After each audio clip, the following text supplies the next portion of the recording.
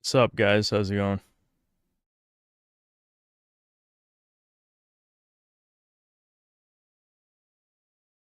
That's a lot of highs pretty fast, actually. I'm shocked how many people jumped in here that fast. Oh, Thomas is here. What's up?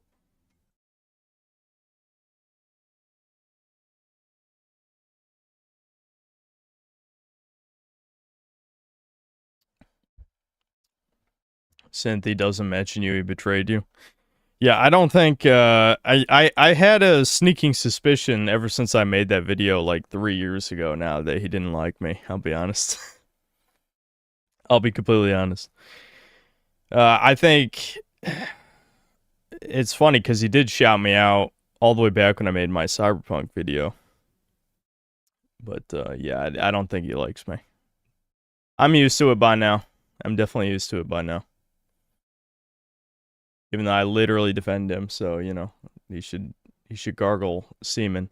Anyway, Chromcat going after people who thought the gameplay was good. You okay? To be fair though, I did critique the gameplay as well. I had fun at parts.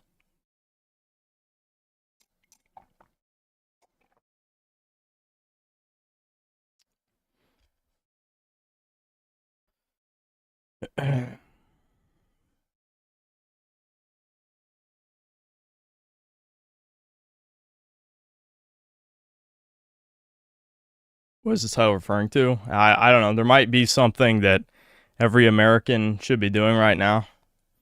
I hope my Mossad handlers talk to the IRS and come after you. That's all I'm saying. Whoever you are.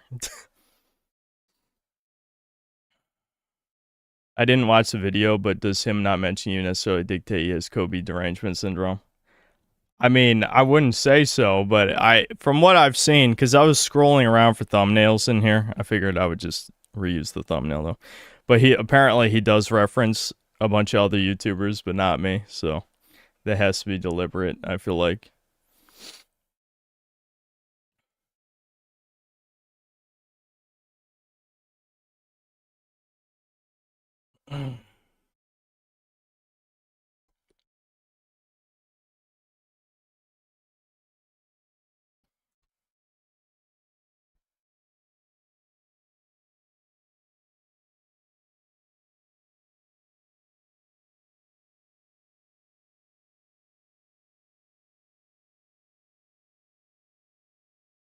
Did you really fucking sub for 20 minutes to write a gay comment? Well, I mean, you got it. Goodbye. Congratulations.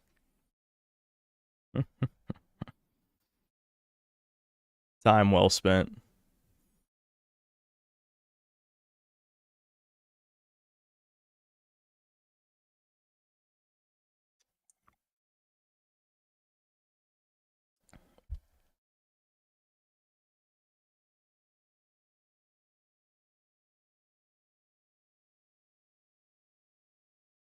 Video response when? What, to Grobcat? What do you mean? I probably agree with most of the shit he says in this video. I just find it very interesting. Very interesting. Maybe I should make a new video like, actually, Grobcat was wrong about everything. Fuck this guy. Alright, fuck it. We'll listen. We'll listen to it. Most of the creators in Capcom feel that unless you start bringing in originality into the video games and don't keep doing rehashes, then the video game industry itself is going to hit a major crash eventually. People are going to lose interest in games if they keep churning out the same things over and over again. And we at Capcom, we want to keep making games. Well, unfortunately, that was incredibly wrong. So because we've now gone through 15 years of rehashes, and normal fags outnumber us, 100 to 1. So, yeah, that didn't age well. Not at all. We live for. So in order to make sure there is an industry to support... I mean, shit, Resident Evil Requiem is literally a rehash of two different games combined into one. Now, I'm sure people will cope and say that's not true, but it is. And it sold incredibly well. So, yeah. Us making games, we have to act now, and one of the things we're doing is making original games. Resident Evil 3, the remake, is just about out there in the wild, and it appears to be another great remake from Capcom. Capcom's really just hitting these remakes out of the park. It's got everyone wondering what will be the next Resident Evil remake. I mean, there's no point pointing out that everything IGN does is a lie. Obviously, they just shill every game except for when they're not paid off or if a game is politically controversial in some way. But yeah, the Resident Evil 3 remake is one of the worst remakes of all time.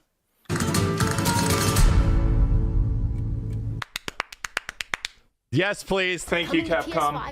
Thank you, Capcom. Thank you, Capcom. Yes. You hear the Spanish music, you see the forest, that, you know, we're all shitting our pants. Last of Us?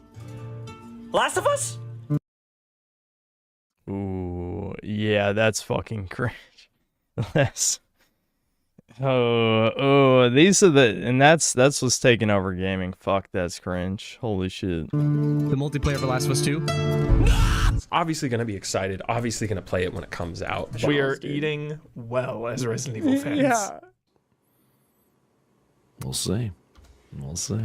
Except in the back of the players' minds, in the back of the developers' minds, there's this quiet, unspoken truth, which is, yeah, but if we're being real here, this is just a cash-in. This is not a legitimate artistic effort. Of these games that they've been remaking, this is probably one that doesn't need to really be remade. When I first heard about remaking RE4, my first impression was that since the original is a masterpiece, a remake would be difficult, so I didn't want to do it. 4, it's like a sharp dagger. You see how the original, where it just has like a roughy, gritty edge to it, you can just see the difference when it comes to the creativity and originality. The remake is soulless compared to this. It really is. All right, I don't mean to be a dick, but like, how much of this video is literally just every other YouTuber's opinion combined into one? Like, I understand the point of his channel is that he doesn't give his voice, but when it's like developer commentary or just showing features of the game side by side, that makes sense. But like, just throwing together a million content creators' opinions, that's kind of cringe. I don't like that. I'm gonna be honest. That's kind of dog shit. That's kind of dog shit, especially when most content creators are, you know, colossal fags compared to Synthetic God. But, you know, we'll see. If it's 40 minutes of that, then this might be his worst video, I'm gonna be honest. It's forgettable, and it feels like they found a formula and they're just like, okay, now we could just remake anything we want. They're about to use that same formula to remake Code Veronica, RE5. They're just gonna do that shit until they've gotten as much as they can out of that engine. Well, we could, you know, we can make Resident Evil 4 remake. What's the problem? And I think once upon a time, instead of making Resident Evil 4, people made Resident Evil 4. Once upon a time, they made things. For the first time, they made really impressive things. Once upon a time. I've worked on a number of Resident Evil titles in the past, and honestly, I think the series had been recycling the same patterns, the same gameplay each time. The creators were starting to get bored with it, and many moved to other projects. I just find it very ironic that the sentiment amongst hardcore fans is they hated Resident Evil 4. I feel like without even really playing it more than an hour, and it turned out to be one of the greatest games ever fucking made. Obviously, people hate change in general, which is why everything is just recycling the same garbage over and over again.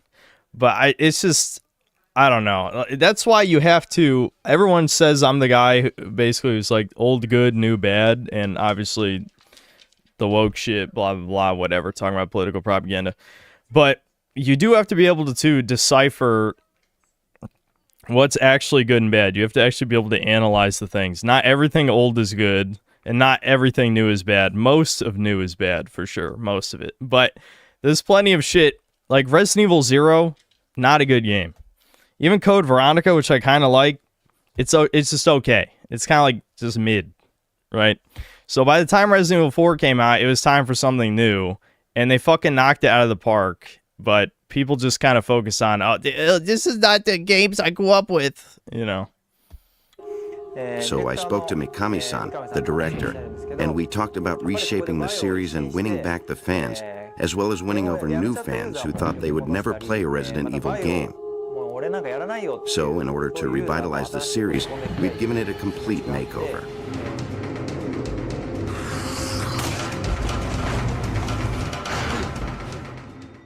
For its time, it was the total game changer. They still make games copying what that game reinvented. When the original came out, one of the biggest factors was how fresh the mechanics were. We knew from the start that in today's landscape... Yeah, this is always bad, though. I mean, not bad in a vacuum, obviously, but every time there's a real huge popular innovation gaming, everyone copies off of it and misses the fucking point. Resident Evil 4 is definitely a huge one, because the vast majority of third-person shooters are mediocre, legitimately. I think even a lot of the most popular ones, like Gears of War, are overrated, you know?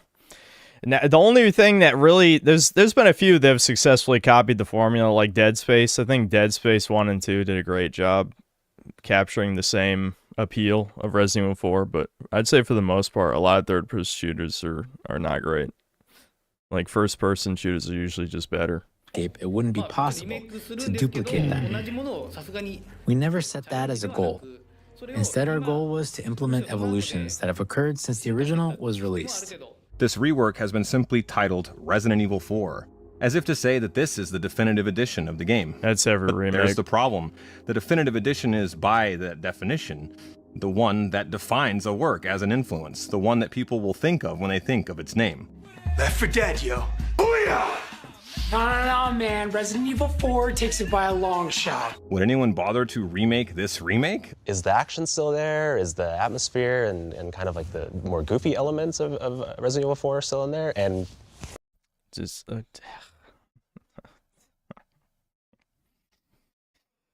I can't see the creature. Look at the creature. Something like this. Someone here is not like the other ones. Somebody stands out here. It's all in there. Yeah, it's there. Yeah. They just take the IP, the aesthetics, the branding of Resident Evil 4, and then they graft it on this lame Last of Us style ripoff with parries and stealth sections, and there we go.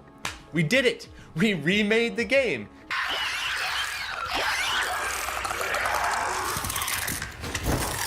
It's a flicker.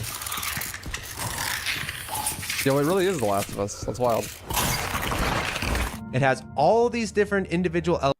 Oh, so much shit. Well, yeah, exactly. Yeah, this is something that I've talked about in...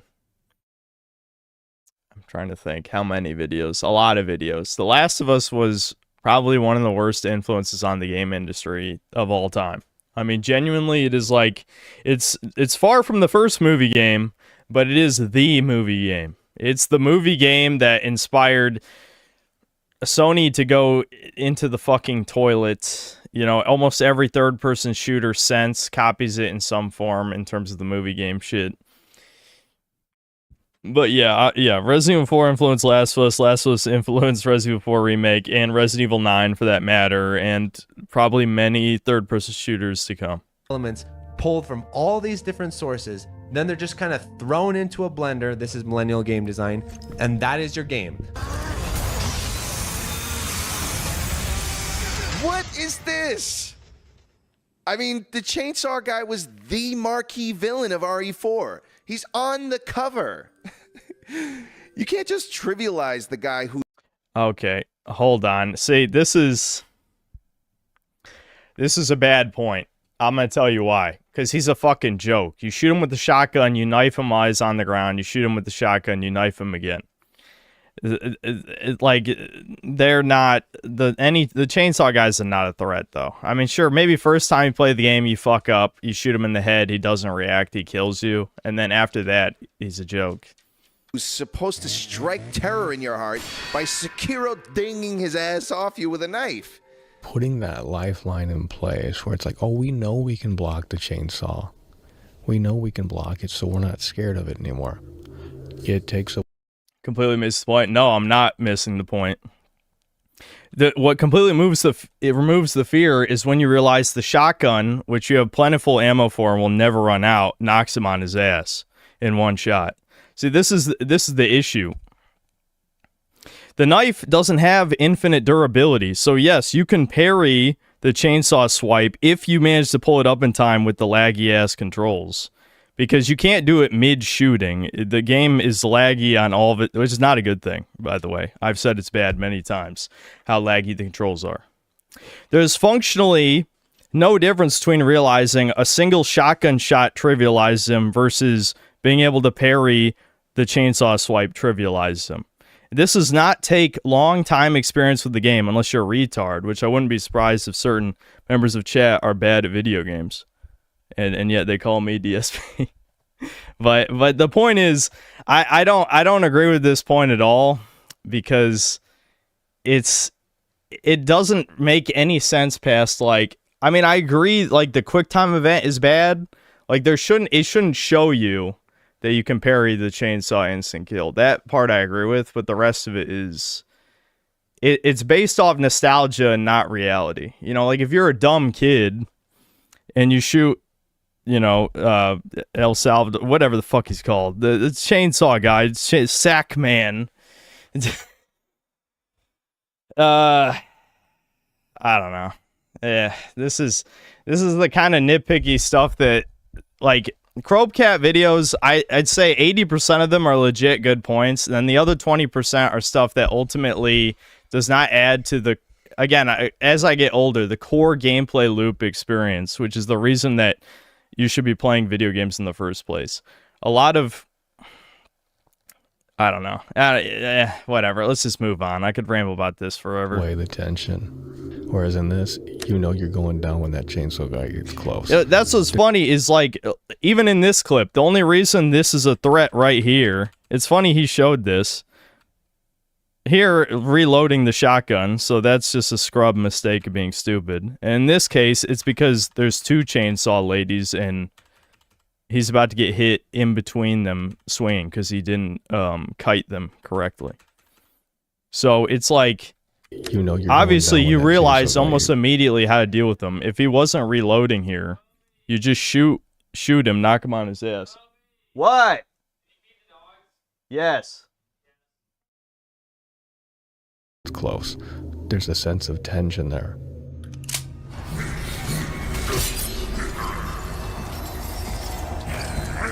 Come on, Capcom. Like, really? You ain't... That I do agree with. This one I do agree with, though. You shouldn't be able to parry these guys. This one I'd say is probably a bit of a better point, because these guys, you definitely were actually afraid of them getting in melee range, since obviously you have to shoot them in the back. Like, really? You ain't even gotta route your enemies no more. You don't need to do all that. All you gotta do is pop up LB to stop every single monster in the game.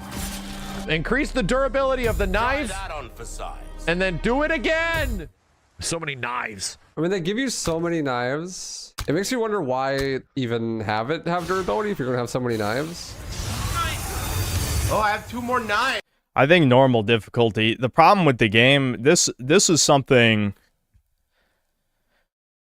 that I didn't experience because I played on hardcore, but I think the normal difficulty was too easy from what I heard. You know, so it's like normal's too easy, hardcore is poorly balanced because the enemies don't stagger after a certain hit, which was a legitimate problem with the game. So yeah, on normal, you probably had way too much knife durability, which definitely would make you question why the hell they even bother having a durability mechanic in the first place. Like, even with Resident Evil Requiem, you can just sharpen the axe as soon as it breaks in a lot of scenarios because the enemies aren't that aggressive.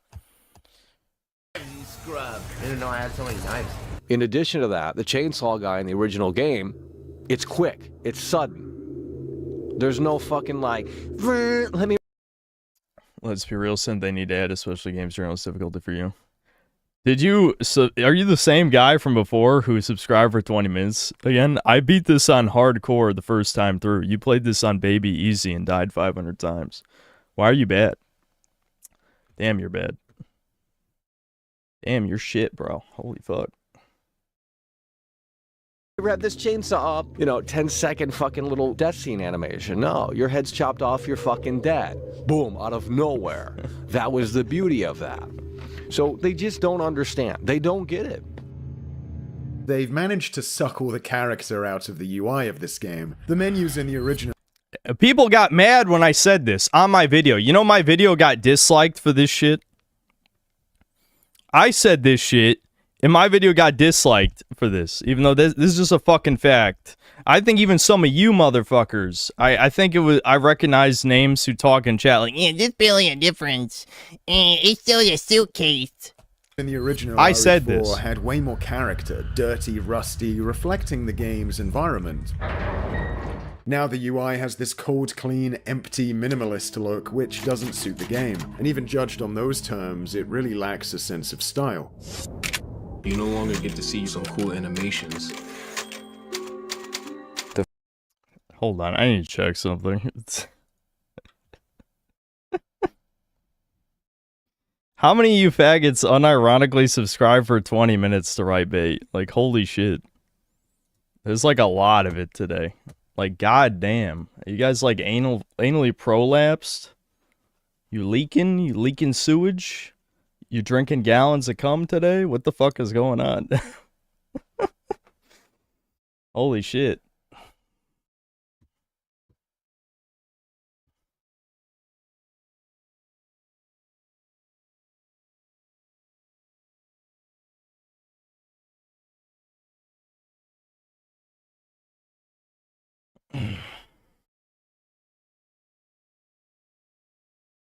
There you go. You at least have to wait 40 more minutes. I'll applaud you. If you wait an hour to write a bait comment, then I applaud you.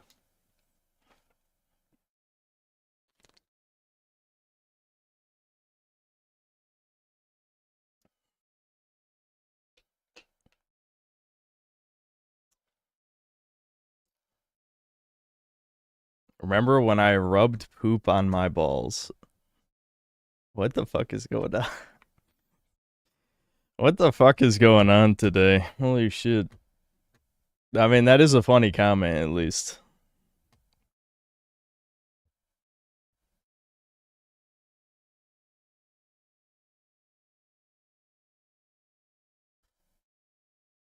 Alright, whatever. I'm just gonna keep watching.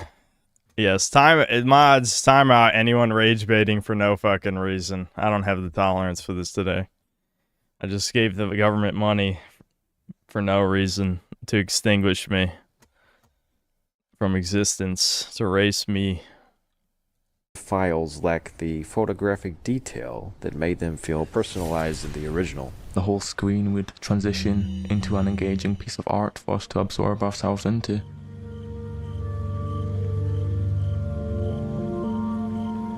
You'd go into a certain room, and before you even knew what was in that room, you'd have that safe room music. Oh, there's no safe room music. Yeah, they did cut it. What the fuck? That's probably because they sold it to you. Did they? Because I know they did that with Resident Evil 2. Did they sell the Resident Evil 4 OST as like DLC for 4 remake? I don't remember. They probably did. Definitely a scumbag move. Ending a chapter used to have this unhinged, jittery text matching the crazy, macabre events unfolding, and cool blocks of writing on top of a bright, washed-out picture that made it look like some weird old case file being displayed on a projector. They didn't get it. There's no character. No one's remembering that in 15 years. Forgettable. See, the thing is about this shit, though, is nobody cares about that. I mean, I know that doesn't matter for the context of this video, but normal fags do not care about a game in a week. They've already forgotten what Resident Evil Requiem even is. They said it was the greatest game ever made when it came out, and now no one even cares that it released. That's just how things work now. Again, this is the problem with using clips of other people's stuff. Is like, unless you find a clip of someone saying that statement, how are you going to use that as a point? Now, I don't know if he wants to use that as a point in his video, but I certainly would if it was me doing this. But yeah, everything is fucking disposable shit these days. No one gives a fuck. Clinical lack of any individuality. It's like a soulless corporate entity made this shit. Coming in this section didn't give me the feeling that someone took the time to design any of this. No aesthetics to it whatsoever. Is that why I It use is just impact font for my thumbnails? I use it just because it sticks out. It's easy to read.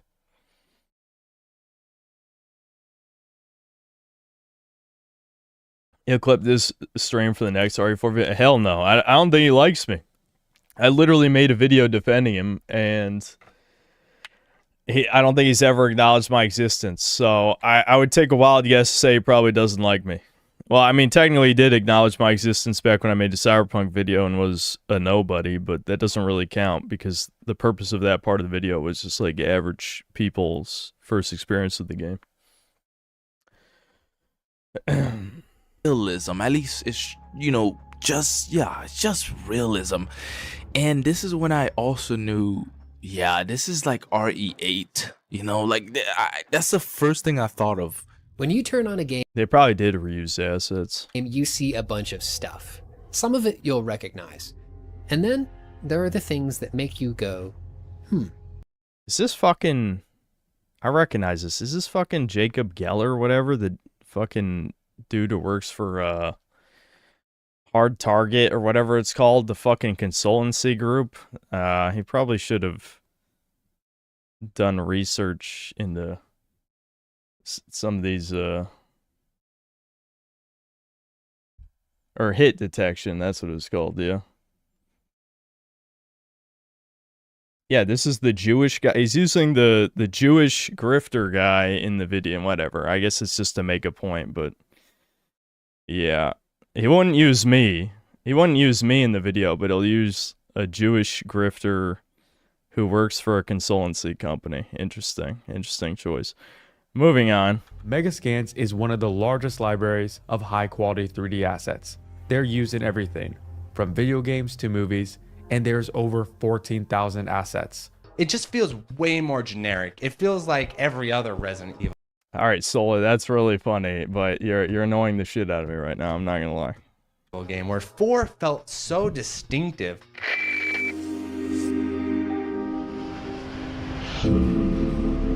Soul, yes, they took pictures.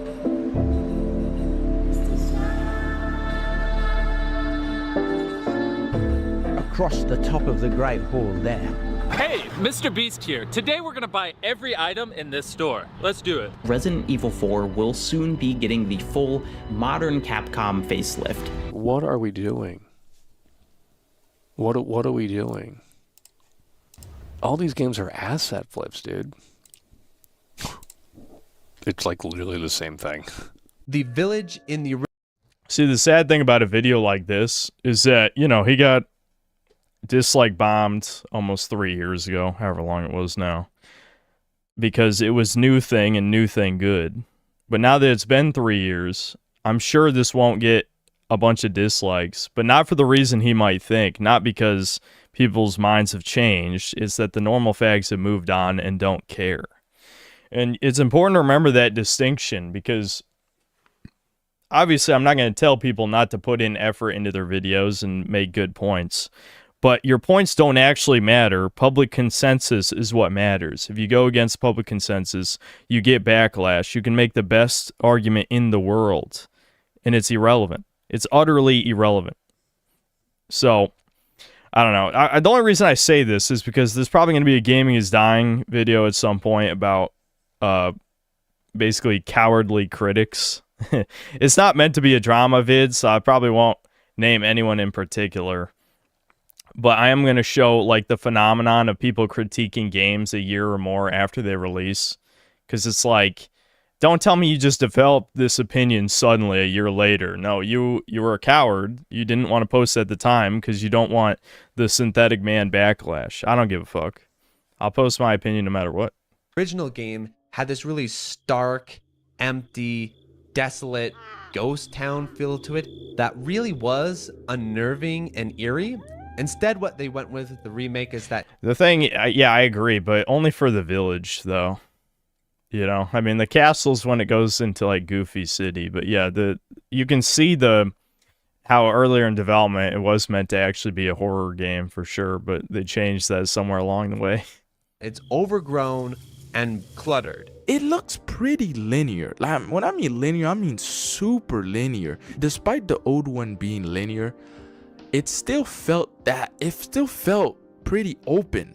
You know, and it still felt like you could go anywhere, despite you couldn't. It still looked and felt like you could go anywhere. It felt too boxed in and way too cluttered. And that's kind of the go-to plan for the remake, is whenever we want to make something scary. Norman Slaves already forgot the Fallout trash show for X. Don't even see losers defending it as canon now. Most new trash things get forgotten a month, like everyone thinks Starfield sucks nowadays. To be fair, though, everyone thought Starfield sucked at the time, too. I mean, shit, fucking, what's his name? G-Man Lives. I'd say both G-Man Lives and Act-Man lost a lot of normie respect, if you can even call it that. You know, slight casual gamer respect, because it was so obviously bad to even normies. Like, if you're defending this dog shit, clearly you're either a shill or you have some other motivation. G-Man is a shill, though. Like, 100%. There's not even a question. G-Man Lives is a shill. And Act-Man has shilled multiple things before. So, that was kind of like indirect shilling, because it was more of a drama video to try and shit on the anti-woke people, specifically Az, of course, but...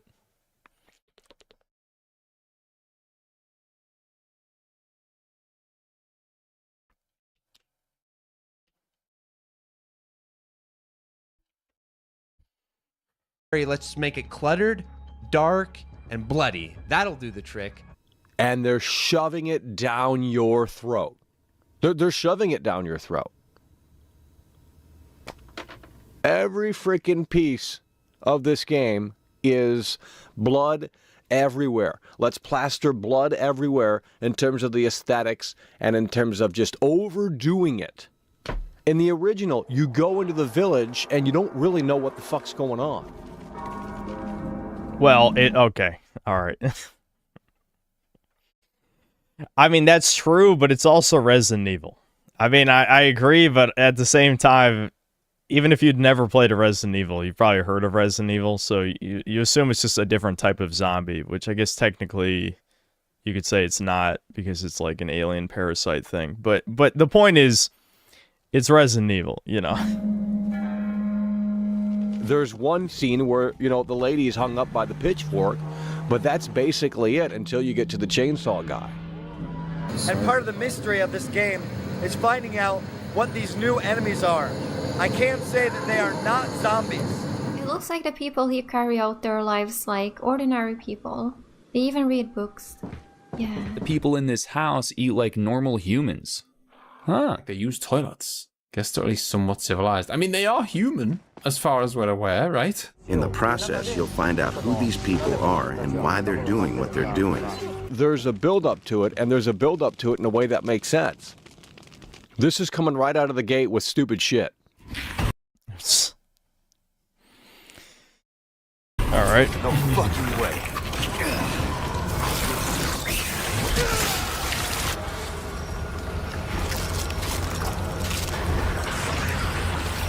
In the original, the reason why the chainsaw guy was scary because he looked more human. In this, it's just like fucking, like dinosaur eyes. It looks stupid. It's fake. Yeah, it kind of reminds me, I don't know, a lot of the weird, like the remake aesthetic gets certain things pretty well. Like I think the zombies look good in like Resident Evil 2 remake and shit. But I think of like the Nemesis redesign looks so retarded, and this is kind of like in the same vein of that. But they're trying way too hard. You know, not only... because design, like a lot of character design has gotten so complex with the sort of photorealism shit, they have to make certain things stand out, and the googly eyes look stupid here for sure. Absolutely. It feels so Halloween-y.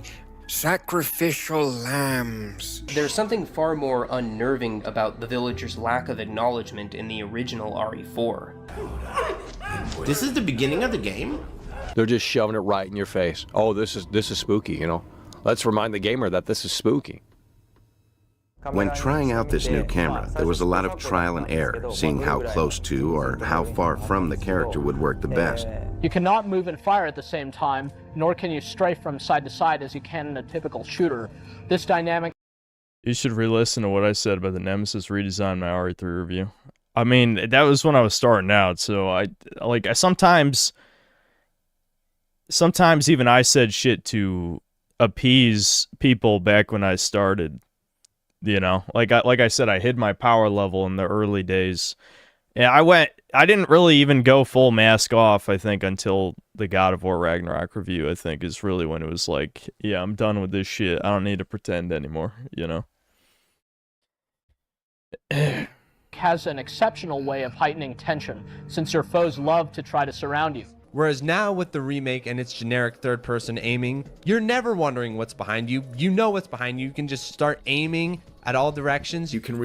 I say I like the redesign. I don't remember saying that, but it was also 6 years ago, so who knows? Maybe I did say it. Reload mid-reposition while angling the camera to keep an eye on the enemy. I'm constantly...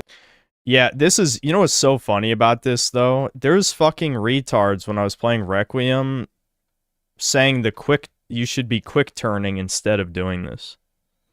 I swear, I can't even tell when chat's baiting or just being legitimately retarded because there's so many retards now.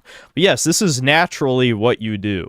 And when you do this, the lag of the controls like slows you down as you're turning. There's no instant response like the old tank controls. And the retards in chat when I was playing Requiem are just quick turn, just quick turn. No, you want the camera to be facing the enemy if you can move and shoot. This is how you play shooters. In Resident Evil 4, you would quick turn because you can't move and shoot. This is something people who play video games would know, but I don't know. These are... I don't know. I can't even tell who these retards are. Is it Browns? Probably. The camera to keep an eye on the enemy. I'm constantly like rotating the camera and checking where I'm like, what's behind me. You don't have that whole risk-reward system of having to manage what's creeping up behind you. Before, you were trapped in this cramped space with an unpredictable monster who would dip around all over the place chaotically. The camera system never quite allowing you to keep track of him at all times. Now the edges are sanded off and it's less intense, less memorable. Plus with a... Again, though, I don't mean to be a dick, but like a lot of this video literally is just like, here's a bunch of YouTubers who agree with me. Like, I don't know. This is... Chromcat videos work a lot better when it's like developers talking or when it's like comparing direct side-by-side stuff. Like, this is a compilation of YouTubers who agree with me who aren't chuds named Synthetic Baby. To be fair, I didn't really make a deep analysis video at the time because you gotta pop this stuff out and move on to the next thing.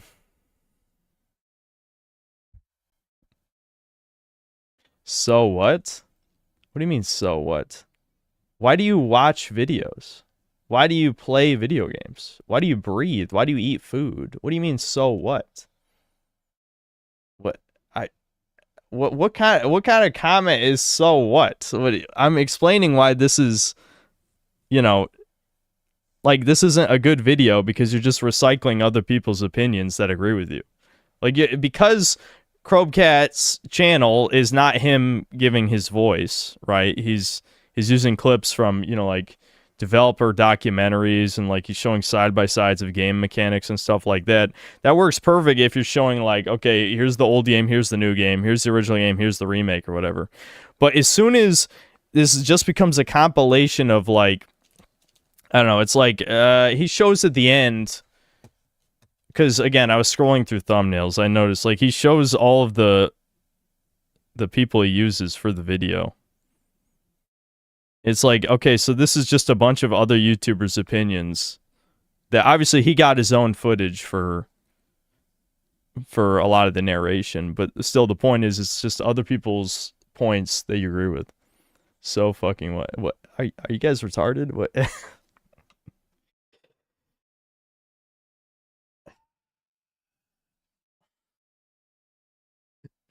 So what? Okay. Well, why? Here's a point for you that I'm sure you can understand. Why would I watch this video when I could just watch those other YouTubers who are actually making the points, who are actually expressing the opinion with, I mean, I don't, like, this is, he already made his point in the original video 3 years ago. That's why this feels like he was salty that people disliked it at the time because he wasn't used to backlash. So he's just like, oh yeah, here's a bunch of people who agree with me. Like, I thought this video was pretty good. I didn't agree with everything in it. I made a video. Look, see, in defense of Crobcat, I made this after he made this. And I didn't agree with every point, but I basically said he's pretty much correct, right? And he was salty because, and again, this is just the dislike extension, so it's even more dislikes than this. But he had over 37,000 dislikes. And so 3 years later, he decides to make, oh yeah, here's a bunch of YouTubers agreeing with me. It's like, I mean, I don't, what's the point of this video? It's...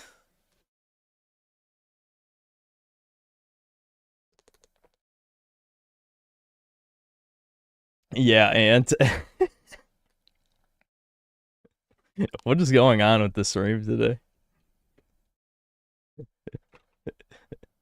What? So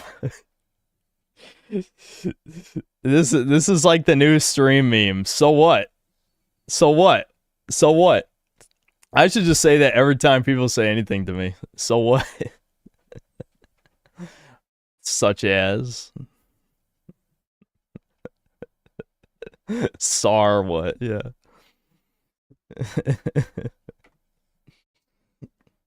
My point is this video is pointless. That's it. That's my entire... There is no other point except he made the same video twice, except this time he's like, oh yeah, well, these YouTubers agree with me. Yeah, yeah, I don't know about this one. I don't know about this one.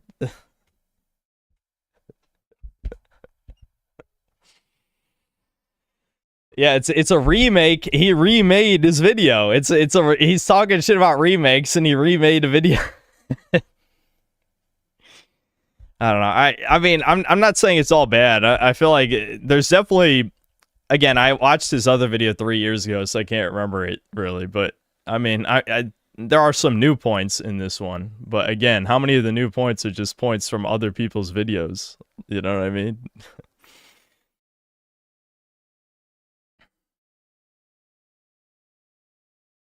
He does have a reel of people shitting on his original video at the end. Okay. I mean, we'll keep listening just because it's something to do. Narrower view, there's more tension, and by being up close, it's easier to feel like you're right there in the game. It is not the way it is because it's an old game and the designers didn't know any better. It isn't outdated just because it isn't like every newer game. カメラの画角？普通の TPS と今で言う TPS とも違うBut nowadays there's this assumption that adding features to make a game more in line with modern audiences' expectations automatically makes it better. Now when he runs, he has this weird sort of delay or inertia. He doesn't have precision in his movement. There's this heaviness, I brought this up in my video. To it, where you're never quite fully in control of Leon's movement. And then on top of that, there's a lot of gun sway, and there's a lot of imprecision with your aiming in terms of actually lining up and firing. Holy shit, what the fuck? How did that hit the barrel? That's some insane bullet magnetism. I don't think shooting the enemies is that much bullet magnetism. What the hell? That's ridiculous. What the fuck?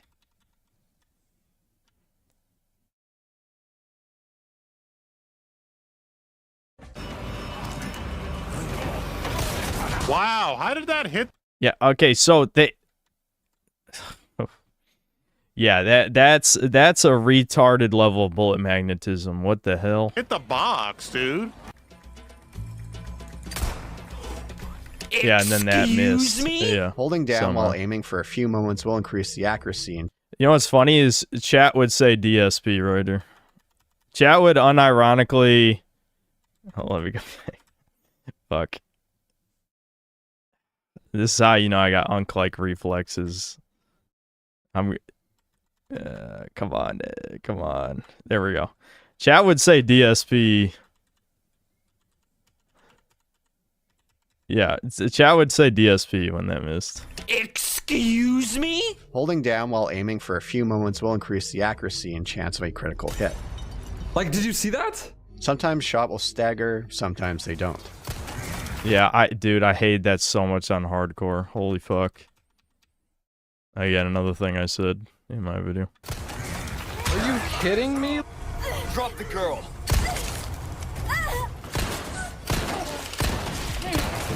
This kid, dude, I kicked this guy and shot him in the head 4 times, and he's alive. What are you made of? Furthermore, stuns come in the forms of so much fuckery in this game. That hit me? No shot. Why is he so tanky?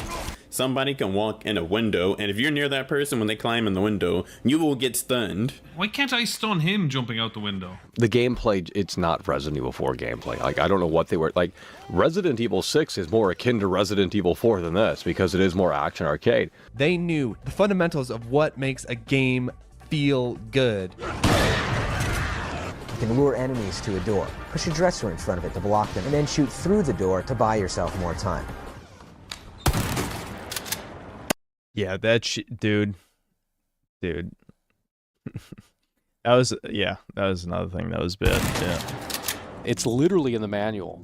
It's in the hints section. You can shoot enemies through wooden doors. Ashley, get in the room. Get in the room. Run. Where you go? I think I said that in the review, but they absolutely made Ashley worse in the remake, and people were coping. I can't remember what people were saying at the time, but Ashley was definitely easier to deal with in the original. In the original, she's as easy to work with as AI companions come. She stays right behind Leon, and the camera even zooms out so that you don't lose sight of her. Wait, follow me. Alright, Ashley, wait here.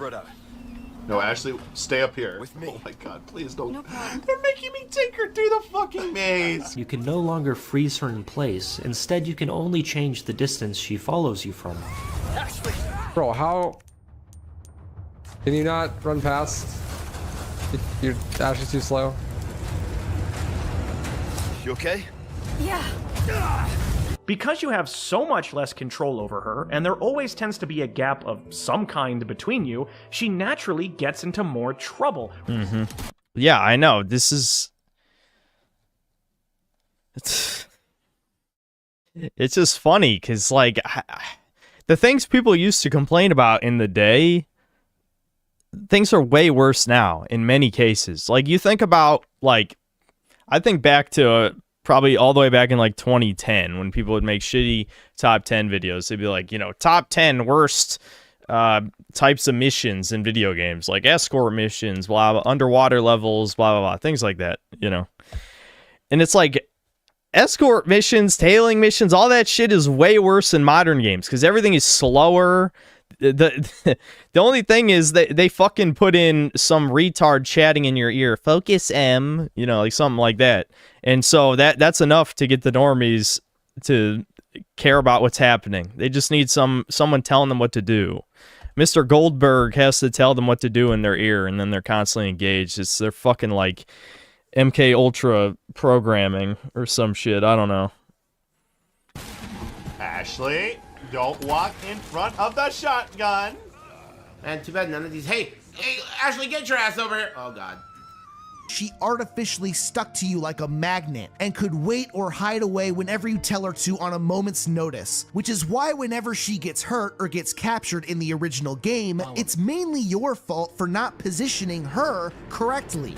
Ashley, get back in the fucking locker. Ashley! Oh, fuck.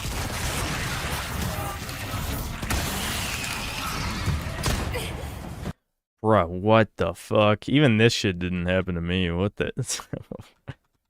What the hell is going on here? Also, wait. That didn't even... Wait a minute, what? Look at the frame by frame. That didn't even hit her. The fuck?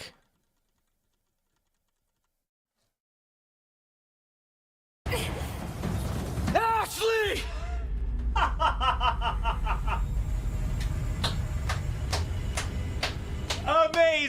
guy, dude. Woo! But I'm not even. I didn't even shoot her. Hello.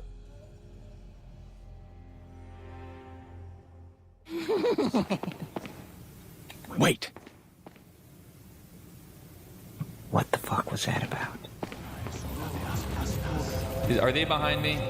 You're always wondering, wait, is something behind me? Is something behind me? Is something behind me? Check them behind me. It's the way the camera system creates that effect. And what's also beautiful about it is the art direction of the castle complements that. It is brightly lit.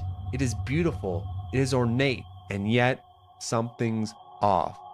Something is wrong. But that wrongness is subtle and disturbing. So what did they do with the remake? They turned it into a generic horror show. Blatant, like, fucking, like, oh yeah, this is spooky. Fog does not equal scary. I don't know what's up with modern remakes always have to add fog, and their fog is like over. It's the anti-soul gas, don't you know? That's what that's what they say on V.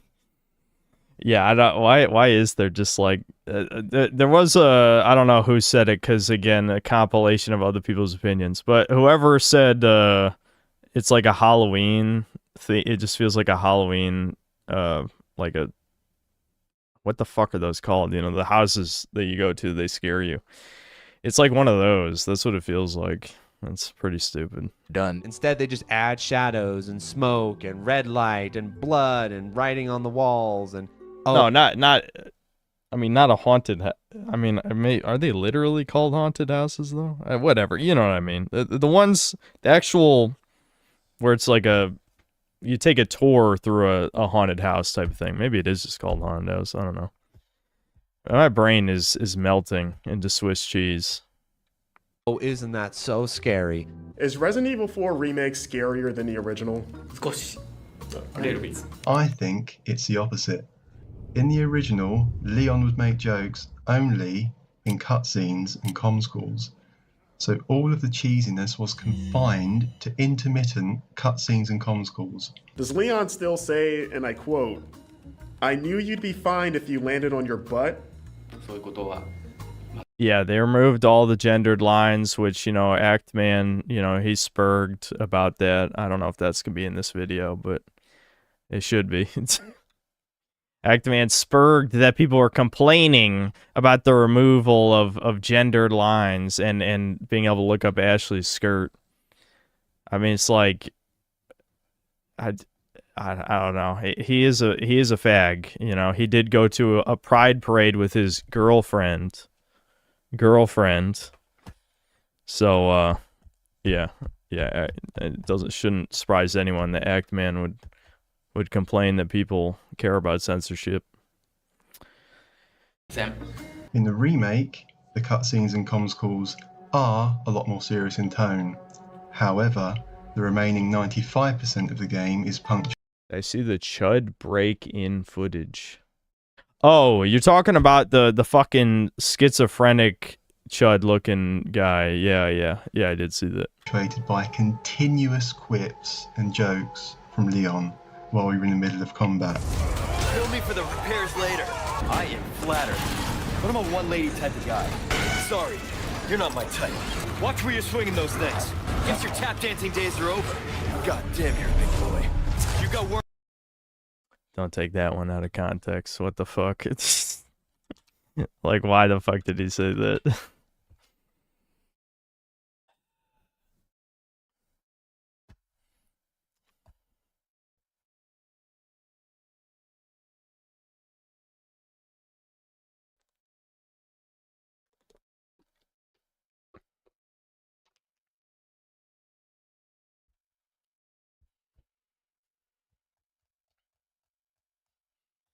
Yeah, I guess they tried a little harder than the Requiem one-liners, maybe, but I don't know.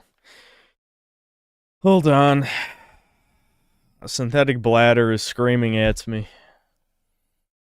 What am I gonna play after the video? I might get to some of the videos I quote-unquote scammed people out of in the past, because I was given a short list of them. So, hold on. San Andreas? Nah. Maybe I'll come back to it at some point. Why there's so many people today? Well, probably because it's a newly released video and people love drama and reactions and shit. It's probably just that simple, but holy shit, yeah, you're right. 1,700 people to watch a guy react. You wonder why there's so many lazy reaction videos. There's like 700 more people here right now than when I actually play a game. Not like a new release, but most other games.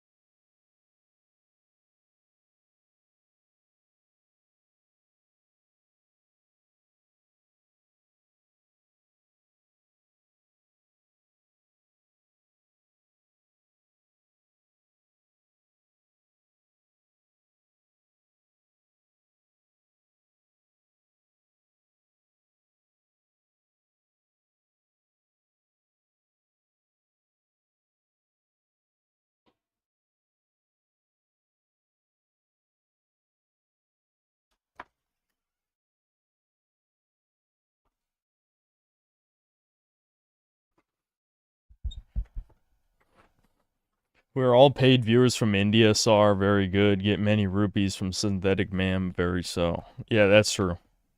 I am paying hundreds of Indians for this, in particular.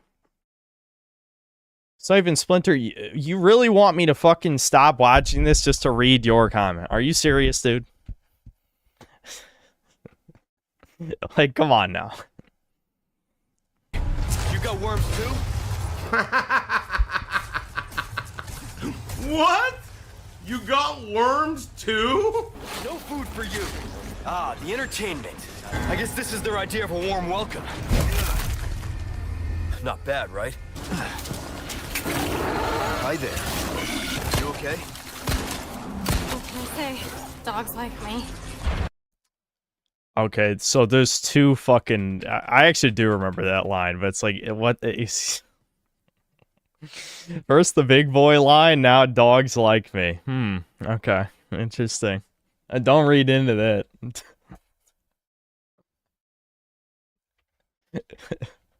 I remember, like... I don't remember what I said on stream at the time, but I'm sure I said, you just know, or something like that.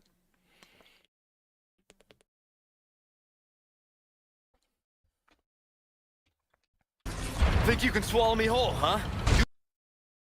Okay, how many of these have... like... I don't know why. I don't remember this because I haven't played the game in 3 fucking years because it has no replayability compared to the original, but, you know. You guys are really starting to become a giant pain in my ass. Wow, Ramon, you are really slacking on your pest control. That's your true power? Oh, I'd ask for a refund. Present for you.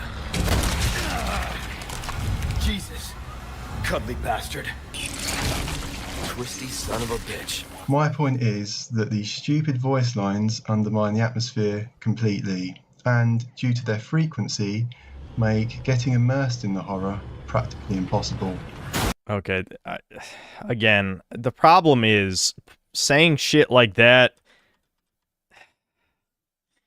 I feel conflicted because on the one hand, I do think the original one definitely has a much better atmosphere. That is true. I absolutely agree.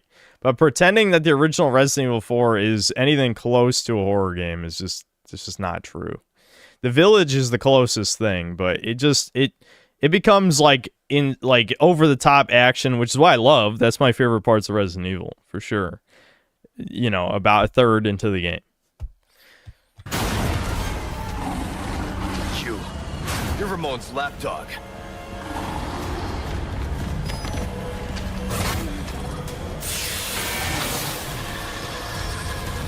Frozen's a good look for you. Sorry, must have slipped. God damn, he says that many shit lines. Like, honestly, it doesn't matter what game it is, like remake or not. I hate how much characters talk during gameplay in modern games. It doesn't matter what game it is. It really doesn't. Like, Uncharted, again, that's Uncharted's fault. Uncharted absolutely exploded the popularity of characters yapping 24/7. Eat this. Looks like it's gonna take more than that. So we're playing hide and seek, is that it? Oh, there's a window.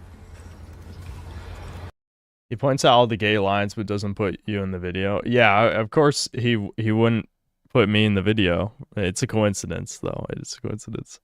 We can't go through the window? What the hell? But it's got tape on it. I haven't seen any. Yeah, it has yellow paint, but you can't shoot that one out. What the fuck? Do you have to wait for the enemies to break that one? I don't even remember. That's very strange. Isn't that the whole point of fucking yellow paint? What's the deal with this?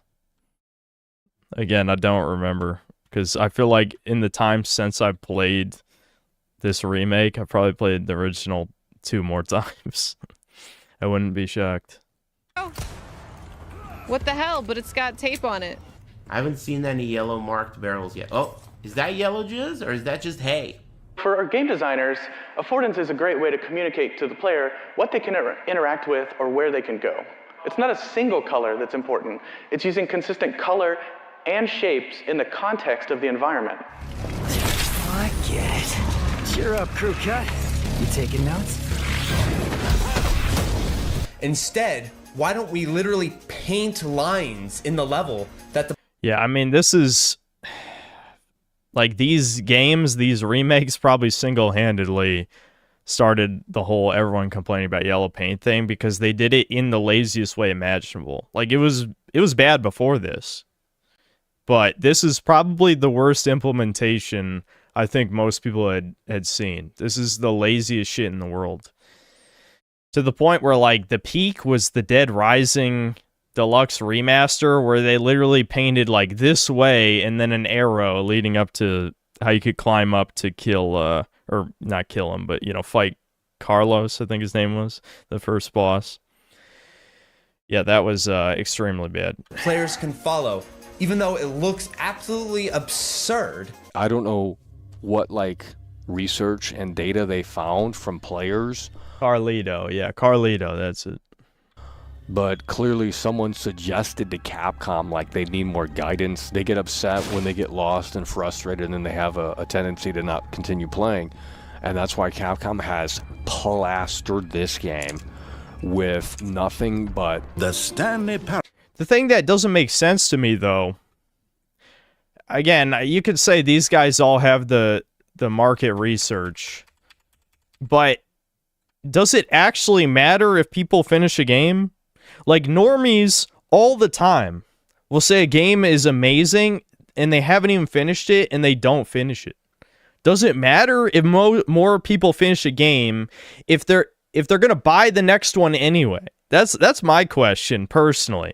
I think they're genuinely making games worse for no reason, based on the assumption that if more customers finish a game, more customers will buy the next one. So they dumb it down as much as humanly possible to get more people to finish, when I don't even believe it's true. Because you will hear... you hear people who haven't even played a game. There was a controversy. This might be a video we watch after this. There was a controversy on Twitter recently where a fuck ton of people didn't even play Resident Evil Requiem and said it was awesome. Like, this was apparently like a Twitter thing that just happened. It's like, what the actual fuck? The first time I heard of this, like, phenomenon in, like, a significant context was back when Persona 5 came out. Apparently, there's a fuck ton of what I assume were women talking about on Twitter how they're huge fans of the game and they never played it. You know? Definitely a woman thing to do. So I'm assuming it's similar with Resident Evil Requiem. Anyway, my point is the yellow paint thing is horrific, and it's just because modern game designers are lazy since environments are way too complex. There's no simple way to signpost where to go in an environment that they can just slap on in 5 seconds. You know, like you play any game, like when the environments were far more simple, they didn't even have to try that hard to make it obvious where you're supposed to go. I mean, worst case scenario, you have like you see these lamps here, they could have it so like they just have a lamp hanging over wherever door you're supposed to go. And you wouldn't even really notice it. It wouldn't seem condescending, but your brain sees like, oh, it's a dark room. Here's one light right here. And so this is where I go. And no one would complain about that. That's how they've done it a million times. But no. Everything's super complicated. People are retarded. You got to throw a bunch of yellow paint. Again, DSP, right? The DSP clip that was played at the GDC for God of War 2018. That said it all, I think. But the Stanley Parable Adventure Line. Just follow the line. How simple is that?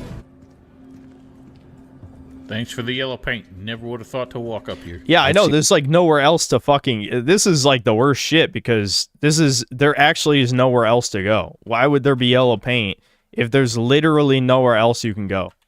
This is a hallway. Yellow paint. Never would have thought to walk up here. I've seen some dumb sections where it's like, why is the Yeah, this one is mega condescending. this one is extremely condescending. But the thing is, are they wrong? Are they wrong? Everyone said this was like an 11 out of 10 when it came out. I think even though my review was positive, I basically said it was like a 7.5 or something. I don't remember exactly. But the point is, they didn't care about this. Normal people don't care that they're being treated like retards. How do you think the Jews have gotten away with doing it forever? They will openly treat you like a retard and they don't care. Yellow paint there. Like, is the player that stupid? Fight them off. Okay. We are aiming to create a Resident Evil 4 that everyone can enjoy. So please look forward to it. Yeah, that everyone can enjoy it. That's always a good sign. Thanks so much. Why didn't you show the laser, bro? Why didn't you show the laser? Why didn't they show the laser? How do you look at the original game and say, oh, let's change this to a generic crosshair? I always felt a laser... Yeah, I know. It's another thing where it's just like, it makes absolutely no sense why they downgraded it at all. Sight was a more immersive reticle than putting a white dot in the middle of the screen. You can unlock laser sights later, but you can only equip them to certain guns. You only get it on 2 weapons, fellas. That's it? That's it? Hey, this doesn't fit on the Red 9. So the guy that told me Yep, that that exact scenario happened to me. Yeah, it doesn't work on the Red 9. So the guy that told me the lasers in the game lied to me. It's all in there. That won't cover it, I'm afraid. You have to do side quests to unlock the fucking laser? I mean, it's a Ubisoft game. Hey, why not go through that area again and kill 3 rats? Killing 3 rats? Seriously, guys? Kill 3 rats, sell 3 vipers, kill another 3 rats, shoot some more blue medallions. And of course, the way it works, like with all remakes, is that Capcom have taken the level design of Resident Evil 4 and stretched it out. It's more open and explorable. And the funny thing is, they cut out several iconic rooms and encounters from the game, yet they stretched thin this dog shit to pad it out for no reason. Like, if they had just, I don't know, remade every fucking encounter, they wouldn't have to add in a fetch quest for no conceivable reason.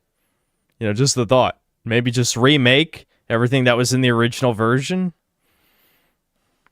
than before, but even if you mainline it, it doesn't feel as tight. It feels like I'm just doing errands around the lake. I feel like there needs to be a little more sense of urgency when it comes to that. What's your sit rep? President's daughter, Baby Eagle. What is this now? People really want So What to be the new meme.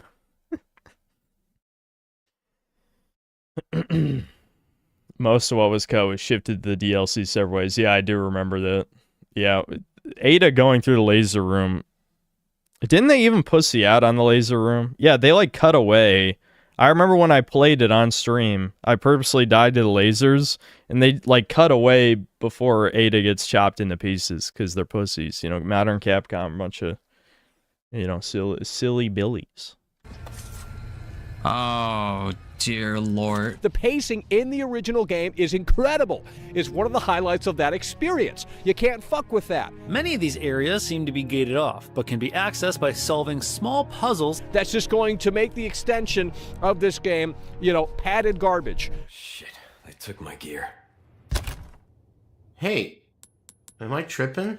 Where's all my stuff? Pull the first switch, pull the second switch up top, drop down, go through the door, activate the next switch, go through the door, activate the next switch, go through the door, activate this switch. I'm not gonna lie, this game is dragging. You have those. The thing with this shit is, and I do agree absolutely that they shouldn't. There's no reason to add this, but like, you know, probably the logic at Capcom is to break up the pacing, much like the puzzles did in the original Resident Evils. The thing is, though, Resident Evil 4, 5, and 6 are action games. So you don't need puzzles to break up action games. You want to keep going with the action. Whereas a survival horror game, obviously puzzles fit in better with the gameplay loop, right? So, I mean, I'm just that's more of like a devil's advocate type of thing, where like Redder would be like, look at, he didn't even play the original games. Look at the puzzles in Resident Evil 1, 2, 3, blah, blah, blah. It's like, yeah, okay, but there's a reason why there's no puzzles that require any thought process in Resident Evil 4, because it's a different genre, obviously. Dragon. You have those forced in-game cutscenes and Leon starts moving really fucking slow, or you gotta squeeze through this thing, or you gotta like move that thing like an RE2 remake. This is not a load screen. You think this is a load screen? You got it? Sorry. In classic RE4, every puzzle had a very quick solution you could easily remember for repeat runs. Remake is a few, but most are annoying. Yep. I'm counting on you.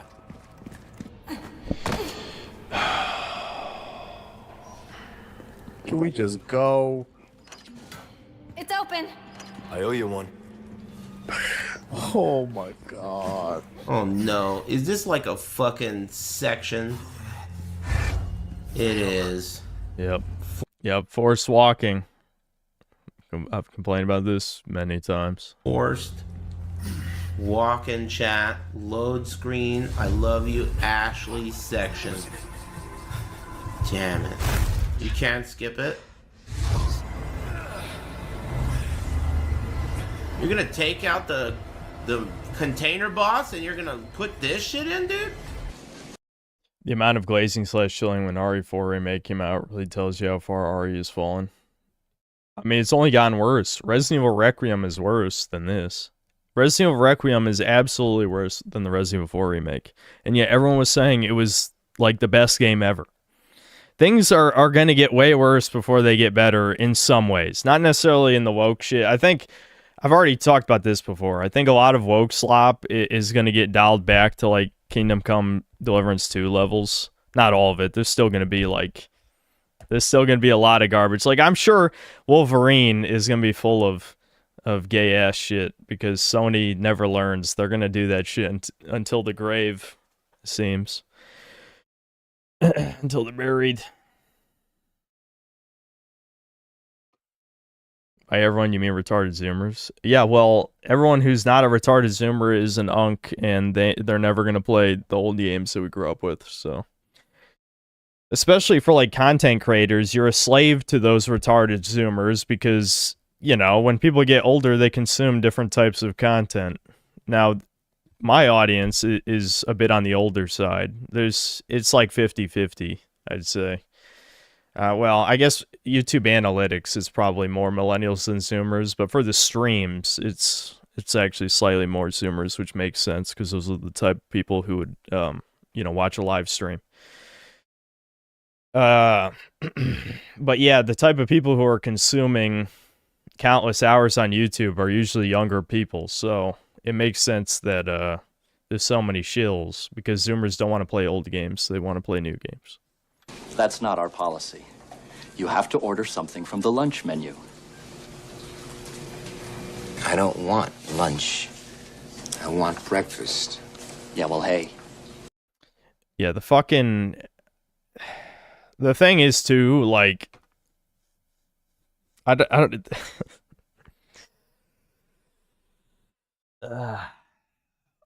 the sad thing about Resident Evil 4 Remake is it gets away with a lot of shit because I think the Resident Evil 3 Remake was so much worse, you know?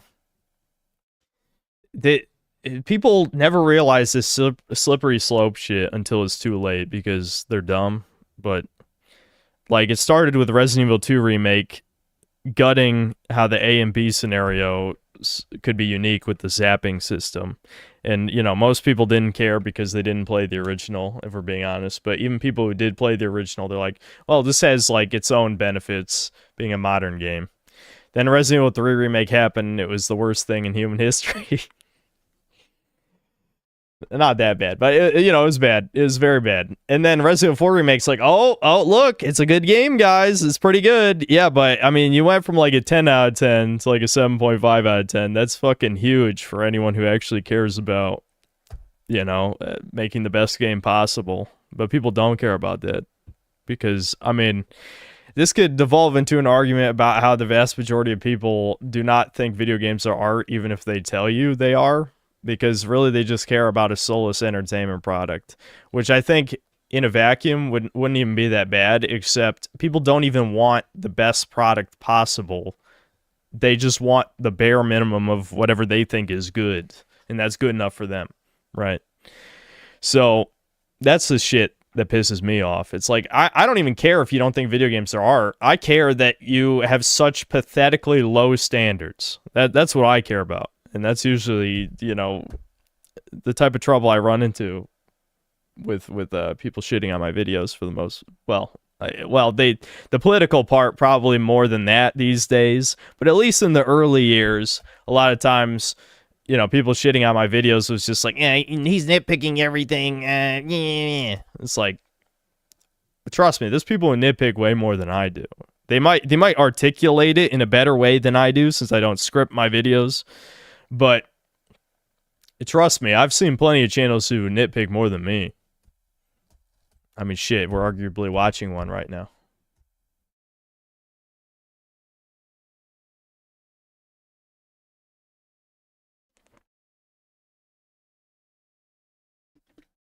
Please watch the video and stop only when necessary. It's 3 a.m. over here.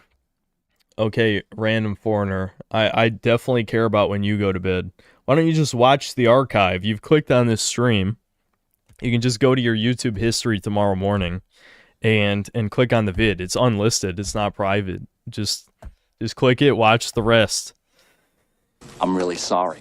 It's one of my favorite parts of the entire game, having to rush through this small, cramped collection of cages while the clock is ticking. It was a fucking terrifying sequence, and that challenged your head a little bit, because you had to figure out where to go within that maze, and in addition to that, he was attacking, and in addition to that, you were on a timer. So you had 3 things go on at once, and that's why they cut it. It was too difficult. Wait, yeah, actually, who watches a stream for the streamer to be silent, let videos play? Yeah, does that guy realize he could just watch this video? Like, I don't need to be here in the corner saying nothing. Like, if you don't care about what I say, just watch the video yourself. I'm thinking to myself, like, hey, did this part happen? And then it's like, it didn't happen. And I'm past it already.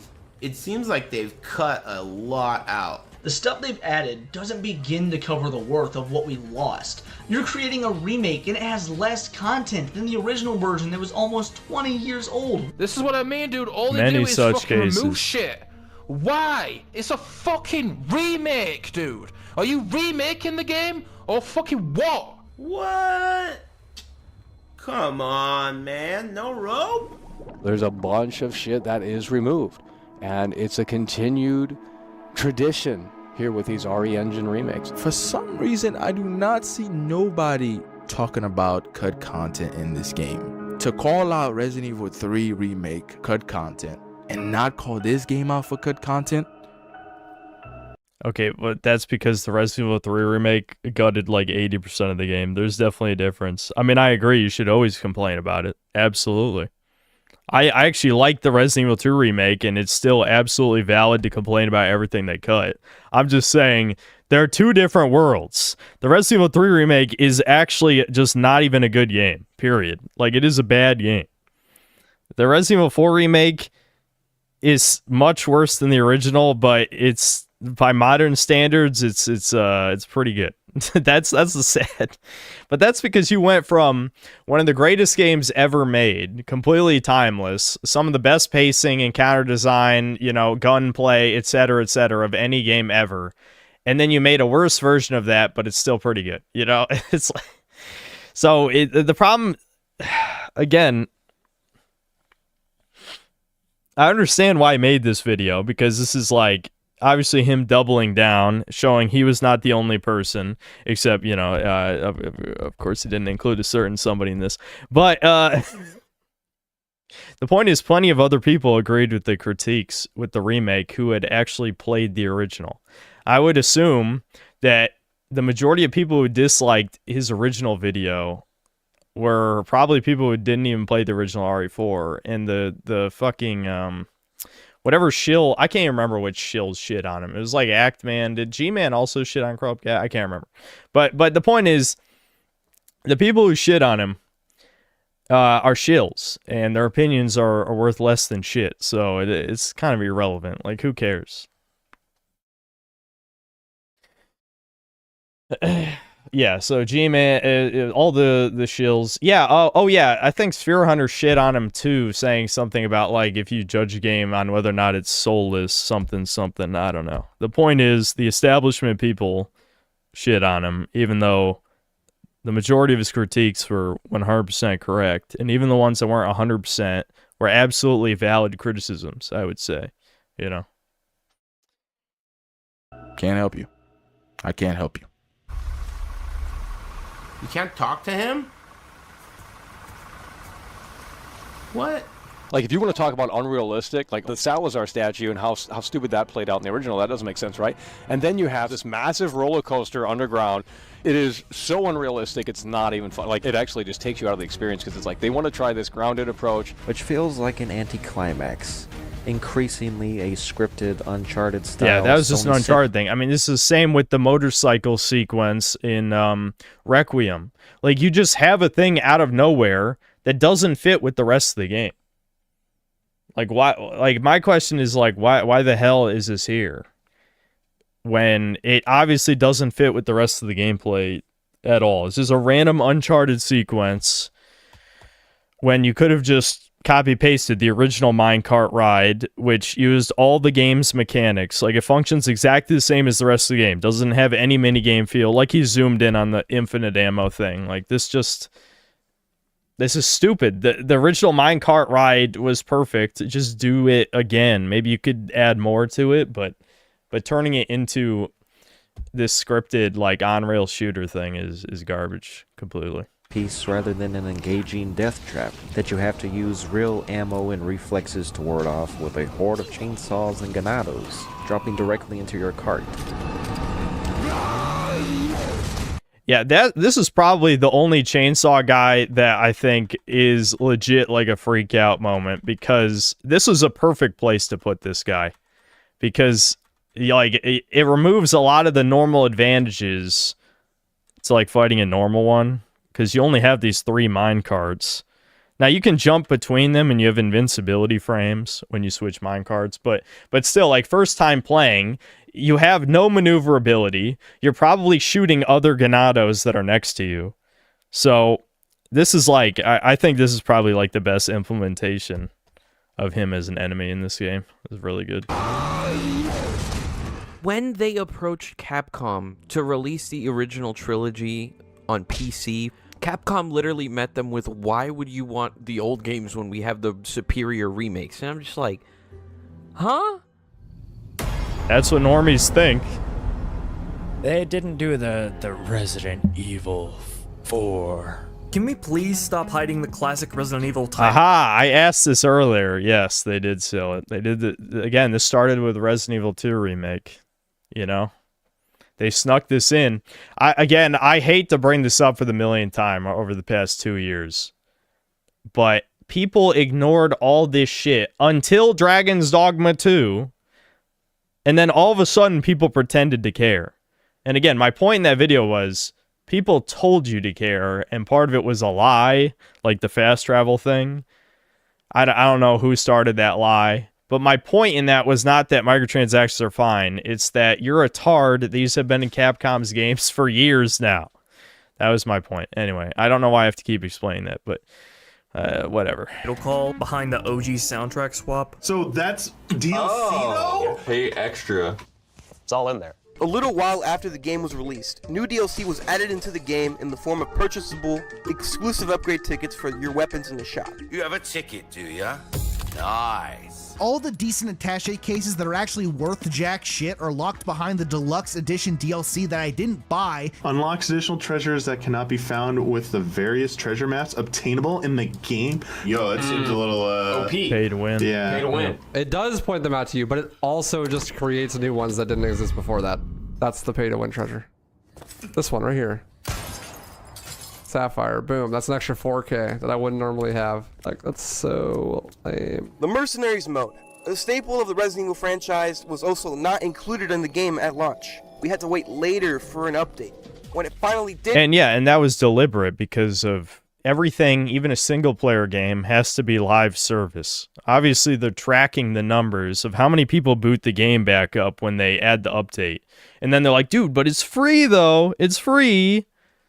Yeah, but it wasn't free day one. The purposes behind it are sinister. They wanted you, because I can't remember the exact release, but I'm assuming they released this around when Separate Ways came out. The point is to get you back to the game so you buy the Separate Ways DLC. I think that's obvious to anyone with a brain, right? So it makes them look good to some retards.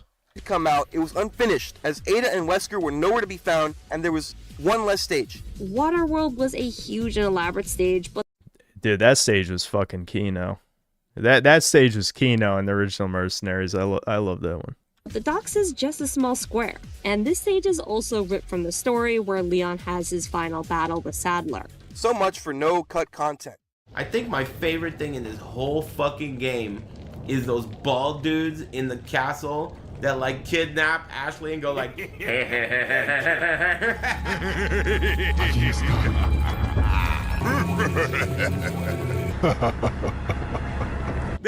They took those guys out, dude. That's a part of the mood, the vibe, the atmosphere. You never not hear the fucking voices. Well, here's the thing.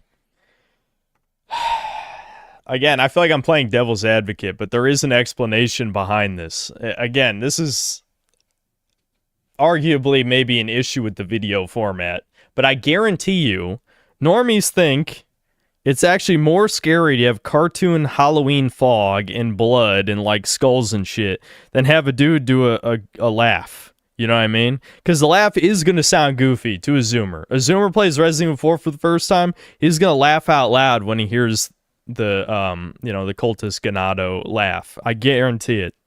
I guarantee it. Guarantee it. I'm just saying. Again, not defending the remake. I'm just trying to explain that's probably why Capcom changed it, because they think it's, more scary to have blood and fog or whatever than have the evil laugh.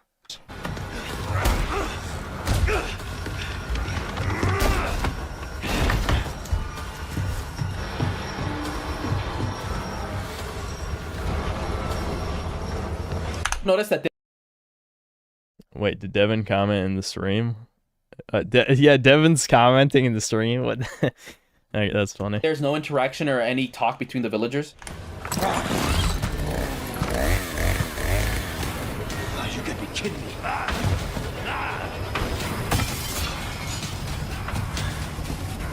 There's no vibe here. There's no atmosphere. You're getting nothing except... We get anti-soul gas, though, dude. Look at the fucking... What the fog everywhere is definitely, it's one of those things when you notice it, you're like, why is this here? Well, genuinely, why does everything have to be foggy? Except gibberish now. A big part of that game's charm is what the enemies say. The voice lines. ¡Por allí! ¡No dejes que se escape! Vayan por detrás. Who are these people? ¡Bloqueale el paso! What are they planning? They're going to chainsaw.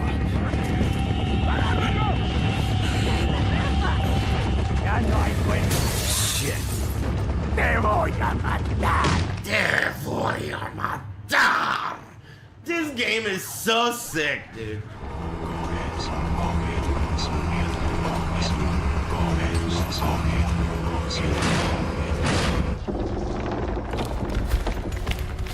Leon? Just stay close. Is there a single go hello in this entire section? It's still there. They still have the same quotes, but it seemed less energetic. Un forastero. Ahí está. I mean, that's where the video in and of itself, like voice acting in video games going to shit.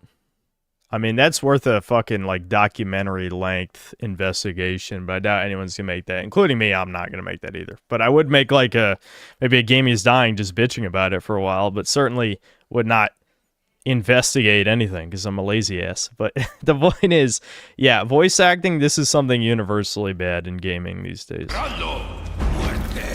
Where's the energy in the performances? I mean, they're shouting in the original. Un forastero. Ahí está. Agárrenlo. Ahí está. Mátalo. Ahí están. Matando. You're not getting the delivery in these performances anymore. Welcome, stranger. Obey. Obey the voice of our Lord. The blood has accepted the gift. These characters sound like a parody of their former self. The graveliness of it sounds like a put-on, like someone doing an impression. Long time no see, rookie. The game. It is me, Triple H. I'm here to fuck you up. Oh, rookie. Rookie. I don't think she does that bad of a job. I mean, she doesn't do that bad of a job. She's cool. Don't worry, Leon. First time through. She sounds awful, dude. Don't keep me waiting. Wow. Pull yourself together, Luis. Her voice, Make more. You know how, just do it. I don't know what they were thinking. Sometimes. Yeah, I mean, this is just like, I think this is the one thing everyone complained about. Again, they just did not give a fuck. It was just DEI shit, obviously, which I doubt will be covered in this for, I'm sure, a reason. But yeah, I'm pretty sure, wasn't it just they wanted to get an actual Asian to voice Ada, and the Japanese just don't give a fuck about the English voice acting anymore, so they just pulled a random Asian off the street to have her voice Ada, and she didn't care. So that's pretty much, you know, it's just DEI bullshit.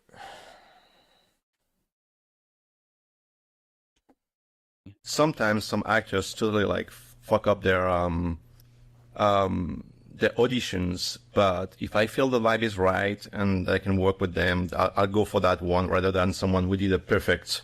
Oh yeah, it was, yeah, she played was that the live action movie? It was the live action bitch, wasn't it? They got to voice. So not a random Asian, but you know, a bad actor, B actor, C-list actor, D-list actor, Z-list actor. Yeah, I did forget about that. Hold on. Let me rewind for this point.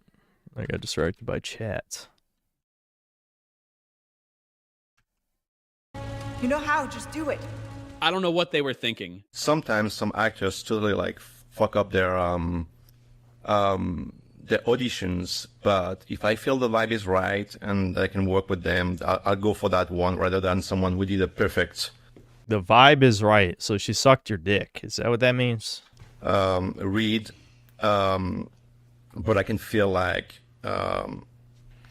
he's an asshole or she's an asshole. Capcom keeps going the cheapest route possible for the English voiceover. And you might be wondering, well, how do you know this? It's because the old voice actress of Claire Redfield, Allison Court, she actually did an interview with a YouTube channel called Residents of Evil, where she talked about this whole process. Were you already in the union back there? And when did the union come about?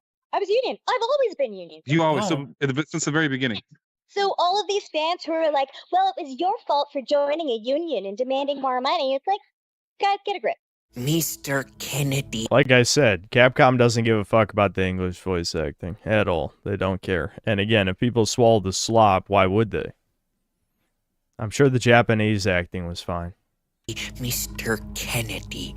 This George Washington looking fuck is not. Yeah, I don't. It's fucking. Again, this is another thing. Anyone who played the original did not like this. This is just. I mean, it's gross and not amusing or funny. Like, it's just. It's so much worse than the original that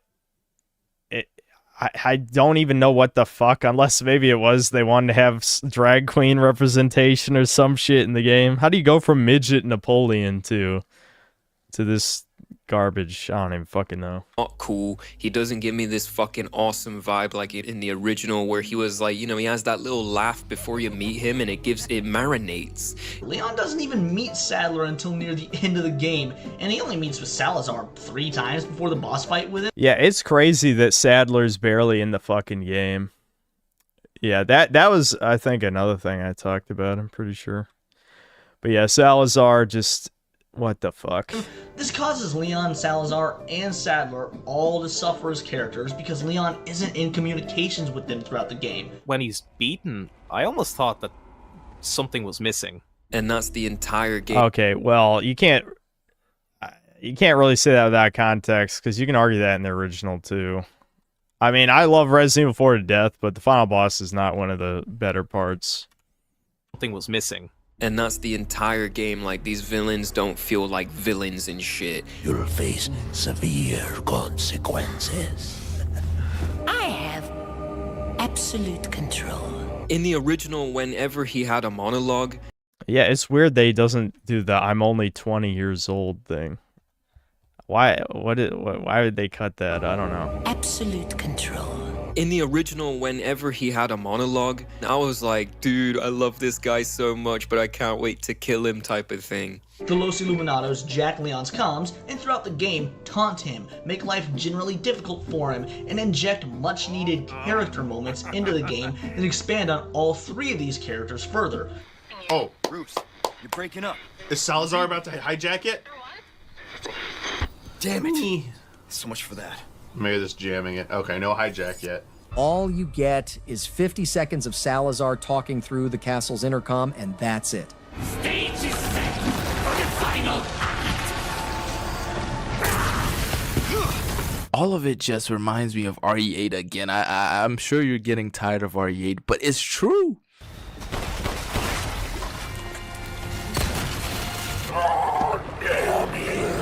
Okay, again, it's funny to nitpick the nitpicker, but these are 2 different things entirely.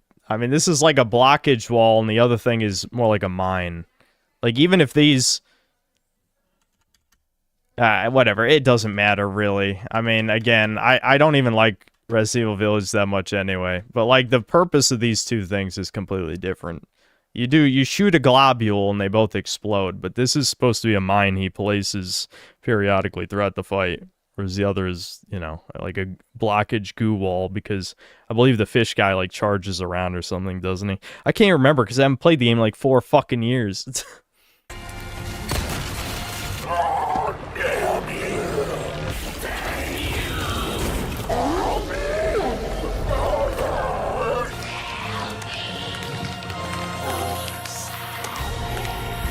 One common issue throughout the remake with bosses was the lack of seeing the boss transformations. Something that add to that shit just got real factor gets stripped away.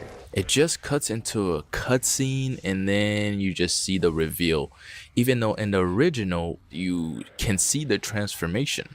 The problem is in a remake is that every transformation is hidden from the player or shown way too close or cut up in the screen so you can't see it. In the original, you absolutely will see the transformations, and it has a horror feeling into it. Sadler getting the bullets out of him in Resident Evil 4 OG actually presented with a bit more intimidation, as there was a sense of dread instilled by not knowing what he was doing. There is nothing like that here.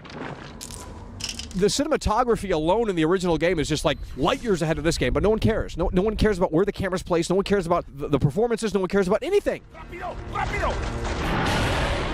We spent a lot of time and effort in making the total finished product, especially the cutscenes, where new enemies are introduced, and that really comes out in the camera work.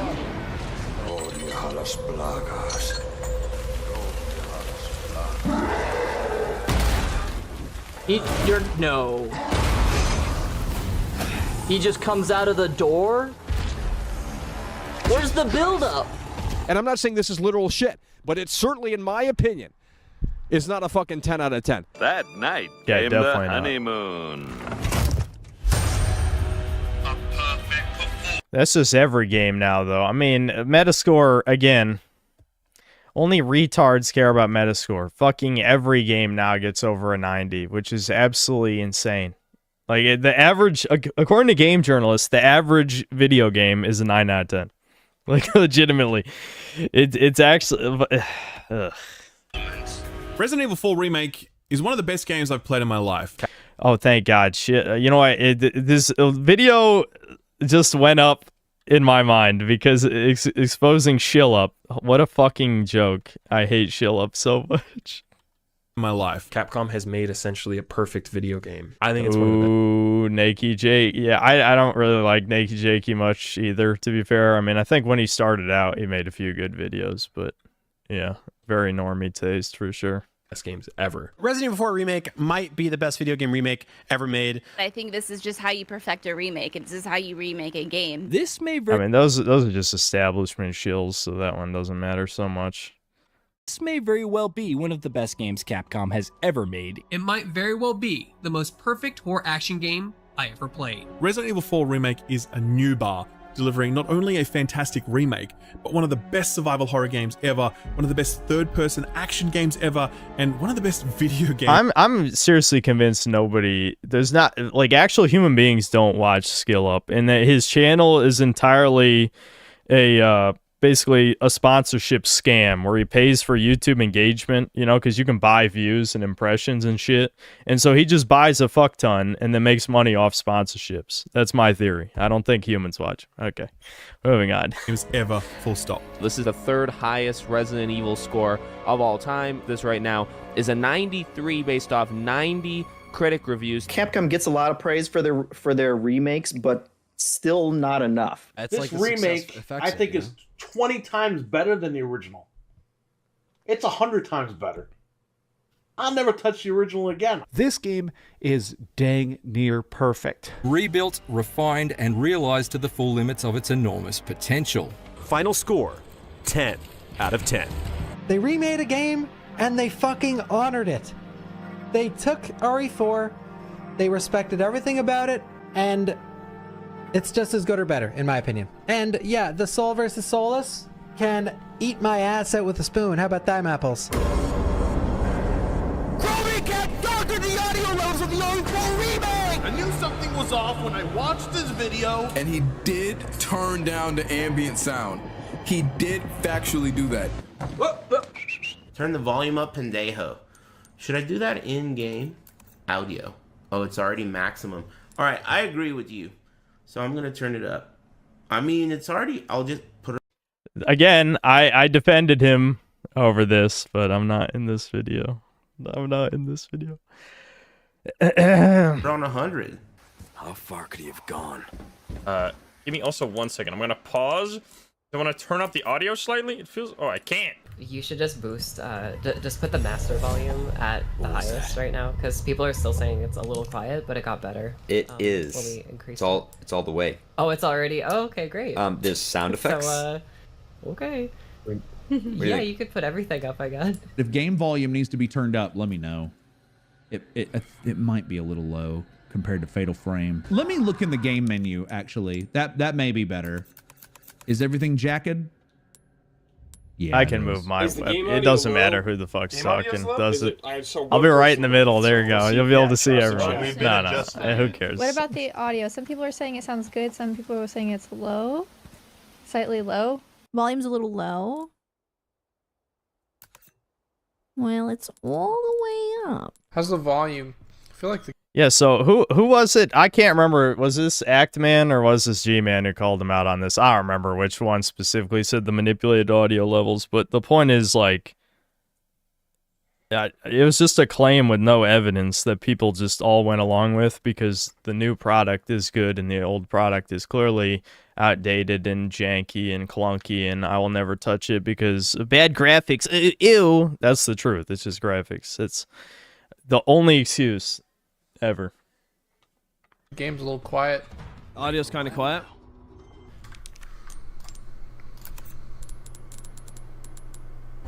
Let's go to audio. Okay, game volume too low. Got it. It's a bit quiet. Game's a little low. Make it a little louder. I upped the game volume by 5 decibels. Let me know if I need to do more. The game audio is maxed out. I can't turn it up any higher. I could check in-game. Yeah, let me see if I can raise up the volume. Audio. Ray, that's throwback. Nope. Achievement Hunter. Okay, so I have it as loud as it can be. What a It's just quiet, guys. Like I even had to raise up my goddamn TV, and it's still fucking quiet. Audio's too quiet. This game is actually quite quiet.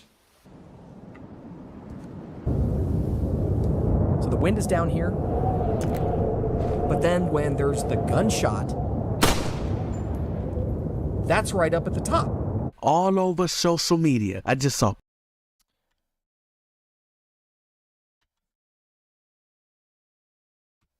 Damn. Come on. There we go. Okay, so yeah, G-Man, the G-Man was the original one. I usually like Cropecat's videos of This Is Massive L. A lot of the comparisons made are also disingenuous and don't even match up properly. Social media. Duality Man. Yeah, that's people... I knew this at the time. He changed the title ironically. And people were... I know autism is extremely widespread these days. I think it was just petty leftists, like, pretending to not understand things or whatever. But it was ironic because of the backlash. Yeah, I just saw a post. Okay, let's not forget that judging new video games on a binary of Silver's Solus was a 4chan V-fad like 2 years ago. That's true. That's the culture this kind of mentality steeped in. So, like, how many memes come from 4chan? Like, out of the percentage of actually funny online memes, probably like 80% of them came from 4chan back in the day. These days, not so much. These days, it's basically just brigading Troons, Browns, and marketers on V, but it used to be humans. After post. Oh, there's the Sphere Runner. Can't wait for 60% of the comments in my next video to be references to this video. Woohoo. After Every King eventually takes an L. Yeah, I knew Actman said something about it. I remember that. Post. The comment section under this video is, pretty ugly, to put it lightly. But you Remake is a masterpiece! You are worsening the gaming culture! He changed the title of the video! He has no integrity! I'm disappointed in Cropeycat. He could have gone after the other shitty buggy games everyone else already covered. But he instead dared to cover the peakiest peak that is Resident Evil 4 Remake, Unison. God, you are just the most unlikable, angry old man I've ever seen. You're sitting here daydreaming about your old-ass PS2 game while being angry about something that's almost universally loved. A lot of people really like remakes, not because they're that interested in the artistic discussion of it all, but because it becomes a social event, a social experience. Yeah, that's all video games have become, though, now. I mean, shit, like I was just saying, apparently there's a controversy around Resident Evil Requiem right now that there's a fuck ton of people on Twitter who never played the game and are calling themselves fans of the game. So, yes, this is modern gaming. It really does feel like people really are putting Capcom specifically on a pedestal, right? They really are pretending these Resident Evil remakes are some of the best games ever made. And, you know, the truth of the matter is that... And not just, again, Requiem. very timely because it happened with Requiem. But a lot of people haven't played the original. I mean, unless you're a boomer. That's just the... Okay, well, I mean, that's not a good example for a Steam player count, since the vast majority of people played it either on GameCube, PS2, or Wii, but, you know.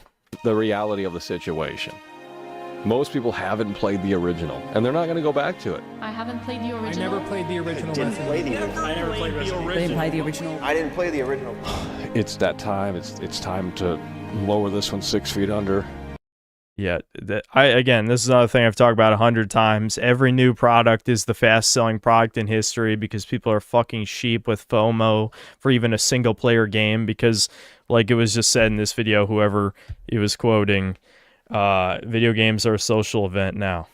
They're not an entertainment product for you to enjoy privately. No, you must tell the whole internet, which is ironic because I'm a YouTuber, but at least I make money off of telling everyone my opinion. Yeah, people don't just play a game to enjoy it themselves anymore. And say, well, it is what it is. From now on, when I say Resident Evil 4, now I have to say Resident Evil 4, the original, released on the GameCube. It was cool, but forgettable. Game of the year. Spike TV. And the winner is Resident Evil 4. Now that's the Game Awards.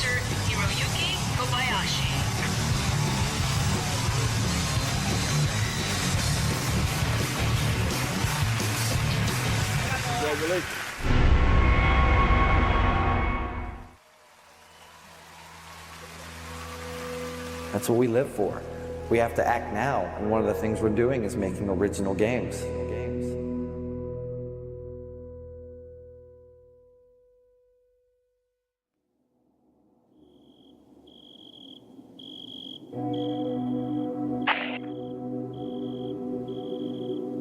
Now here's all the people who are featured in the video. I'm not in it. There's no Synthetic Man in this video, unfortunately.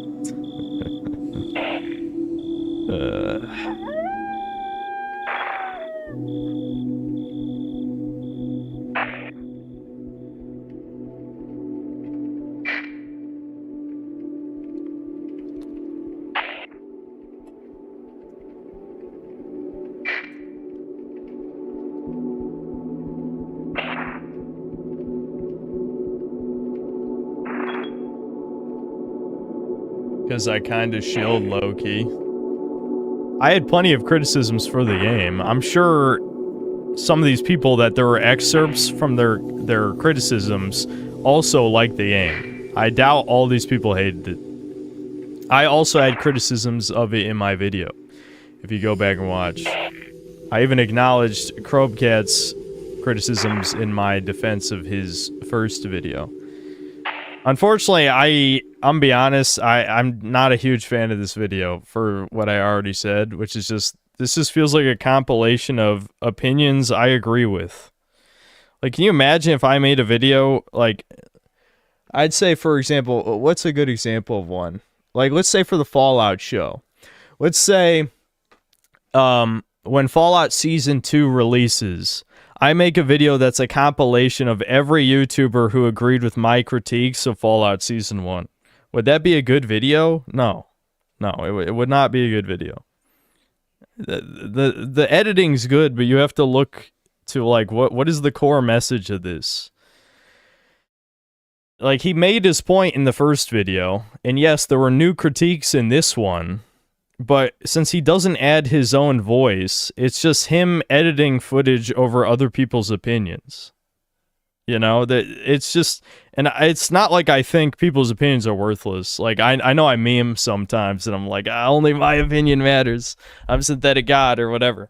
But my point is, like, most of his older videos are just a direct comparison of footage between the old game and the new game, whether it's a sequel or a remake or whatever. And then he'll have developer commentary. And there was some developer commentary in this, but over half this video was just, here's a YouTuber's opinion, and I'm editing over it. Some of it was just live stream clips, literal fucking live stream clips. So, yeah,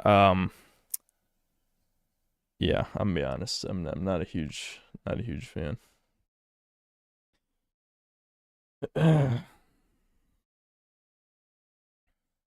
This video was worked on before RE9 came out, but all of the review and sales records segment age interestingly since RE9 toppled it.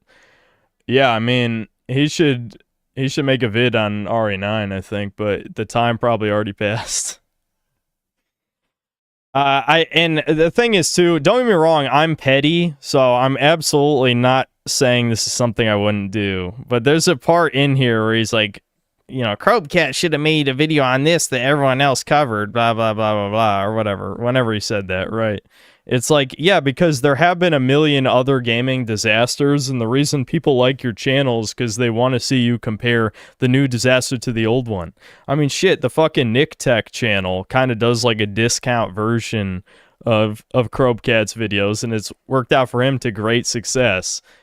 Now, Crobecats are better, definitely better than Nick Tech's, but the point is there was a gap in the market since he stopped making these like comparison videos. For whatever reason, you know, he only made, I think I looked at his channel, he only made 6 videos in between the original RE4 critique and this one. Like, look, and I know his upload schedule has never been very consistent, but my point is, like, how many gaming disasters came out between the Resident Evil 4 remake and this? Like, an insane amount, you know?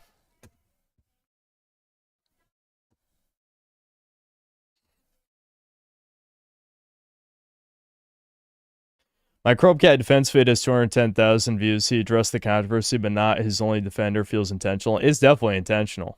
I mean, there's like 1 billion% absolutely he didn't acknowledge me for a reason, which I'm used to people not liking me. I think that's completely fine. There's many, I have far more, well, you can call them detractors, you can just call them people who don't like me, whatever you want to say, than there are people who do like me. So I'm used to it.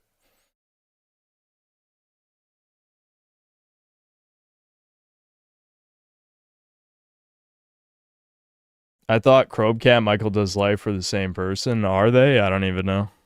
If they are, then if they are, Michael Does Life has actually commented on my streams quite a few times. But why is it? Where does that come from?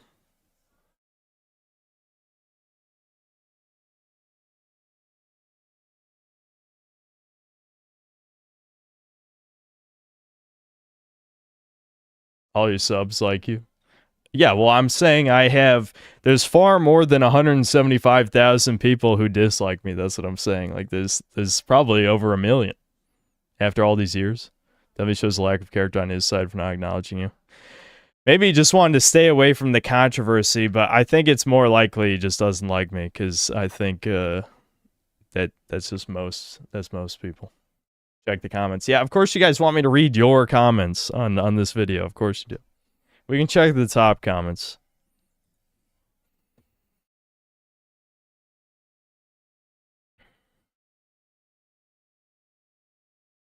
Mr. President, a second Crobecat video on art. Here, I'll put myself at the top.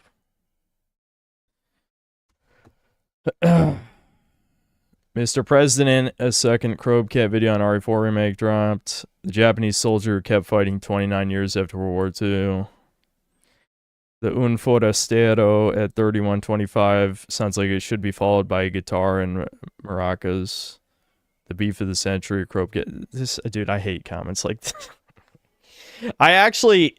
I'm even getting slightly annoyed at you, all my top comments just being random anti-Semitic memes at this point, because I just feel like I've heard them all, you know? It's a lot of this is like Reddit tier. Are there any good ones in here? OG Resident Evil 4 will always be a certified hood classic. Morgan Freeman meme. He's right, you know. Dude, this is a fucking ancient meme at this point, too. Like, what are these comments? sees the letter R, The Last of Us. Yeah, that part, yeah. That shit was fucking, what? Are you fucking retarded? Yeah, the R stood for retarded, not Resident Evil, because that guy, why would you think Last of Us? I believe in remastered sweats nervously. Man, let the dust settle, regrouped, and doubled down. I respect it. No, wait a minute, is that a synth cell? I think we have an HP Lovecraft that's similar to that, but it could be a different guy. Don't forget that on Chromecat's first video on RE4, 80% of viewers didn't get past the village section. Is that true? I don't know. That might be true. Breaking his silence just to double down. Good on you, Chromecat. Yep. Yeah, never fucking apologize to these motherfuckers for any reason ever. There is no reason. Even if you're objectively wrong about something, you could just correct yourself and move on because your point is not wrong. I mean, it's an opinion. Even if you are, like, I don't know, whatever. Look at that. Look at that lovely face right there. Now that I will buy Starfield 10 more copies for that guy. Random NPC. Random NPC. Anyway. Thank you so much for shining light in this topic. What, is this a fucking bot? What are you talking about? Robecat is generational beat. Dude, what is with these fucking Zoomers? Shut the fuck up. Old game said crazy amount of soul. True. Oh boy, here we go again. Holy fuck, get in here. Honey, get in here. Robecat's back. Children have inherited a dead society and they mock you for remembering. Now this here's a good comment. We finally found one. Damn good. Yep. True doomer pill. What are the replies? Billions must play the original. And that's a real truth. Yep. They simply don't understand because they weren't there. They will discredit this video with little quips because that's what they grew up with. They have algorithm brain. Dude, read the other comments in this fucking comment section. It's trust me, people who like Chromecat say the same shit. And the algorithm has hyped them up for something they have no context to, so of course in abstract it's pretty good. If all you've eaten your whole life is paste covered in seasoning, then when you eat real food without it, you won't understand the true value of what you're actually eating. These kids were raised as drones, it's sad. Yep. That's a great comment. That's a great comment.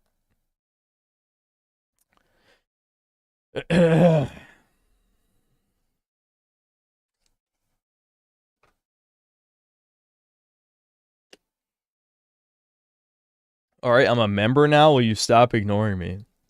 I wasn't ignoring you in particular.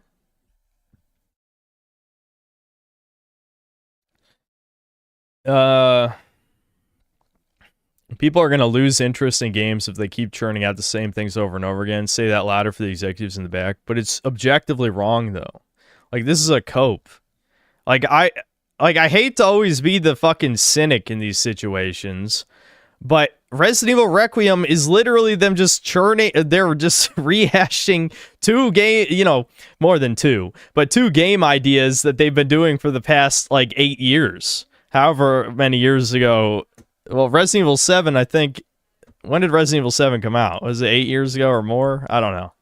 The point is, they've been doing it, and Requiem sold an insane amount. So, sorry, it's not true. I wish it was. I wish he was right. Original RE4 was such a dope game. True.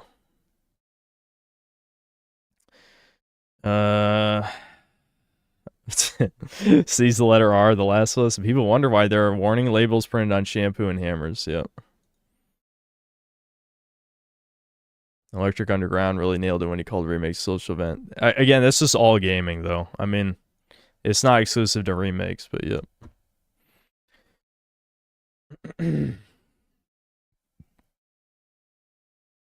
I feel this is the perfect time to inform everyone that the original RE4 is on sale for $5 right now. Let's see. Okay, well, I think that's enough. Alright, fine. We'll read the synth cell comments. I'm sure you're begging for me to do this. The remake is fun and well made. It's far better than most other games being released. It needs no excuse for existence. It needs no excuse for existence beyond that. Don't make an original product just rehash the old product. As long as it's better than the other dog shit, it's fine that you just remake old great game. Holy shit. Oh my god. You're not supposed to say that out loud. That's what I say about normies is a straw man. See, I told you it's not a fucking straw man. You guys always said, oh, he's schizo, he's crazy. Nah, most of you agree with me. Most of you agree with me. But still.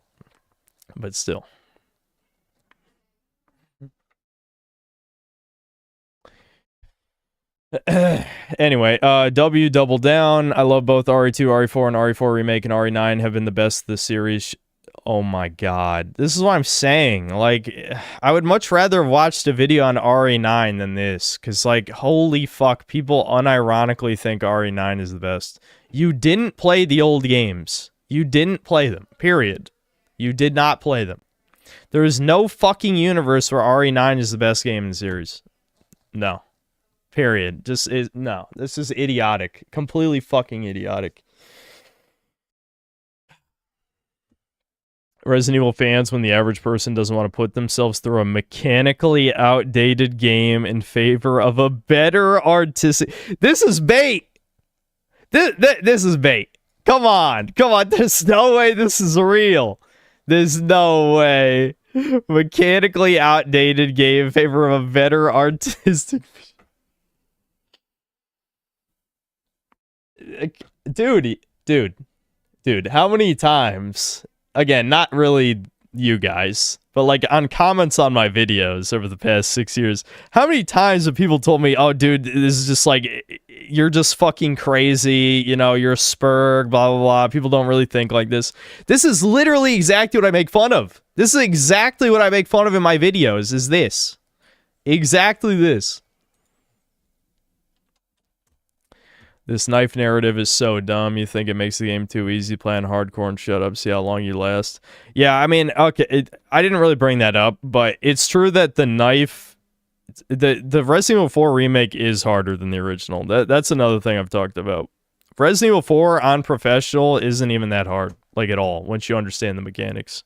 There's a few parts where you'll get killed, you know, several times. But I definitely would say the remake is harder. But the problem is not difficulty. The problem is that the controls in the new one suck. If they weren't so fucking sluggish, you probably wouldn't even die half the time. If it takes a full second to turn around, a full second to pull out your knife to parry, you know, all this shit while you're in the middle of other animations, then of course you're gonna make a mistake and die, you know? Again, difficulty doesn't fucking matter. Okay, what matters is the game really fun? I know fun's a buzzword. I care about fun. Okay, maybe it's my unk status. I care about fun. I don't care if a game is harder, easier, whatever. A game can definitely be hard and fun, but I feel like a lot of games are hard for the sake of hard these days. Most games are easy, obviously. The majority of games are easy. But a lot of times when games are made hard, it's bad design. After watching this, it makes me optimistic how they reacted to these criticisms in art. What? Did we play a different game, you fucking cocksucker? What are you talking about? Over half of the issues in Resident Evil 4 Remake are still in RE9. Enemies still don't react to being shot sometimes, because the handgun in RE9 is probably the worst handgun in any of the Resident Evil games. Like, holy shit, it's even worse. It's an even worse problem than RE4. And their solution to the knife durability shit was just to have it be like a vestigial mechanic. It's a leftover for no reason. They could completely cut out the axe durability and nothing would change. Because I probably only got hit once or twice ever after playing the game 3 times from having to sharpen the axe. So it's, no, this is retard shit. They did not address the criticisms. You're stupid. Anyway, next. Meta put out a very nice version of RE4 with the original graphics completely reworked for VR. That's my favorite version of the game. I do want to play it in VR at some point. I'll just move on. RE4 is a timeless piece of trash. It will always be trash. Remake is a great practice. How many of these are like bait comments from V, I wonder? It's like, you realize since your comment doesn't get any likes, he's never going to read it. Like, yeah, okay, to be fair, he might read it because he did have a section in this video where he posted a bunch of comments. But the point is, your comment's not going to get engagement, dude. Like, why even write this shit? Like, bait only works if someone can see it. You're used to an anonymous website where someone scrolling through the thread probably is going to read your comment and get mad. He's probably not even going to see this. Anyway, generational revenge video. Cringe. Last I checked, it was still overwhelmingly positive on Steam, but pop off.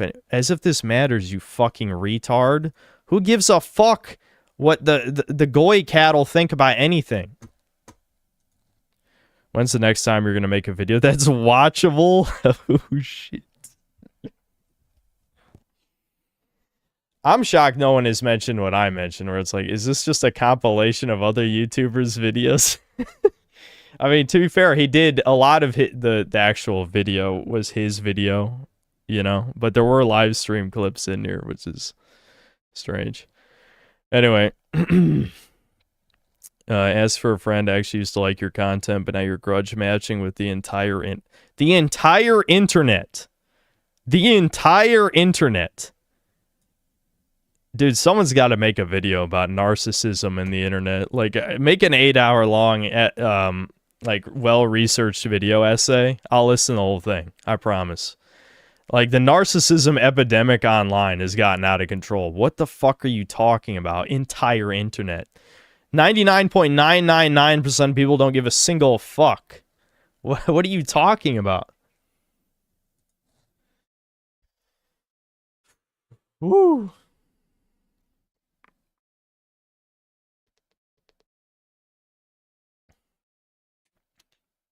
Redditor steps out of his echo chamber. Yep. Anyway, I'm not even seeing any of your guys' comments. Probably because this video is getting comments so fast because it just came out. Old good, new bad. That is true though. Objectively, fuck you. This is why I hate. This is another thing I hate about the modern internet. People just repeat a meme and they feel like they made a point.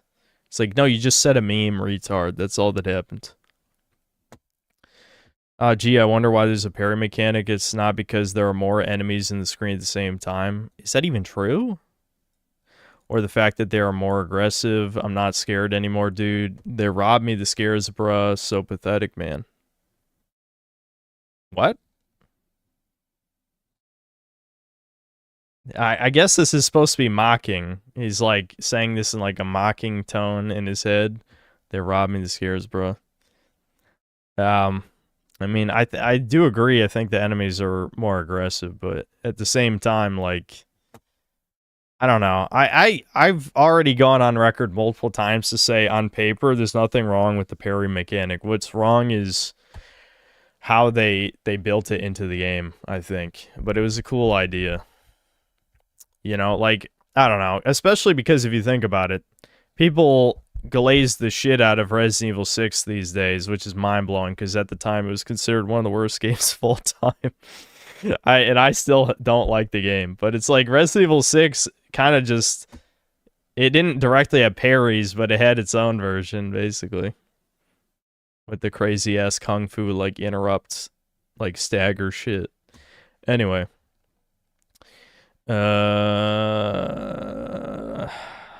Blah blah blah. I'm scrolling. Oh my god, it's the critical nobody who is in this video, unlike the synthetic man.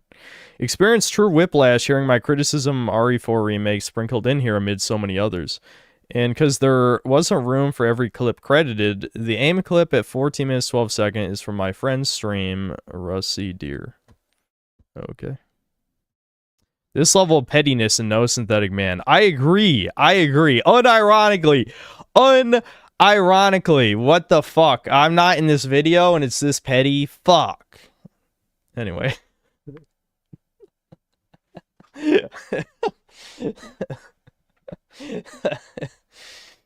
That's actually funny, though. I mean, come on. I have to give that one a like. That's true. Anyway.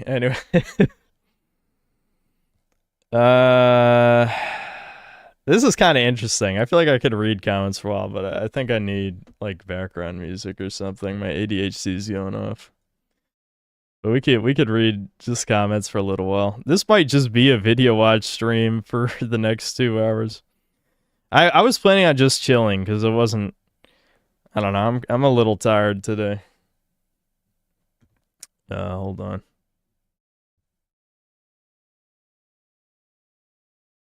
Fuck it, I'm just playing RuneScape music. I'm sorry. It's all I think about these days. The RuneScape Jew has got me.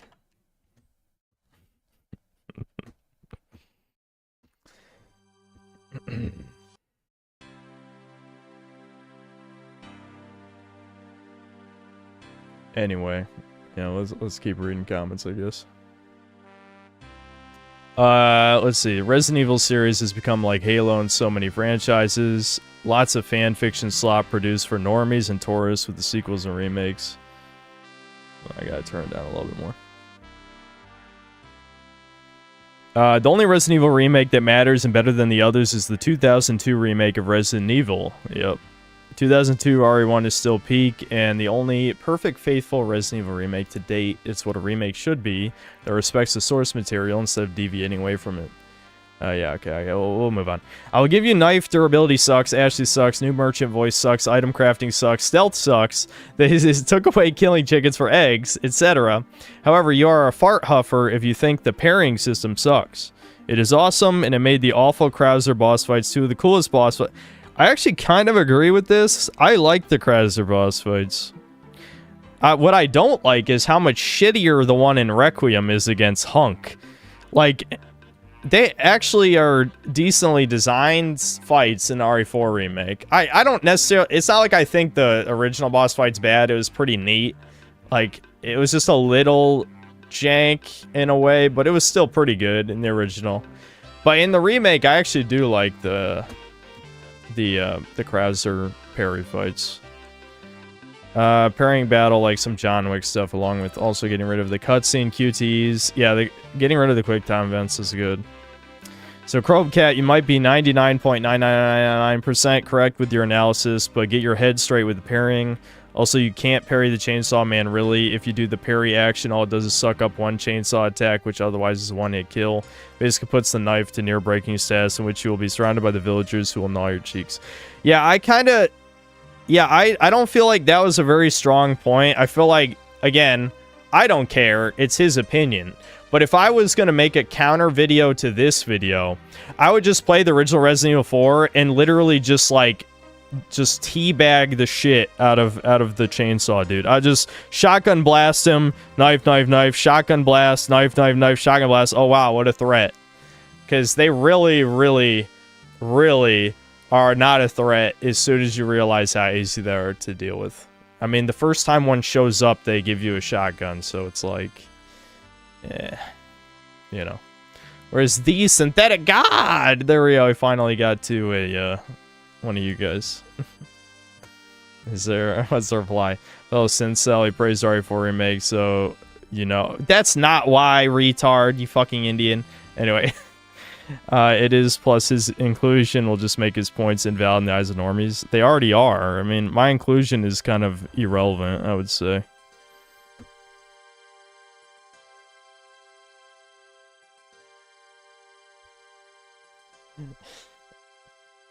Anyway.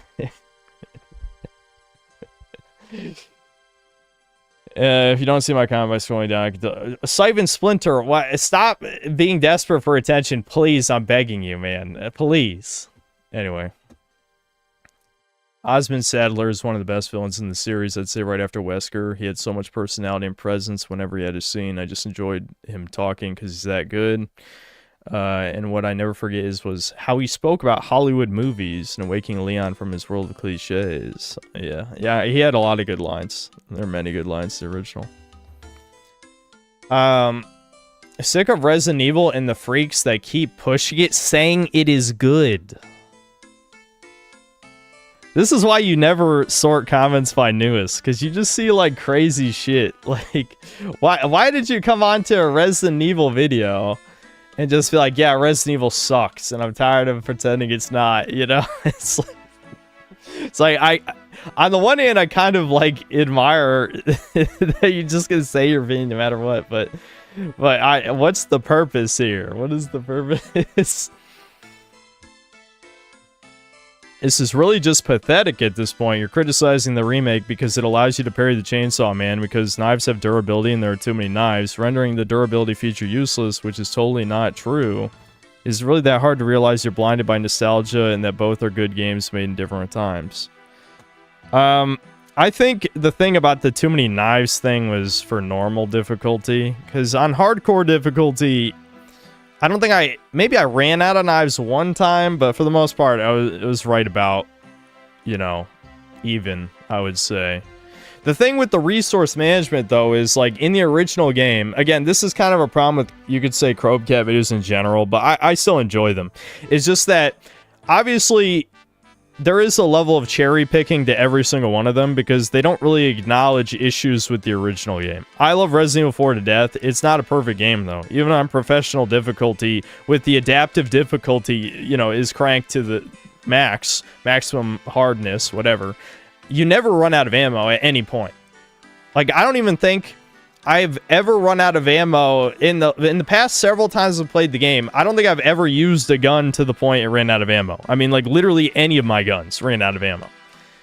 And you could say the same for healing items, too, to a degree, though at least on professional, you know, you could definitely run out of healing, for sure. You could, but not ammo. There's so much ammo. So you could kind of just stretch that to apply to knife durability. I could not mention the Synthetic Man. True. Y'all thought y'all bullied the man off the internet. It's up forever for RE4. Okay, thank you, my melanated companion, for your input. This dude still has beef. It's late. Go to bed. You gonna say Lil Bro next? Still trying to figure out if any of the voiceovers are his voice or not. They're not. This is a compilation of YouTuber opinions. I say that in good fun. I don't think it's a bad video or anything, but I hope this is not his format going forward. I'm gonna be honest. Anyway, the Twitter shills are not gonna like this, LMAO. True. Capcom shill squad assemble. Yep. Yawn. Interesting. At end of the says, it's the art direction, something those remake lacking. Demon Souls, Resident Evil remakes, except Rebirth 1. Okay. Very ESL, whatever. I get what he's saying. Anyway. This is so cringe, dude. It's the equivalent of saying that there cannot be more Exorcist movies because the first... Dude, just remember, people like this are allowed to vote. He's comparing remakes to sequels. You're a fucking retard. How are you this stupid? What are you... remakes and sequels are not the same thing. Are you fucking for real? What?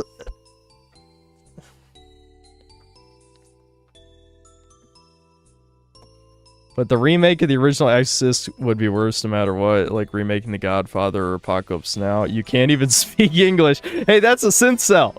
I know that guy. You can't even speak English. That's a much better comeback. Don't even address the argument. I agree. Ashley jump scare. Go back to shit on modern Capcom. Please Requiem. AK RE4 Remake Part 2 with the demo attached next. Yeah, I agree. You should do one on Resident Evil Requiem. What a legend. You can't even argue LMAO always played the original first people. Okay. I was confused for a second. I understand.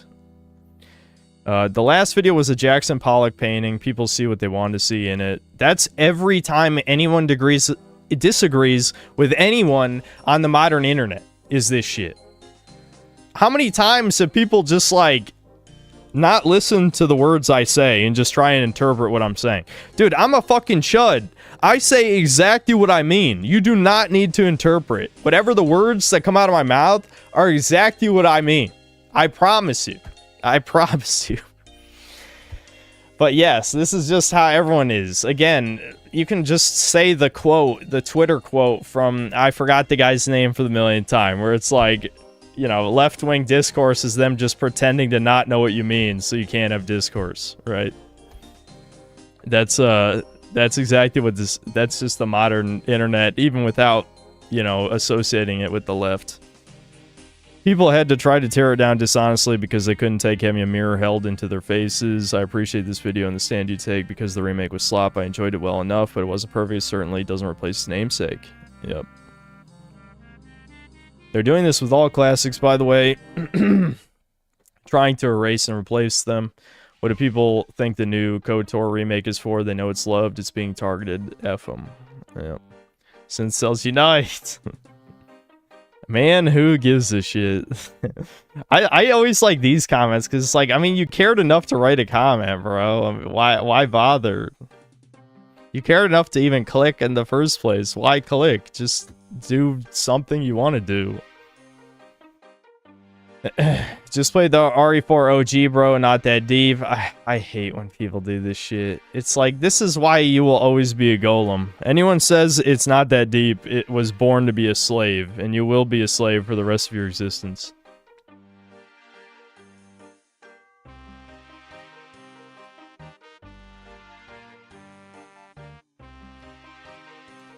So what?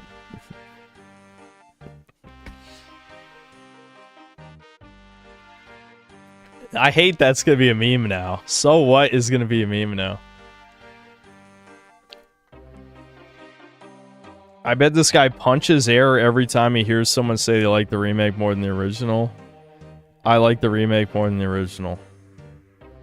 Wow, you got him, dude. No, he laughs at you like he was doing both these videos. Yep.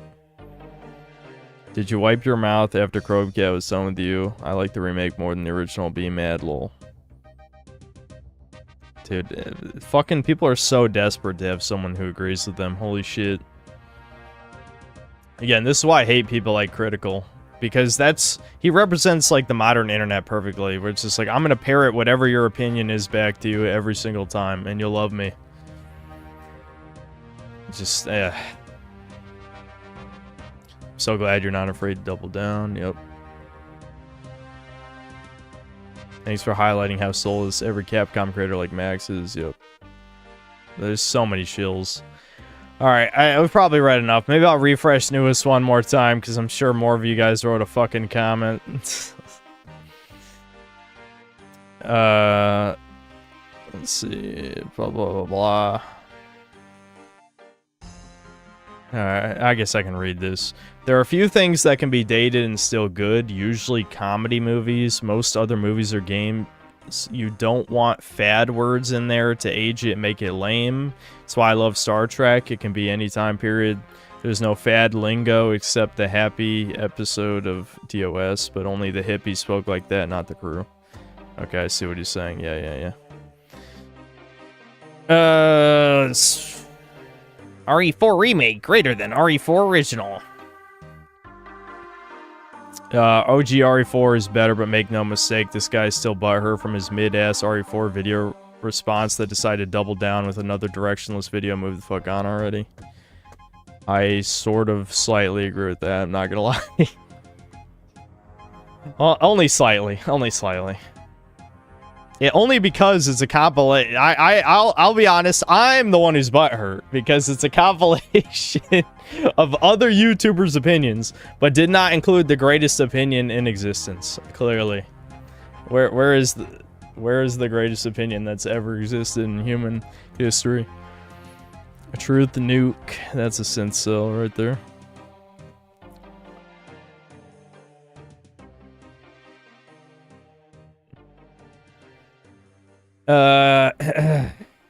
Blah blah blah blah blah blah. I understand your point. I still like both games. OG will always be better as a whole. Remake is just more dumb fun. Sure. This dude went from funny E3 videos to old thing, new thing, bad, yelling at clouds. Okay, so you just say those are the only videos you watched on this channel, retard. I love when people say shit like this when you were never a fucking fan. He's done a million comparisons between the old game and the new game. More than he's done E3 supercuts. Like, why? That's something I hate about the modern internet, is people just being confidently wrong so much. Because there's no consequences. I mean, you can just say whatever you fucking want. No one's gonna remember Carbo as a retard. Crobe, the war's over, man. I mean, it's obviously not, since Resident Evil Requiem came out and people are pretending it's the greatest thing ever, so it's not.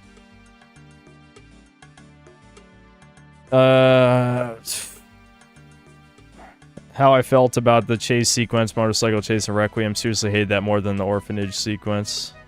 Really? Okay, that's a little extreme, but I definitely did not like either segment. Don't let the cattle tell you the slap is good. Nowhere, you're still on this dude. Everyone's moved on. Like, it's starting to get pathetic. Is this what I'm saying? Like, again, I believe I played devil's advocate reacting to the video, you know, way earlier, where I'm just like, you have to understand, people only care about this shit for a week. That's why I'm saying, like, there was not really much of a point to make this video. I'm sure he feels much better. Like, oh, look, you know, here's a million other people who've made all these points about why the remake's inferior. And they're good points, and I agree with most of them. But at the same time, no one actually gives a fuck. Like, this is like... No one cares about anything, because everyone's demoralized. Again, I have to go full doomer mode with this shit, but it's just like... You might as well have just made a Requiem video, and then you could maybe insert some points from the you know, that you wanted to put in this video and that one, right? Because a lot of the critiques of RE4 Remake are also critiques of Requiem, so... I don't know, he can do whatever he wants, but... It's just, I'm not a fan of this genre of video in general. Not in, well, I guess that's not correct. What I mean is, I don't like critiques that come out years later about a game. Now, he obviously made a critique of it back when it came out, but I mean, this whole, like, the YouTube algorithm, like, I don't know, cocksucking with the whole... I keep thinking back to the fucking skitty, non-binary creature, the woman, who made, like, a Tears of the Kingdom review a year after it came out and got, like, 1 million views, and then, you know, then she shit on my video, even though my video came out right after the game came out. So it's just like, you're a fucking coward. I mean, you're a woman, so coward and woman usually goes without saying, but I'll give my opinion immediately every time. I don't give a fuck who disagrees.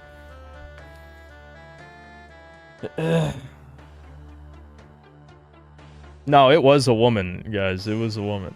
I think she chopped her tits off. She was like some mentally handicapped woman. Anyway, whatever. I think we're done with this.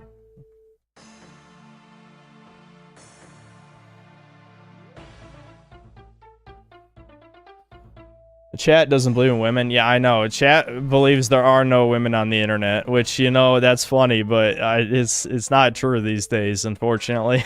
It hasn't been true in a long time. There are, in fact, women on the internet. Okay, we can watch another video now. Damn, we were on this for 2.5 hours. Holy shit. Well, that is how it goes.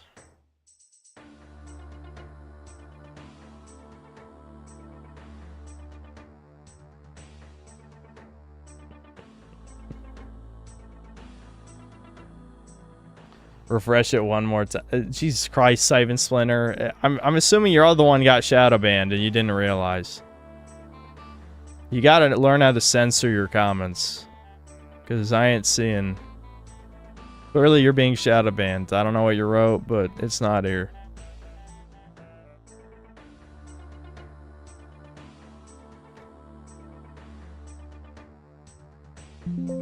Yeah. No Siphon...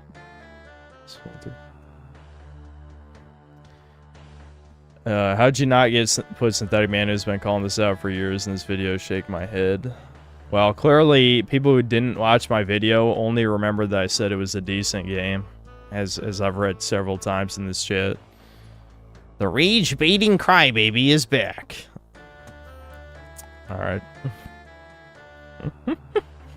RE4 shills is the most miserable community in the world. Shill up Sphere Hunter Maximilian dude enables it. Yeah, fucking shilling online. I know this is a synth cell. Thank you for all the gifted subs, by the way. You have gifted many subs. I appreciate it. But yeah, this is one of us, Ritter. All right. I hate to say it, but I drank a fuck ton of coffee and I have to pee again. I know. Insert diabetes joke here. I'll be right back. I might grab a snack too, but I'll read super chats when I come back, then we'll watch other videos. I might only be watching videos this stream because I'm feeling very low energy, even after 5 cups of coffee because I worked out earlier today, I guess.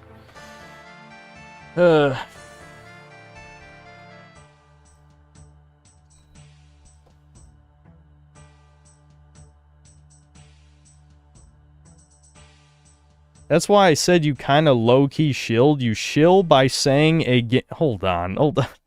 You shill by saying a game is okay. That's your style of low-energy endorsement IMO. Okay, what do you think the word shill means? If I think a game is good, that makes me a shill? Like, what are you talking about? I didn't say everyone needs to go buy this game right now. That's what a shill would be.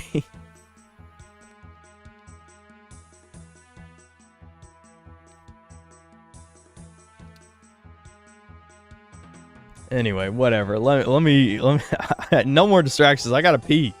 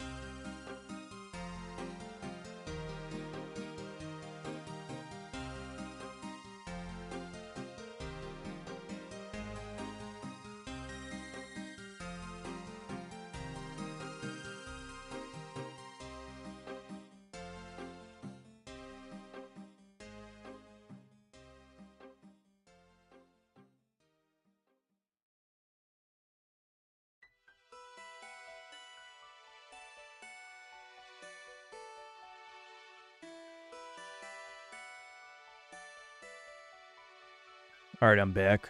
All right, I'll read the super chats. Hold on. People sure love their fucking drama streams.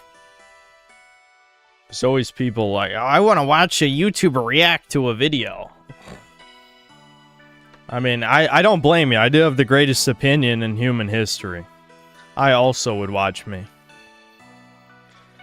Anyway, Spaz Space Wizard, thanks to the 11 months membership. New profile pic. Okay, thanks for updating us. Based Asuka, thanks to the $2. This stream was promised to me 3,000 years ago. Indeed.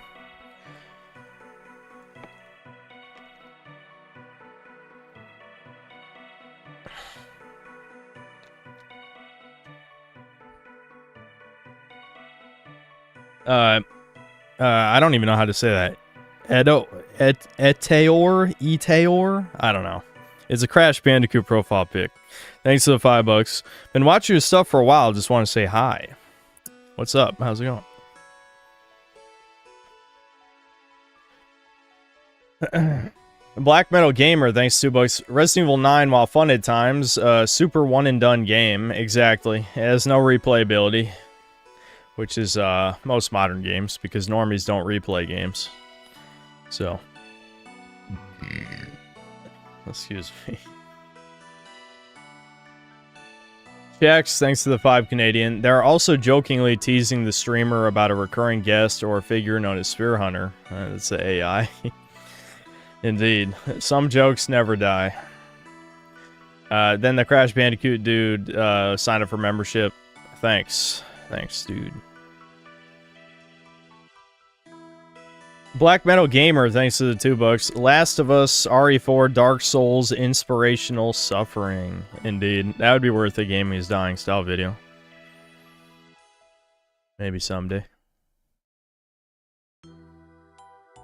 Alex Midnight, thanks to the $5. What are you going to do when the angry review grift is over, Synth? Are you investing your money correctly? What will you do in like 10 years? Seriously.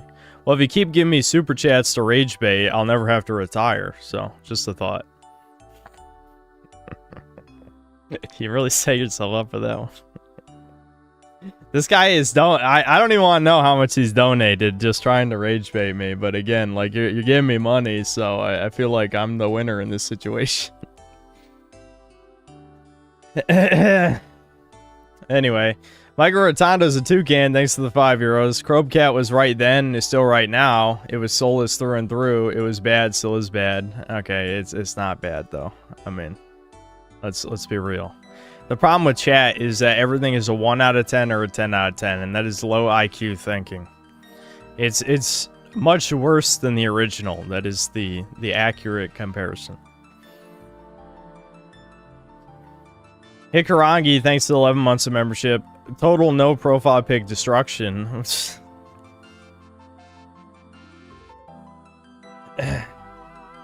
Neo Entertainment, thanks to the $10. I was just getting back into this game a few days ago and knew something fell off. RE4 Remake makes you run from enemies way more than OG did. Unless them dropped ammo and death, Remake is boring.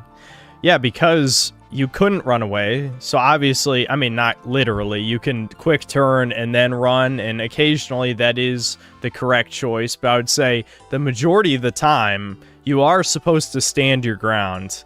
In the original Resident Evil 4. Whereas in these remakes, you know, retreating is a much bigger part of the strategy, for sure.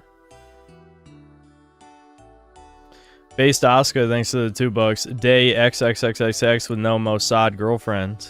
I feel like that's probably going to keep going. Michael Rotanda's Zugan, thanks €5. Jewish creative directors, Holly Weird types overtook Capcom with the help of BlackRock and made it absolute shit. Yep. It seems likely, for sure. Why is there so many people in here? People love drama shit. That's why. I feel like this is a new video release. They clearly want to know my objectively correct opinion on the matter. So, that's why they showed up here. So what? So what?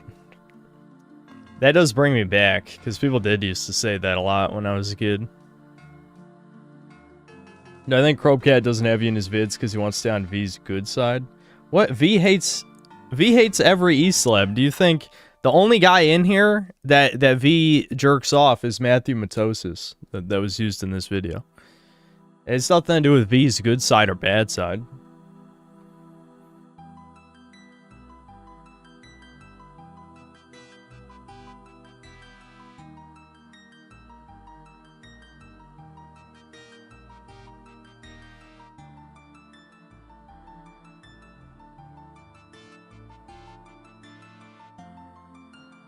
Sorry for being very homosexual last stream.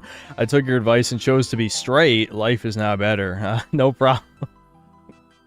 No problem, man. Anytime. Anytime. Matthew makes good vids, though. I agree. I like Matthew Matos's vids.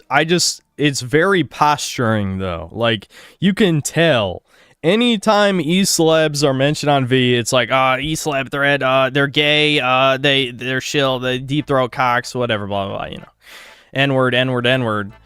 But then a Matthew Matosis thread, it's like a normal thread that people talk about him, so it's just like, interesting. Anyway, next, super chat before I forget what I'm doing. Sincere Hypocrite, thanks to 5 Australian. Which RE game on the PS1 should I play if I had to only pick one? I'd say 2, probably. I have already played RE2 Remake and liked it for what it was. Well, I guess if you want to play something different, I guess pick 3 then, you know? Because, like, for 1, you're going to play the remake, not the original. RE2 is a better game than the remake, I would say, for what it's trying to achieve. But the RE2, like, it's the situation where if you have to choose... If, you know, hypothetically, if I was in your situation, I'd rather play a completely unique thing than the same thing again. And while the RE2 original does have plenty of things the remake doesn't have, the RE3, the original RE3 is so much better than the remake that I guess you probably play 3 just to play something different, I guess. I don't know. Green Vortex, thanks to the 21 months of membership. What is chat's favorite Zelda game?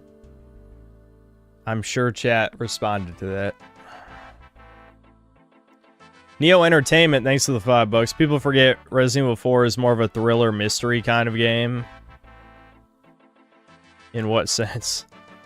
This was not meant to be a horror. The amount of random blood in remake is so stupid. Yeah, I agree with that. Absolutely.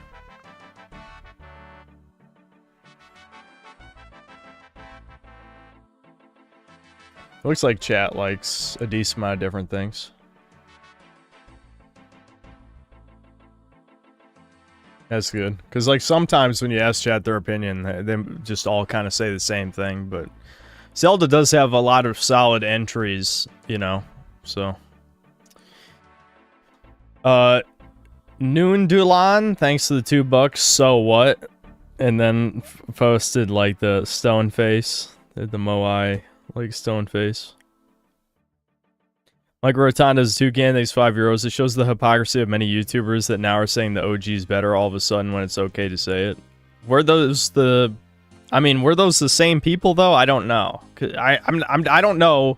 I'm a genuine question, not being like condescending, but I have no idea if anyone actually changed their mind over time. I did sour a little bit on the remake over time, but I'd still say I'd agree with 80 to 90% of my opinion back when I reviewed it.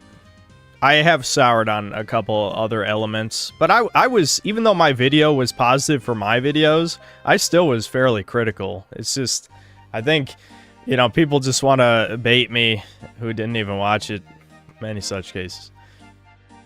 Black Metal Gamer, thanks to the $2. Crobe made this video to rub himself off to. Yeah, again, like, I still like the guy's channel. This is definitely, like, not meant to be an insult, but this video to me, to my discerning chud eyes, really felt like a compilation of, here's all the people who agree with me. It's like, okay. I mean, that's kind of gay. I mean, like me, maybe it's just because my perspective, nobody ever agrees with me. So, you know, I'm just like, I don't really care. I don't know.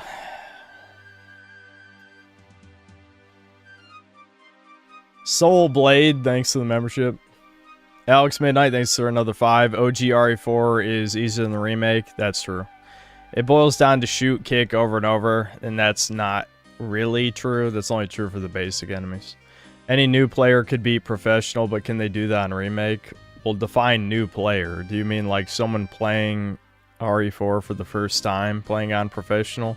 I mean, technically, you could say that of any game if you give them infinite tries. If we're talking about playing it until they give up, no, I'd say most people would probably quit professional if they're playing for the first time. But I realize that all you do is bait, and I don't know why you keep showing up, because everyone knows you're baiting. Mad Cow Calypse, thanks to the $5. Hey, enjoyed the Starfield vid. Just wondering if you have watched the Silver Fox vid. I don't know.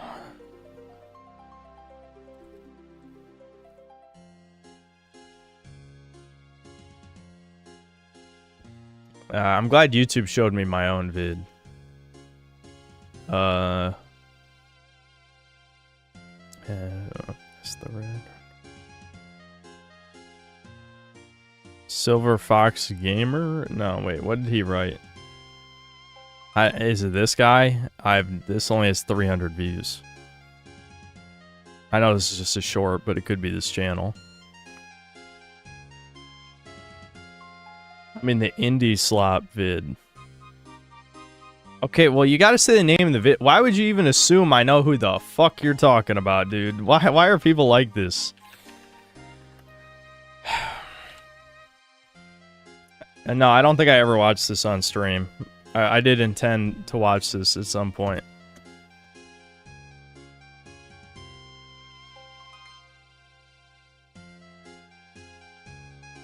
Hold on, I'm gonna keep reading super chats, but we can watch this. I told people I would watch this a while ago. I did watch the beginning, it looks like. Michael Rotondo is a toucan, thanks to €5. Modern DEI hired soulless Capcom can't into Hitbox anymore. They are dead jabronis full of brownies. Yeah, it's just, yeah, they had way too much bullet magnetism for explosive barrels and boxes for some reason. I really don't know why. It's just, there's no reason for that shit.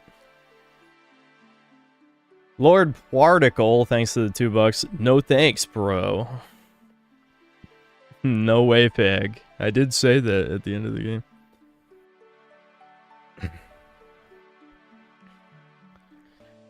Blacker58, thanks to the $2. Watch some Schizo Dumps vids. I've seen actually quite a few of his.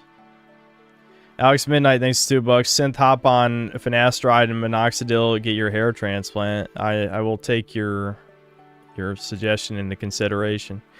Cordless Steak, thanks to the 20 months membership. Normies get the fuck out. Low tier god. True. D-Dub the Bully, thanks to the $10. John the King's new video about the Halo franchise is so depressing, seeing it go from the OG Bungie devs scrambling to make one of the GOATs to the abomination that is 343. Yeah, there's plenty of good vids on that kind of stuff. Shadows of, I don't know how to say that, Relia? I don't know. Thanks to the €5. There is an ocean of losers that put D&D books on their shelves and never play. Their generation uses them as fashion. Yeah, that's because of Critical Role. You can blame Critical Role for that one.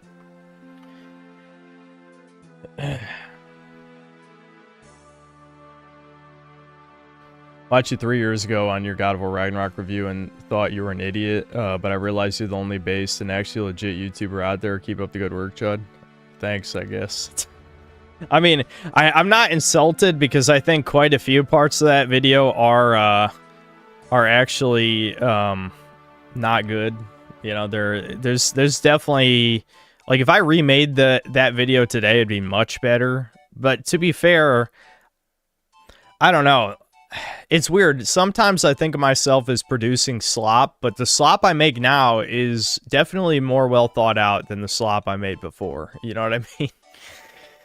It's weird. My standards for myself have raised quite a bit, which is why videos sometimes take too long.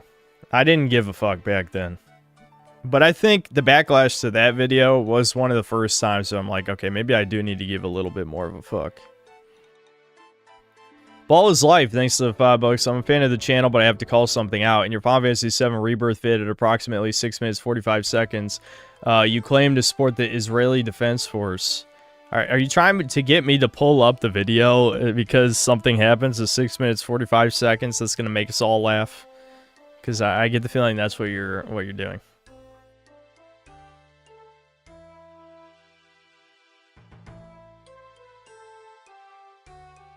Neo Entertainment, thanks to the $2. Buy them, don't play them. Buy them, don't play them. Yeah. Yeah, I noticed there's a response to the Indie Slot video by some furry, I guess. Is that the fucking, like... That looks like Scrat from Ice Age. Is that what this is a fursona of? Anyway. Sweeping Hamster, thanks to the $2. TMP went from melee setup tool to utterly useless. Yeah, I hate how they've done that. Though in Requiem, it felt like the submachine guns were actually a replacement for the pistol, weirdly enough. Brian C, thanks to the $2. There's a lot of black content creators in this vid. Yeah, where was the synthetic man, the blackest guy here, and the most Jewish? He didn't have simultaneously the most black and Jewish guy, synthetic man, in his vid. That was fucked up. Sendatsu Gaming, thanks to the $10. Yellow paint is actually a tribute to the new Ashley actress who refused to have a white partner and settled with a yellow partner instead. Yeah, that's... A lot of people were talking about that shit. A lot of people at the time, I remember. Sweeping Hamster, thanks to $2. So what if you have erectile dysfunction? I read that wrong. Obviously, I was supposed to read it like the new meme, so what? I get it. Gasside 45, thanks to 5 Canadians, saw this thing where people are rejecting first-person POV books because they wouldn't make decisions the protag would. Oh, no. Yeah, it's idiocracy time. I would never do that. Yeah, it's time. It's idiocracy has begun. Michael Rotondo's a toucan, thanks to the €10. Why make a game at all? You can just make an interactive movie with zero gameplay. This is the next evolution of gaming. We did it, boys. Gaming has evolved full circle back to interactive mega CD slop. Again, people do not care about video games. Like, it's the more they become like movies, the less they become art, ironically. Normies do not think video games are art, even if they tell you they think that. Because they don't. They do not. They want, you know, soulless slop. VTubing enthusiasts, thanks to the $5. Yellow paint in games correlates to lower IQ scores in first world nations. Like neighbor, I think you want... We're trying to say a different word there. I want to explore the game on my own. I don't want a guided tour. Indeed. Well, you know, chat makes fun of me when I get stuck for 5 minutes, so clearly we need yellow paint. Necro Rydan, thanks to the 15 months membership. Today I dreamed you broke one of my Lego sets, lol. Are you sure it was a dream? You did leave the key under the mat, you know. Micro Rotondo is a toucan, thanks to the €5. Requiem is 33% of 2 game demos stitched back together with not enough character development and soulless corporate design. Indeed, I agree. And then another €5 from him. RE4 was a generational defining game for the whole industry. RE4 Remake is a degenerational game destroying good taste and game dev principles. Yeah, kinda. Yeah. Sundatsu Gaming, thanks to the 20 gifted memberships. Super Toucan Bros, thanks to the 50 pesos. Normies are unable to derive fun from a game. They want to be entertained just enough to not fall asleep. It's why they love movie games. Yeah, maybe. Then Zandatsu Gaming with another 50 gifted. Holy shit. Thanks, dude. Maybe we should figure out new emotes. If I have slots. I don't know. I haven't checked. Bud Sunny, thanks to the $5. Have I heard of Nukem Nintendo? He's made several community posts seething over you and Debbin. When I first saw his channel, I thought it was satire. I have no idea, and I don't care, I'll be honest. These people love attention, so you probably shouldn't give it to them. Sheepherder 911, thanks to the $5. Sadler drove his Subaru Outback to all Party Pig superstores in a 100-mile radius to buy out any smoke machines.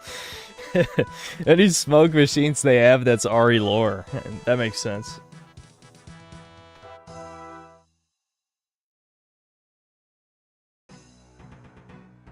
Yeah, what do we want for the 2-year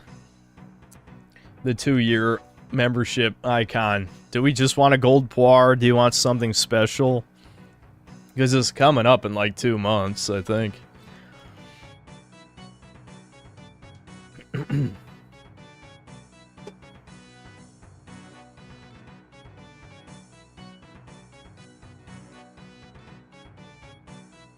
What? Yeah, we could do gold poir. Yeah, we could do a RuneScape emote for an emote slot, but I don't know what you guys would want for RuneScape if we did a RuneScape emote. I also noticed this vid too. I got recommended this recently, but I know this is the one you guys want me to watch, this one. Anyway, J.I. thanks to the 10 Australian. Complains remaster is full of asset flips. Video is one giant reviewer asset flip. He did edit, obviously, his own footage over a lot of the other critics' statements. But yes, it's true.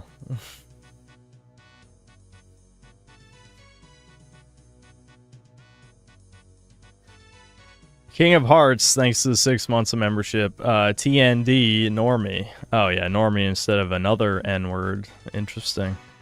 Owie, thanks to the 50,000 IDR. Best tip to make a good game in Big 2026, fly out some YouTubers. Yep, true. That's a fact. I mean, shit, even when they're exposed as shills, they still have, you know, millions of subscribers and, you know, get basically the same views. Darth Raider, thanks to the $2. Changed my profile pic to show that I'm part of the Poirmy. Indeed. Why have we not gotten Poir as an ADL symbol yet? Symbol of hate. Alt-right symbol Poir. Michael Rotunda is a toucan, thanks to the €2. Baka is a super corporate low-T soulless drone. I don't know who that is. Was he one of the guys in the video? I just know Jacob Geller was in the video, and that's very cringe if you know who that is. I mean, he's literally part of a consultancy company, the company that made Resident Evil 2 Remake worse. Now, I don't know if Krobcat knew that before he put the clip in the video, but, yeah, I'm gonna be honest, he definitely shouldn't have done that. Utro, thanks to the 10 reals. Crapcom should have just ported HD Project from OG Resident Evil 4 to consoles instead of Remake. Gured spoke louder. History absolved Krobcat. Well, nothing actually changed over history. It's just Normies moved on. That was it. Though I don't think they moved on completely, judging by when we sorted by newest comments. But yeah, the HC Project mod is great. Yeah.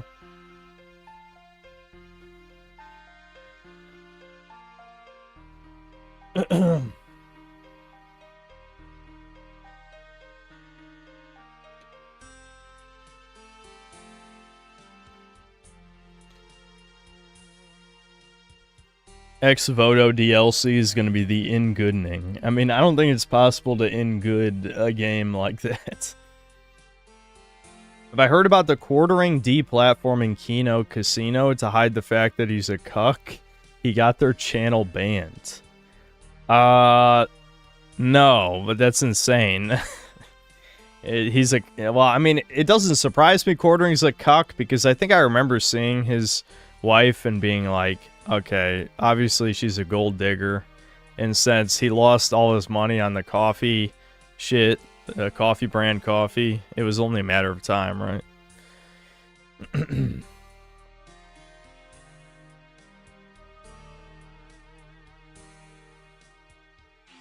I have no idea who these people are. I can't believe you don't know The Quartering, dude. The Quartering. He's like the supreme grifter of like libertarian shit. Or the, I guess, gaming, whatever. They fixed Crimson Desert again. I know they keep patching it. I actually did play it. Believe it or not, I did play an hour yesterday. I did. I had an okay time. I think it's the type of game I could probably play through the rest on my own slowly, but I don't really want to stream it anymore just because like I get tired of it after playing for a couple hours. So Micro Rotondo, thanks to another €5. Disregard all that Bokba sucks Deke. Krobcat was right and is still right, and the many new comparative videos proves him right. Yeah, I mean he was definitely right. Sheep Herder, thanks to the $5. Kobayashi seeing Samuel L. Jackson must have been like Ash seeing a rare Pokemon. Indeed. What do you mean? Isn't the whole country Yasuke's? I thought Yasuke impregnated every Japanese woman, and they're all like part black now, I guess. After he single-handedly decapitated every single Japanese man. Not a racist game, by the way. Not racist. But he did do that. He did kill all of those Japanese people. Shazam, thanks to the $2. Watch Net Loss. He's based. You would enjoy it. You should give me a specific video. Yeah, that kind of is Mudslaw. And that's true. I did invoke Mudslaw, but I thought it was funny, though. Shazam, thanks to the membership. RB Cats, thanks to the 21 months of membership. Scream Mom, thanks to the 100 pesos and the thank you pair. Yes, we don't get as many pair spams these days. Jimmy Cougar, thanks to the $10. I can't say what I want to say because YouTube doesn't allow real speech. Check my next message. Did you write it in chat? I don't know. Wait, Dragon's Dogma DLC got confirmed. Can I watch a video? Is there a video? I want to watch that.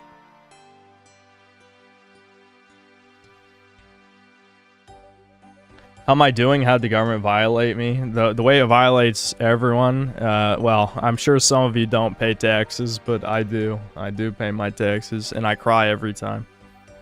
I cry every time. Bjornulf, thanks to the membership. Some shit, I don't even know what the rest of that means. Bagel something. Thanks to the $5. RE5 review and or playthrough when? Believe it or not, I actually reviewed RE5 back in the early days of my channel. Again, my old videos are very rough, but I do really like that Devin didn't know who Jill was and just killed Jill in the boss fight. That part is great, but the rest is probably aged horrifically. Also, how bad are they going to ruin it with the remake? I guess we'll see, but probably a lot.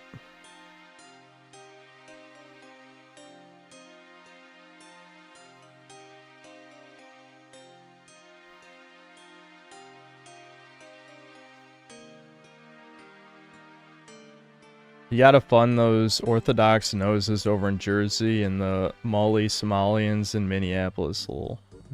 Yeah. What happened to Ricardo? He just hasn't been here. I don't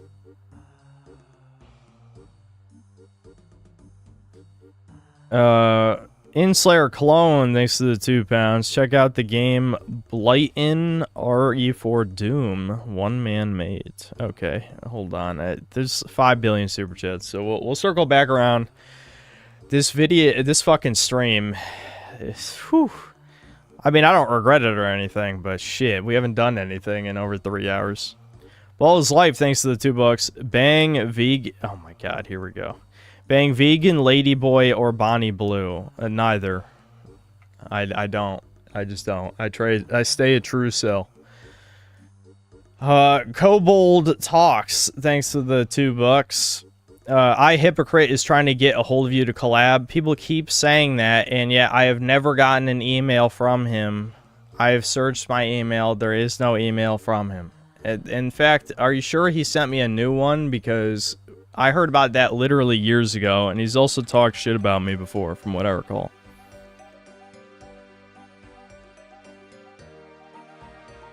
Yeah, I don't have anything from him. I don't know. Am I searching something specific?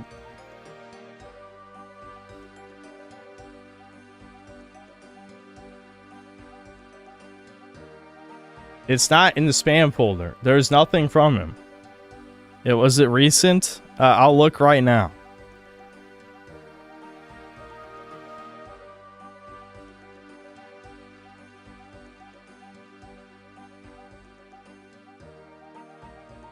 Oh, a Doomer story ended up in here. That's not good.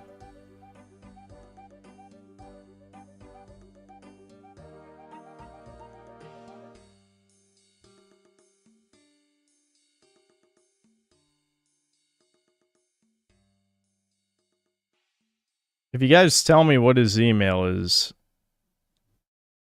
maybe I could find it. But I don't think he messaged me anytime recently. I'm gonna be honest. Maybe he messaged the wrong email. I don't know what email he has, but... Again, he talks shit in an ironically hypocritical way, given his name. So I'm not sure I would want to talk to him anyway. Hypocrite went on a tirade against gaming in general on Twitter. Yeah, I just don't care. Anyway, Retardigus, thanks to the 21 months of membership. Watch Why Is India Like That by Basic Logic. Yeah, I've seen a few of his vids. They're pretty good. We can watch that. Jimmy Cougar, thanks to $2. High Memory Runner. Okay. Whoa. Why would you even... I don't know. Whatever. Die Brav, thanks to the 5 reals. Japanese dev, we need to heckin' evolve or we'll die as an industry. And a juice box, I wonder what that means.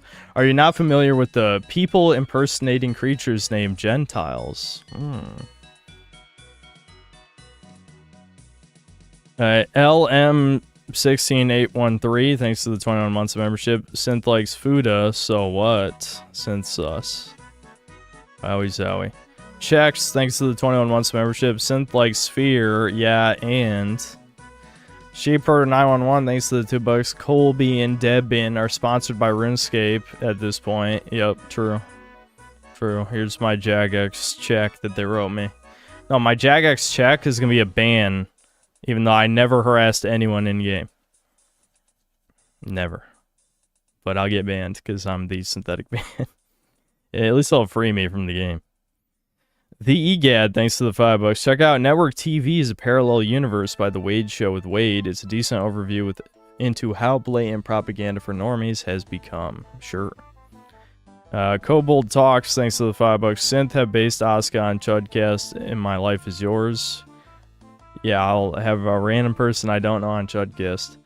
Chudcast might be dead, by the way. I'm not completely decided yet, but since Devin doesn't care about Chudcast... And I'll be honest, I don't care as much about Chudcast anymore. Chudcast might be dead.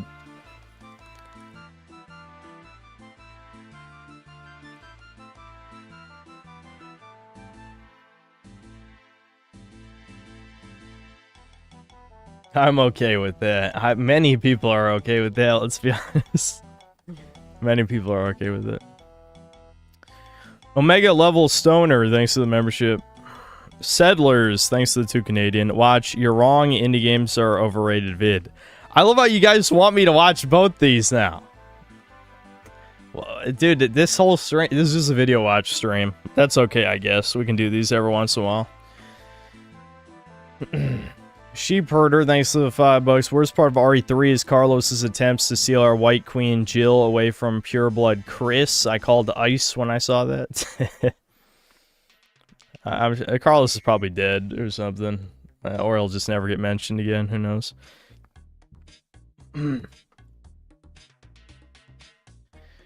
John Madison, thanks to the membership. And Darth Raider, thanks to the $5. Have you ever watched Ranting for Vengeance? Yes, we've reacted to one of his videos before. I watched some of his Punisher vid actually today, I believe. Today or yesterday. Yeah, I've heard him before. He's kind of like you, but for movies and comics, only he doesn't dissect media as well as you. He's very angry. I respect the anger. Angry Ginger, that's a great combo. Hereupon XC, thanks to the 21 months of membership. Give us a gold Star of David because we're your top golems. No. No.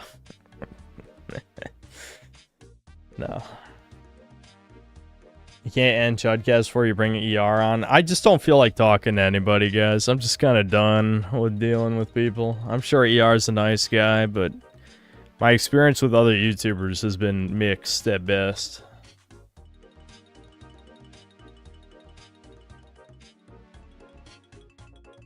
The Griffin Gaming Chudcast is the Half-Life 3 podcast. Yeah. I think Chudcast is just, it's on indefinite hiatus. It'll be back with the Griffin Gaming episode if it comes back. That's the deal at this point. Oh yeah, I forgot. I had come up with stipulations in my head. The stipulations for Chudcast to come back are twofold. One, Devin has to care about the podcast, which I'd say is pretty unlikely. And two, I have to be invited on a real podcast. Those are the two stipulations, and I don't think both those are going to happen. I would bet on neither one of those happening, actually, if I was a betting man.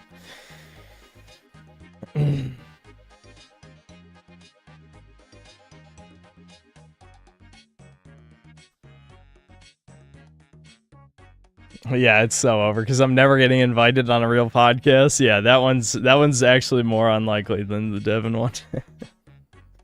Oh wait, I just read that. Undead Warrior, thanks 3 months of membership. Dragon's Dogma today? Probably not at this point, because it's already 11 o'clock and I've only seen one video, so probably not.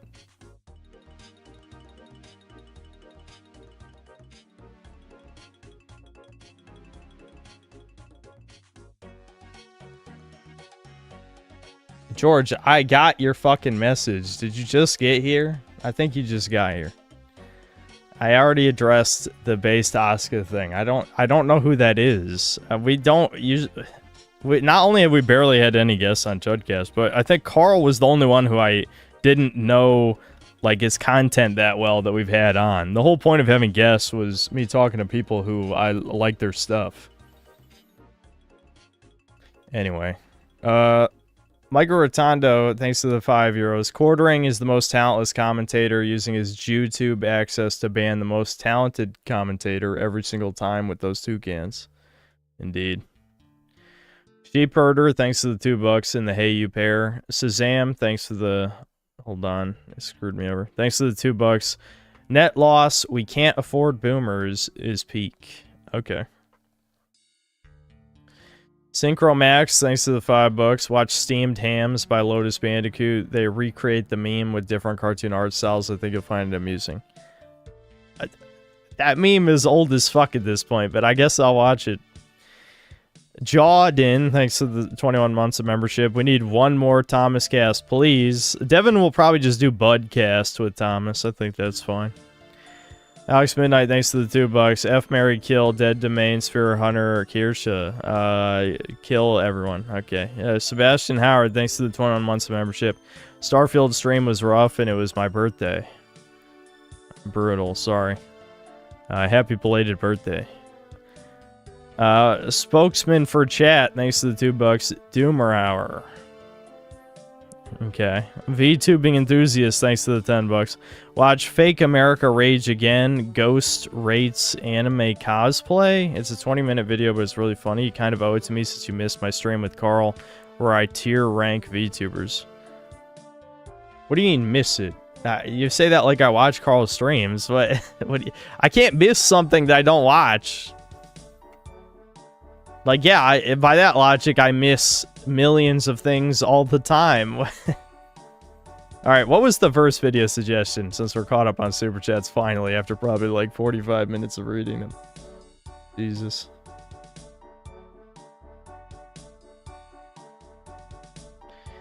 Well, let's start with overrated indie slop for the hell of it, because I feel like I promised to watch this video like 2 weeks ago, maybe even 3, considering this came out 3 weeks ago.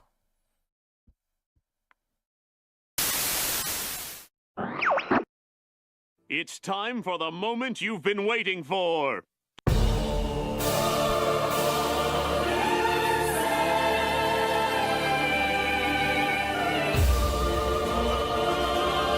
Get on with it. Bitch!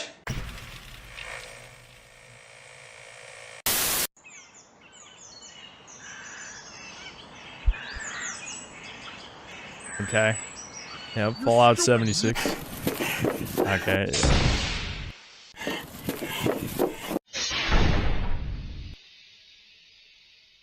Welcome down for the video with Silver. Well, it's about time you lazy UHE.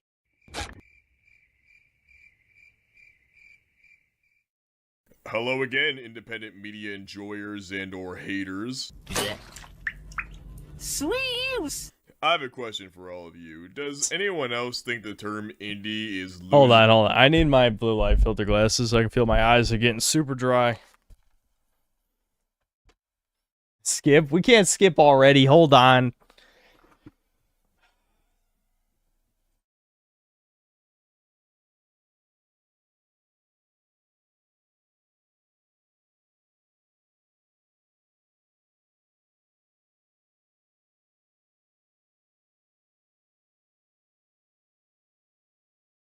I actually have no idea what the hell I did with them. Where are they?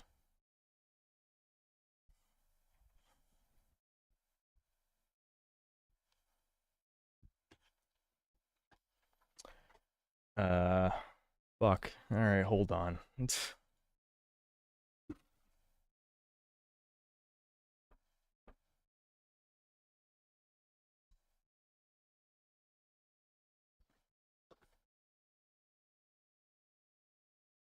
Alright, I found him.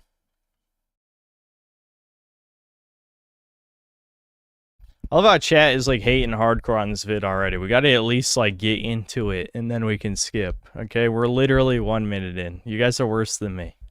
Its meaning and becoming a buzzword for marketing hot garbage by corpos and frauds? Join me today as I finally yap your ear off about my disgruntled mood with the independent media scene. So let's just hop right into it, shall we?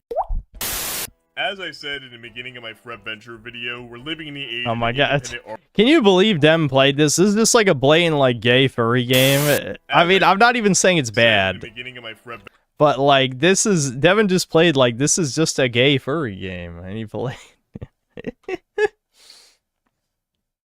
What's ironic is Devin finally tried Demon Tides and he's like, dude, this is like troon shit. And I actually kind of agree, but at the same time it's like you play like gay furry games. Like Demon Tides not as bad as these.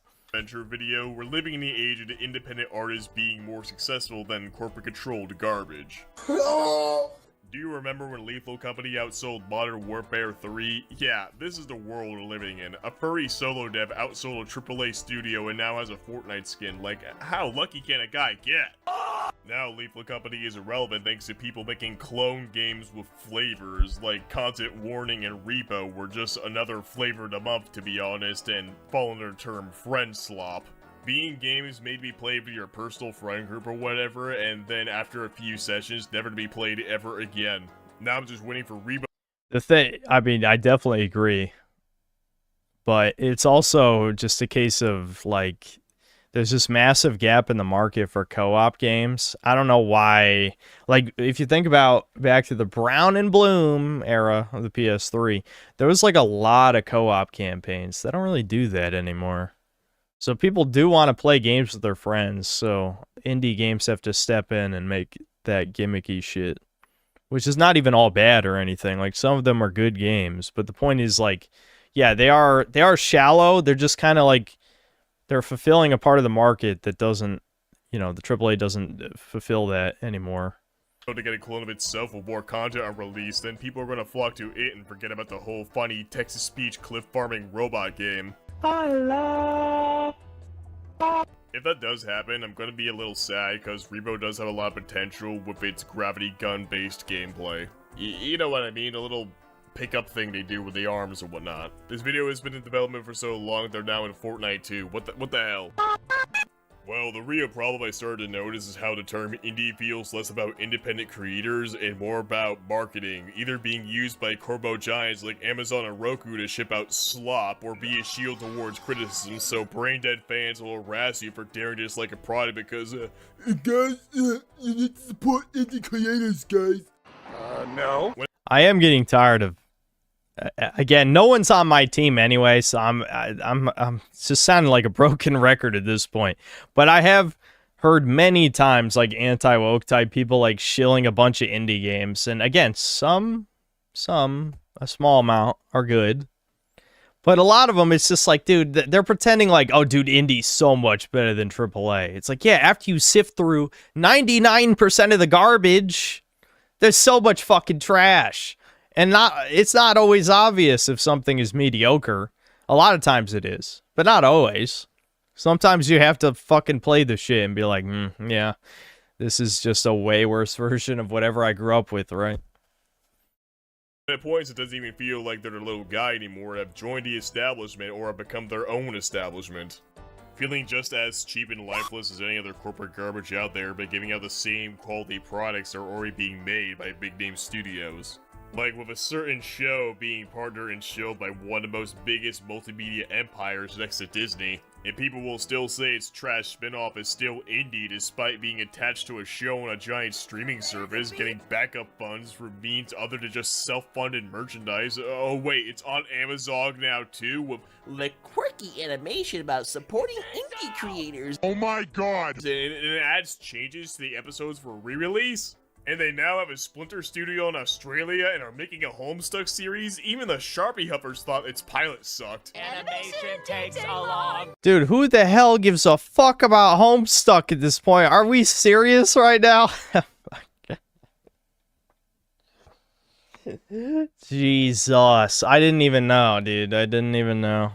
Series, even the Sharpie Huffers thought its pilot sucked. Animation takes a long time.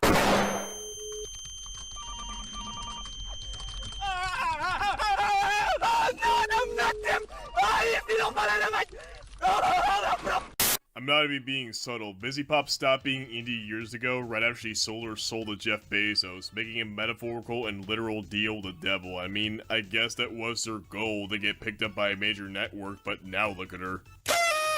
Wow. Nice Guinness World Record that even your own fans are smart enough to know is fake. Same. Hold on, what was the Guinness? Hazbin Hotel holds the Guinness World Records title for most, what was that, on-demand? Most in-demand animated TV show. In demand. What does that mean?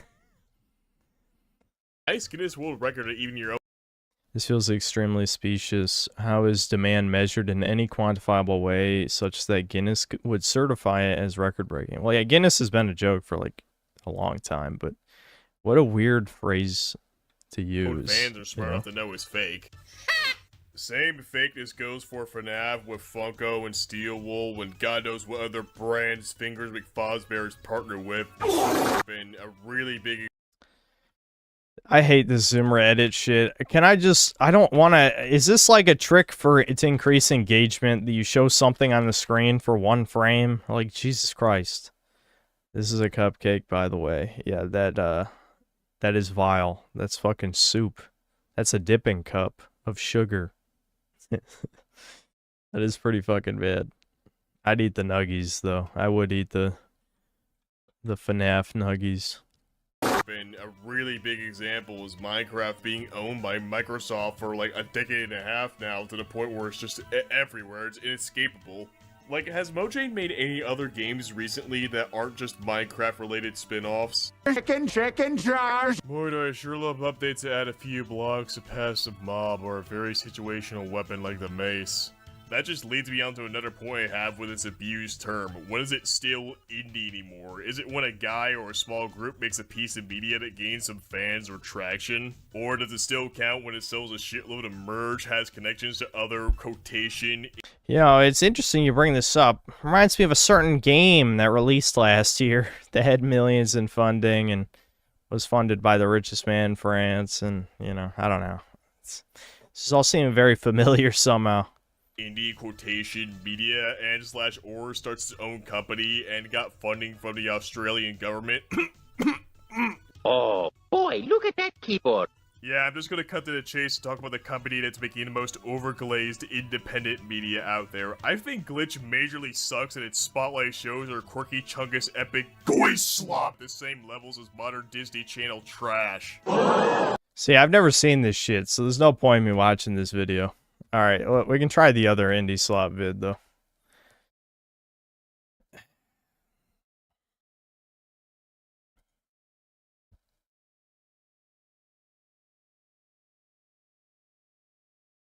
How many times, when a friend of yours has tried to get you to download an indie game, have they described it as, it's like a AAA game you like from 15 years ago, but worse? As it stands right Yeah, exactly. That's my problem with indie in a nutshell, isn't it? now, AAA is attempting to please everybody and pleasing nobody, and indie is only pleasing a small handful of people at a time. Yeah, I mean, I sort of said that in my Crimson Desert not review. It's like the devs are making the games for themselves. It's like, I get, obviously you don't want to, people are not able to reconcile that something can be simultaneously a product and art at the same time. Like, no one ever says movies aren't art because they have to be sold to an audience. Like, you still have to make something people want to see, right? And a lot of indie devs are fucking freaks, you know? So when they make something for themselves, it only appeals to themselves. AAA games no longer take risks with their mechanics or themes and bore the hardcore audience, while indie games tend to be unpolished, obtuse, or otherwise limited in scope. Whenever you criticize something AAA, everyone tells you to play indie. Whenever you criticize the indie scene, everyone just says you must be a AAA-loving idiot. I think they both suck. Let's run through some popular indie games real quick. Fortune's Run. It's like Deus Ex mixed with Doom. I'm gonna be honest, I don't think I've even heard of this, and he said popular indie game. I mean, maybe I should know what this is, but I'll admit I don't know what this is. Cool idea. The developer went to prison and will not be finishing the game anytime soon. Ooh. $20. Also, big problem. The game isn't fun. Very positive. Project Silverfish. It's like Stalker, but made by furries and fucking hit. Okay, I'm glad I wasn't the only one who had never heard of it. That is funny, he went to prison, though. Hideous. Also, has less content. It costs more than Stalker does. Very positive reviews. Mouthwashing. It's like David Lynch made some. Hold on, and it had like what? It was like a scaly pro tag? More than Stalker does. Very.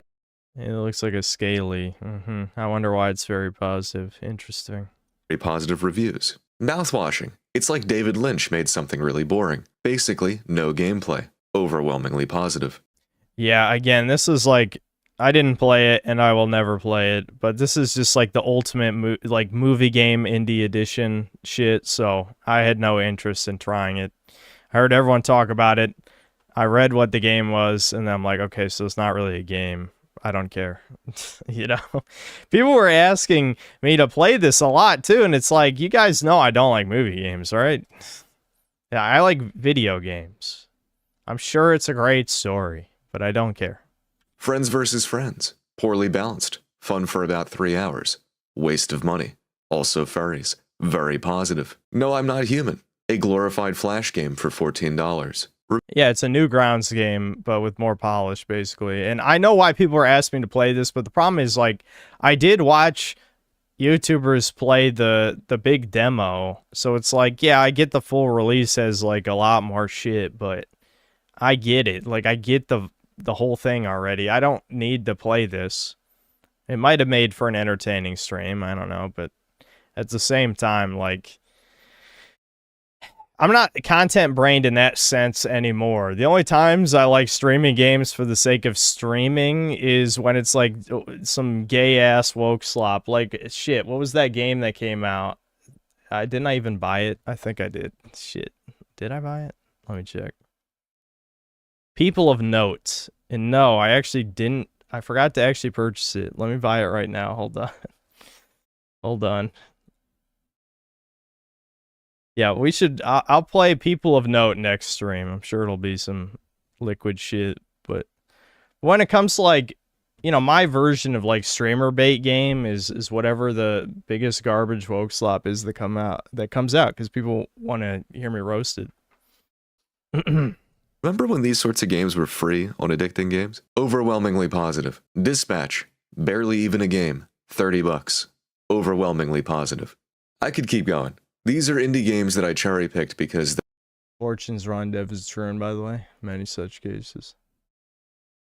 They are of notably higher quality than most. Still, whenever I cave and pick up an indie game a friend recommended to me, I am almost always disappointed. For every Terraria or Kenshi or Cruelty Squad game there is, there's 100 terrible wastes of money with passable Steam reviews. Most people, myself included, do not have the patience or the willpower to waste time and money on a game that is most likely going to be shit, or will be entertaining for about 2 hours in exchange for 20 bucks. I'd rather go see a movie, and I don't even like movies. That way, at least I'd have something to talk about. Very based. Holy shit. I literally have the exact same opinion. I would not even change one word in that sentence. That is exactly how I think as well. Exactly. The reason I'm more interested in talking about double and AAA trends is that there is an expectation of quality in those sorts of games. Not so with indie games, where failure is the rule and not the exception. Ah, shit. My internet is fucking up. I see it, Chad. I see it. What the fuck? Why is Verizon doing this to me? What did I do to deserve this?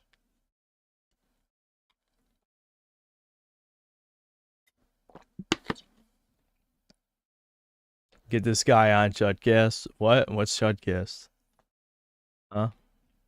What's I don't know what a Chudcast is.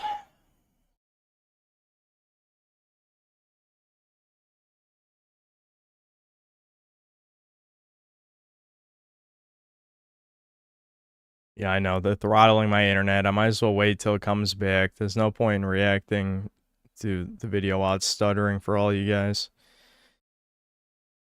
I would almost rather they just fucking turn it off for a second. Because, yeah, now I'm just awkwardly sitting here while I wait for Verizon to stop being a little bitch. I mean, Devin even went to bed already, so it's not like it's because of him using it. It's typical ISP scumbag shit. Allegedly, the dev killed someone. That's fucked. Israel heard me talking shit. I love Israel, though.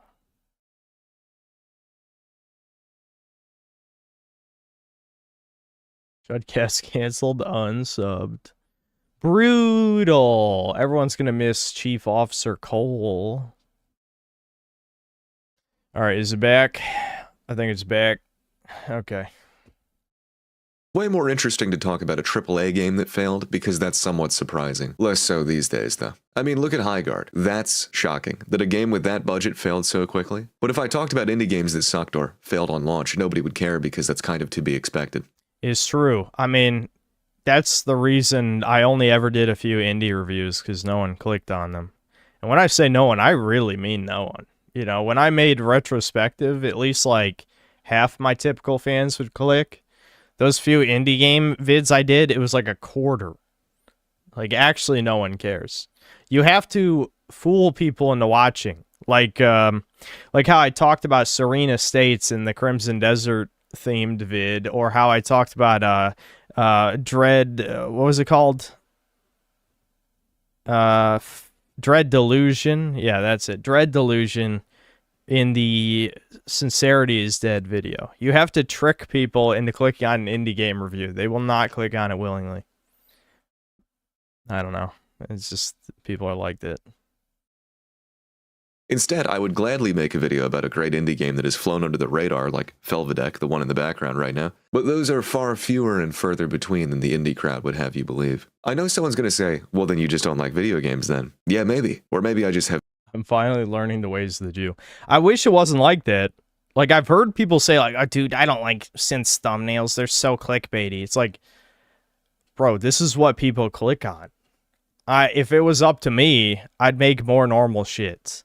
But the only way you can get away with more normal shit is if you make really good videos, or at least videos that appeal to a very broad audience. My videos are basically unintentional rage bait. You could argue maybe intentional in the sense that I know the reaction to what my opinion is going to be. But the point is, I have to emphasize, this is what I think about the thing. And then they're like, oh my god, I can't believe he thinks that. And then they click. And then they write a stupid comment because they didn't watch the video. like that stupid ass pinned comment. I did pin a comment on the last vid because like it's clear the dude listened to some words and then just wrote a retarded comment. It's like I don't know. For those of you who don't know, there's a comment that said something like, "Oh, this guy, why is he complaining about a level 1 starter ship getting blown up in the end game stuff?" It's like, first of all, that's not a starter ship. I literally got killed in the end game Starborn ship. And in a fucking Bethesda game, I mean, you can definitely argue that I should have had a segment in the video, especially to pad its length even further to get to 20 minutes. I could have had a segment in the video talking about how stupid it is that Bethesda wants to force you into a jack-of-all-trades build to invest points in the Starship combat because the combat was not optional in the DLC. And the retard, who I pinned, wrote in a reply to someone else that the cruise mode is optional. It's not optional in Terran Armada. They force you to cruise mode fly to the incursions every time. You cannot fast travel to the incursions. So he didn't even play the DLC. What a fucking fag. Oh my god. So yeah, that annoyed me. I gave him a pin of shame. Taste and value my time. The fact that the furry slop dog shit with no polish was only made by 2 dudes who were freezing to death in Siberia over the course of 20 years does not in any way make the experience of playing it more fun. That is the justification I typically see whenever I tell someone I'm not interested in an indie game, or that there's not enough stuff there for me to want to spend money on it. Oh, well, it was only made by a few people. Oh, well, in that case, let me enjoy it just as little as I otherwise would have.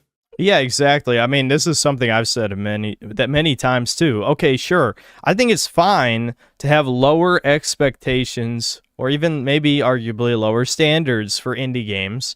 However, if the game, you know, the quality of the game is below my minimum standards of enjoyment from a video game, I'm not going to play it. I don't care if I shouldn't expect more. I'm not going to have fun playing the game, so I'm not going to play it. It's pretty fucking basic. Who cares? Like, I don't care if a game was made by one person, or 1,000 people.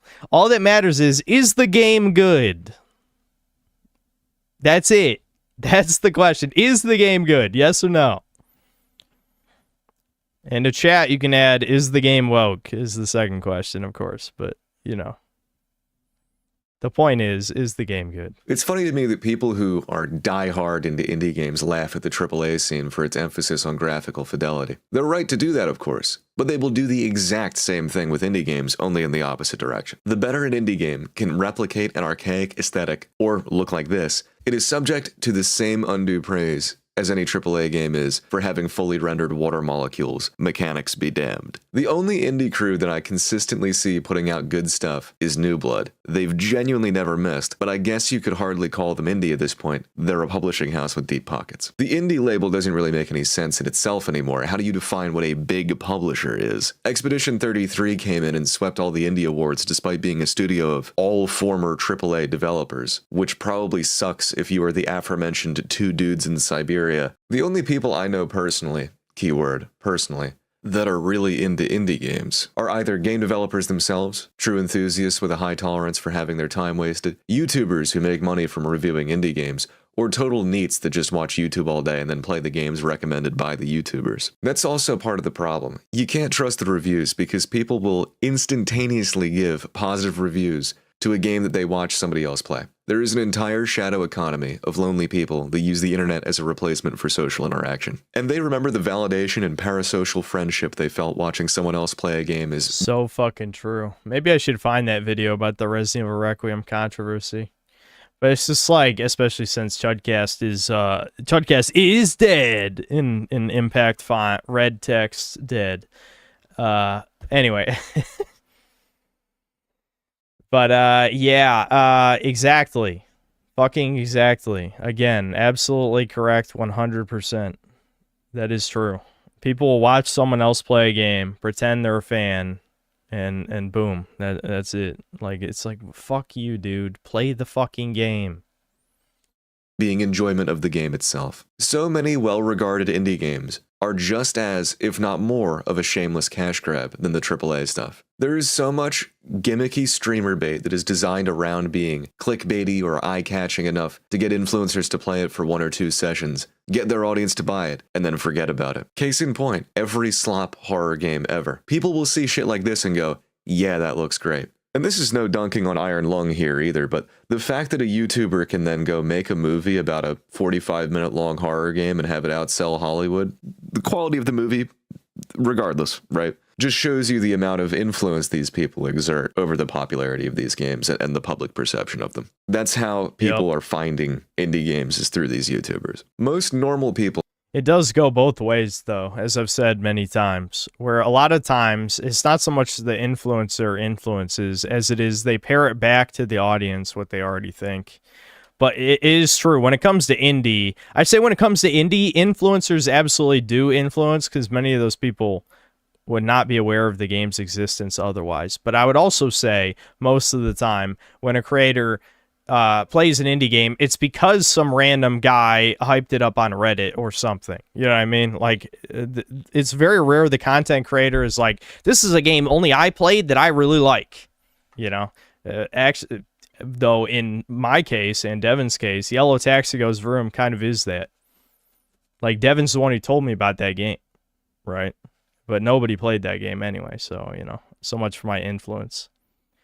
Don't trawl through the Steam catalog to find a game with 300 reviews that may or may not be fun for 3 to 6 hours in exchange for $20. Most of them do not want to spend $30 on a Metroidvania-style game, even if it is good. Really, it reminds me of the nerdier aspects of jazz. Certain jazz fans will say, that bass is really creamy, and it is by far the worst excuse for music you've ever heard in your entire life. That's how I feel when someone tells me about how much I will love the hottest new indie rape simulator made in RPG Maker.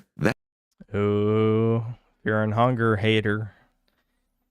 Good, hate it.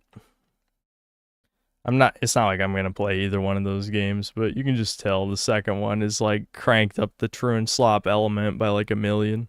I mean, literally in the case of one character, but still.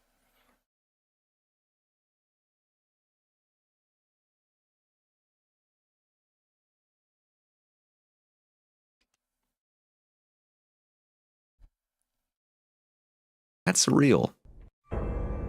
Oh, okay. He immediately showed Fear Hunger. It's like, I think it was pretty obvious what he was referring to, but he did show it on the screen. Yeah, okay. I got you.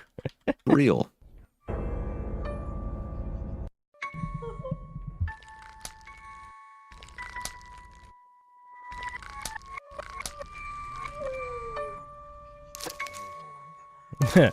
Yeah, well, at those overwhelmingly positive, this is another game. Fear and Hunger, just like Persona 5 and I guess Resident Evil Requiem, it's a game where the majority of people probably didn't even actually play the game. Or if they did play the game, they played it for like 5 minutes.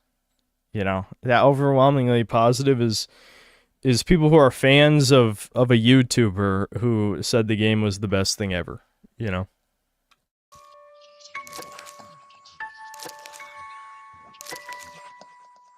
Most story-driven indie games basically go, everything good is bad, everything bad is good, and then you get kicked back to the main menu and they spit on you for spending money. The ever-present trend of fucked up miserable people writing fucked up miserable stories persists. If you can't see that, I don't know what to tell you.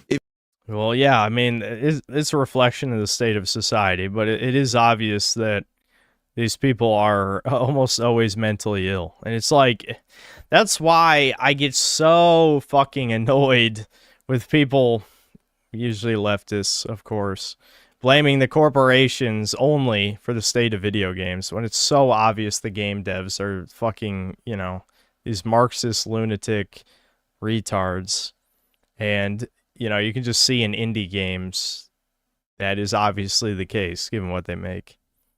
If you don't like having your soul tormented, you just don't enjoy games then. These sorts of things remind me of those film dudes that are deeply unnerving and every movie they recommend to you deals with some sort of horrific, sexually deviant subplot. Anybody who's ever hung around film people will know exactly what I'm talking about. There's one in every group. Certain people love being transgressive for transgression's sake, and no thanks, I'm normal. A lot of these indie games have a fixation with the whole emotionally scarring equals deep thing. I really do not know what the rape child subplot in mouthwashing ads aside from getting people to talk about how fucked up it is. It's lazy writing if you're not 14 years old, but you will still be browbeaten over how you just don't get it. I'm not shitting on indie development. Yep, media literacy, am I right? That's because there's a connection between the whole 14 years old thing. It might have something to do with women, perhaps. Yeah, you start to see a connection here.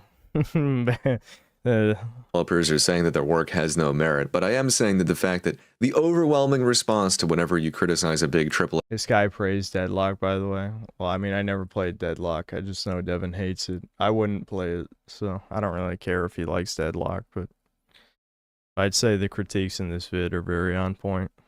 project is, dude, just get into indie games. It's dumb. Indie is an increasingly large niche because of Steam and social media, yes, but it isn't replacing the great games we grew up with by any stretch. There was a time where you could walk in a GameStop and most of the games that you would see on the shelves were good. Now we've got people going, yes, you have to dig. People cope about this so hard. Again, it's like the Zoomers who refuse to play old games. But genuinely, I even see on V like this revisionist narrative all the time that's like, dude, people are really nostalgic for the shitty Brown and Bloom era. It's like, yeah, the average game back then was like a 7 out of 10. No shit. Like, yeah, of course I'm nostalgic for the time where even the bad games were good. I mean, are you kidding? Are you kidding? Compared to now, I'll take a generic fucking third-person shooter, even if I dunk on that genre. I'll take that over 80 to 90% of modern games. Through this pile of trash to find an inferior version of a game that came out 20 years ago. And that's a good thing. There's a reason indie developers don't necessarily stay indie for very long. The indie scene is a great way to cut your teeth as a developer and get your name out there, and there are quite a few genuinely great and memorable games. But the average person just does not have the time to find the few needles in the giant haystack. The math doesn't add up for your average person. They'd rather spend $70 on one game they know all their friends will play for the rest of the year, rather than spend $10 to $15 a few times on a few pieces of assorted, unproven niche games that they will likely enjoy for 1 to 3 hours each. I don't really understand what all the coping is about. Grown-ass adults will get genuinely mad when you point out that the fact that you can find an indie game with 40 Steam reviews that caters directly to your personal niche doesn't change the fact that the games that most people play are not good. The core of the issue is that there are not enough good games being made. There's been a decline in quality overall, obviously not even just in games. Ideally, both indie and AAA should be great. Not one or the other, or in this case, neither. Personally, I'd rather us just receive AAA games in the veins of those 15 years ago, rather than leave it up to those two guys in Siberia to make an imitation of something that was once good. Yep. Well made. Felt like one of my gaming is dying videos. This has 7... How does this have so many dislikes? Like, this isn't even like... If you compare this vid to my vids... This isn't even that edgy. Dude, I fucking hate normies. Like, how the fuck does this have this many dislikes? Are you kidding? Thanks, Bob. Yeah, I saw that come up as well. Yeah.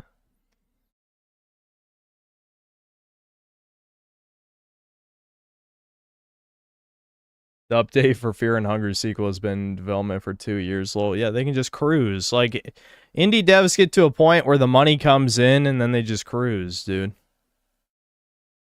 They get lazy, which I don't blame them. I'm like that too. I'd be the same. But it is sad to see if you actually like the games, of course. But bad games are garbage, whether they're AAA or indie. Bad games are bad games. End of discussion. I don't care how it's made. Yep. This video is literally when you agree with someone's opinion, but they express it in such an annoying and obnoxious way that you low-key don't want to agree. How the fuck was this annoying and obnoxious? This guy, someone, you need to be beaten more growing up, evidently. Evidently.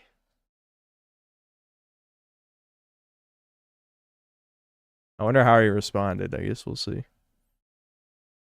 That seems to be the running theme of 2026 YouTube. More preamble ramble than actual topic, and the discussion of the topic is so annoying that you're left wondering why you bothered as far as you did.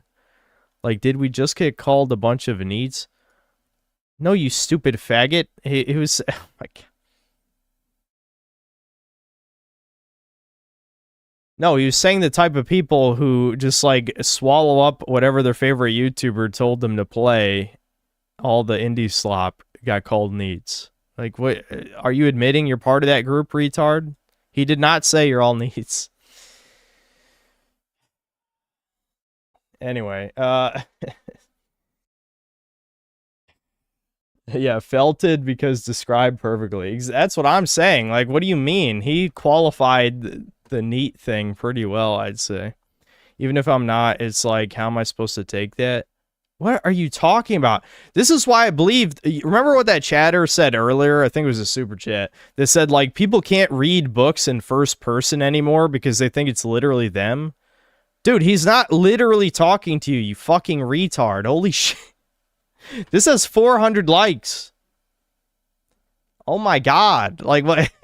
You think when I talk, like, to you in my videos, I'm literally talking to you specifically? Like, what are you talking about, dude? Anyway, whatever.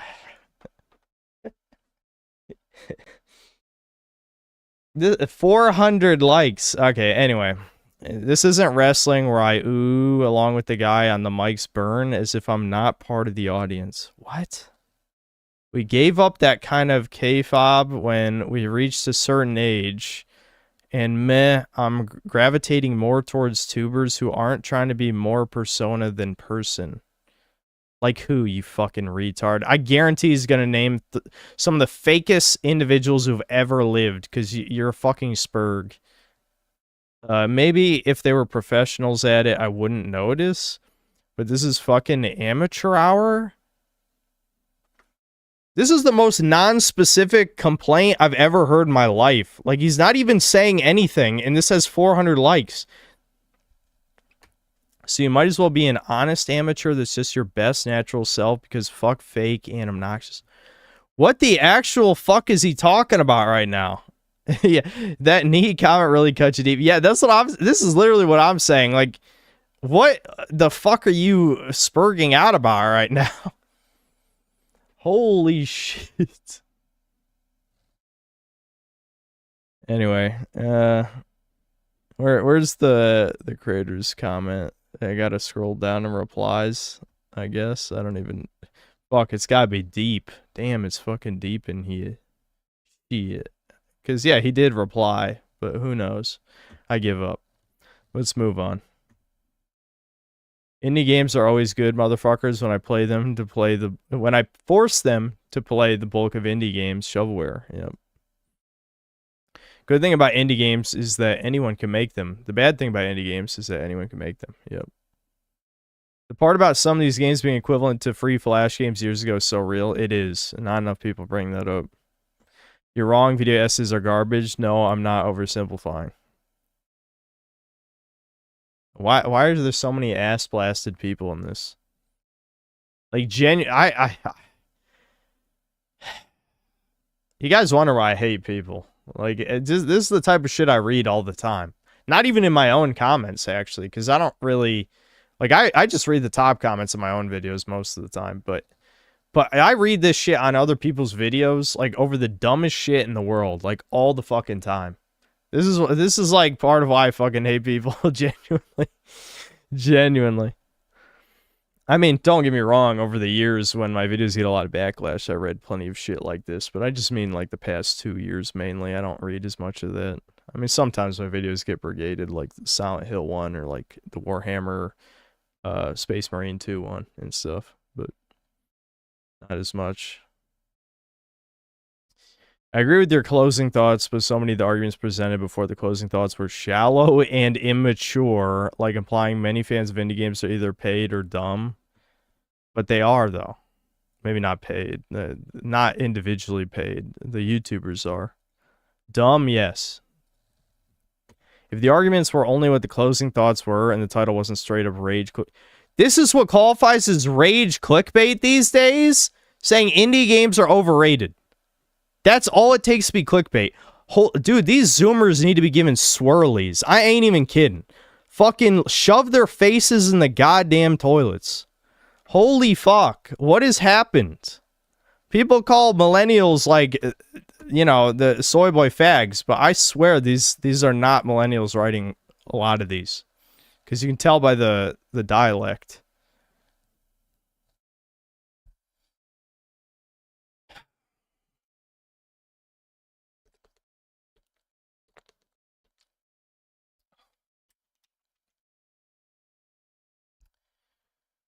Watch Death Battle. Haven't we watched enough Death Battles? All right, hold on. I'm just curious about some of the, like, I don't understand how this got so much rage.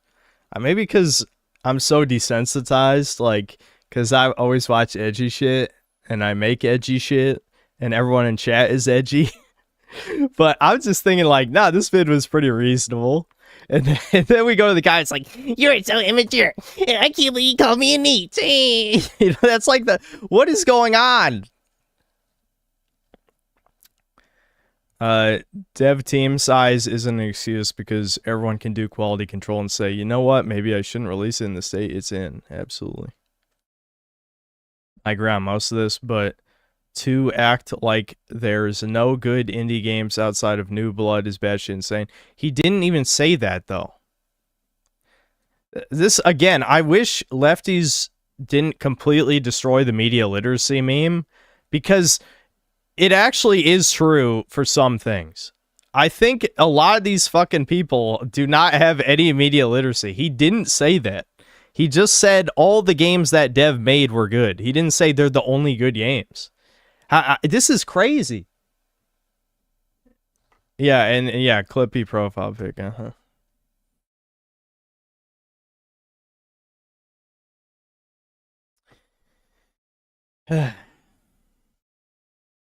Yeah, so many don't have the comprehension to understand the vid. Yeah, exactly. This is just bizarre. I wonder what he said to this. I feel like this got brigaded by Reddit or something. I just feel like the way this is, or Twitter, Reddit or Twitter. Damn, he's really slow on the responses. He's got to be faster on that, you know? Whatever, who cares? Let's run through a popular indie game. Starts with 2 literally unknown indie games. That's true, actually. That's a legit criticism of this video, but that was probably the only problem I had. I'm a fan of indie games. Looks inside Celeste, Hollow Knight, Undertale. Yeah, that's a lot of people. True. I'm a guy who likes indie games, but I'm so fucking tired to see video essays stop playing AAA, go indie every time. Yep. Because I already know how indie became a nostalgia milking conveyor of popular genres. It's not better than AAA now. Yep. See, there's plenty of people here who understand the point of the video, and then there's like random people spurging for no conceivable reason. Okay, I think we got the point across. All right, what was the next video suggestion?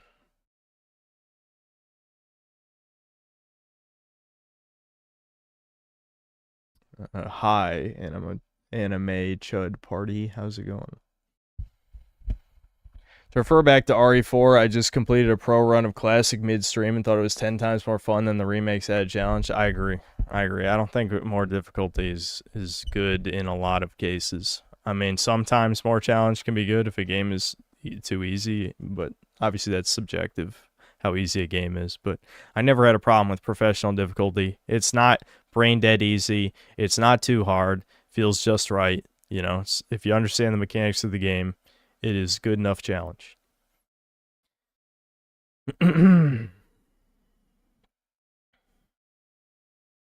All right, I didn't mean random people in chat. I was hoping you guys would remind me, but I understand, you know, everyone else forgot just like me. So I'm scrolling. I also have a backlog of some that I never got to before. Let me check that real quick. Oh yes, there was a... I know me and Devin, and I think it was the last Chudcast, right? We kind of just talked over Spree Snooters vid. I don't know if it was, this one. I could probably actually watch some of this, since me and Devin didn't really watch it. I'm not gonna watch it from the beginning, because I just want to get to the part that's talking about the game. Because, like, the ideology thing is, I don't know. I just want to get to the game critique part. I think we're about there, though. Those characters were never concept Norwooding bitch who goes by Ma'am. I initially had a lot more to say on this, but in hindsight, I don't fucking care anymore, so let's talk gaming. Returning to the concept of strong foids existing in games since the start, while there is truth to that, you'll note that those characters were never conceptualized as the equivalent of men. Resident Evil is an example I often see cited. After all, the first game back in '96 offered a female campaign alongside a male one, and so did its sequel, while the third entry was female only with a male intermission in the middle. However, in the first Resident Evil game, Jill's campaign is significantly easier as she has more inventory space, she has better guns, she can pick locks, which further reduces backtracking, and a veteran of the Force named Barry helps her throughout the game, while in Chris's campaign, you have to look after a female rookie named Rebecca, who will die if you don't save her. Really, the only advantage that Chris has is that he can take more damage, but he also fights more enemies, and on top of all of that, in certain versions of the game, it literally tells you that Jill's route is easy mode and Chris's is hard mode. Resident Evil 2 applies this gendered difference narratively, where Leon's route centers around Umbrella's involvement with the outbreak. It's his first day as a cop, and by the end, he's fighting bioweapons and miscegenating with an exotic oriental spy. Meanwhile, Claire... If only, but that didn't happen. Unfortunately, or fortunately, depending on how you look at it, he pre-ordered Sherry. He pre-ordered her. It was never fucking built up in any other game, but apparently that's what happened. Begins her route searching for her brother, and as the game progresses, she comes to care for a young girl named Sherry, in the process clashing with Sherry's mutated father and essentially adopting her by the end of the game. In other words, Leon's campaign is an action movie, while Claire's is far more domestic. Granted, she also fights zombies. I have an Ari Vendetta. I can't remember if I watched that or not. The movies are very, very slop, and I don't hate them. Like, I think I watched 2 of them, but they just felt like nothing movies to me. The animated ones, yeah. Is distinctly feminine, and on that, just like Jill in the first game, Claire's arsenal includes the overpowered grenade launcher, which can trivialize combat counters, while the men rely on conventional small arms like shotguns and revolvers. The third game also does... Yeah, until you get the custom Magnum, that thing is pretty strong. But yeah, the grenade launcher was definitely a really good all-purpose weapon into... Something similar narratively, where Jill is a survivor, and Carlos is a mercenary sent in by Umbrella to kill zombies and rescue civilians. The Carlos sequence begins right after the Clock Tower Nemesis fight, where after carrying Jill to safety, he then shoots up a few Umbrella facilities with his AR in order to obtain a T-virus vaccine to save her. While the rest of the game is inventory management and survival horror, Carlos in general is far more action-oriented, saving Jill numerous times and successfully solving his problems by shooting them. Carlos is given a decisively more masculine role in the game, just like how Leon investigates a conspiracy while Claire looks after a child, or how the difficulty screen in RE1 is a gender reveal party, which is also true IRL. The point I'm making isn't that the original Resident Evils were super based or anti-woke. You know, that's Code Veronica. Pilot mode. I can't switch over to manual control. As we all know, back in the day, all around the world, women had to fight extra hard for their basic human rights to be acknowledged by their... I love how a man is saying this. Isn't that great? ...male peers. Cross-dressing freak! The point is...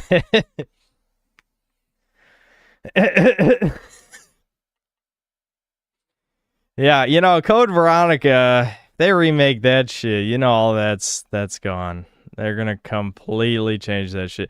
I love, you know, it's always these fucking leftists who are supposedly huge gamers, you know? They say gaming is always woke. They always ignore shit like that, of course. Yeah, Code Veronica, definitely not politically correct.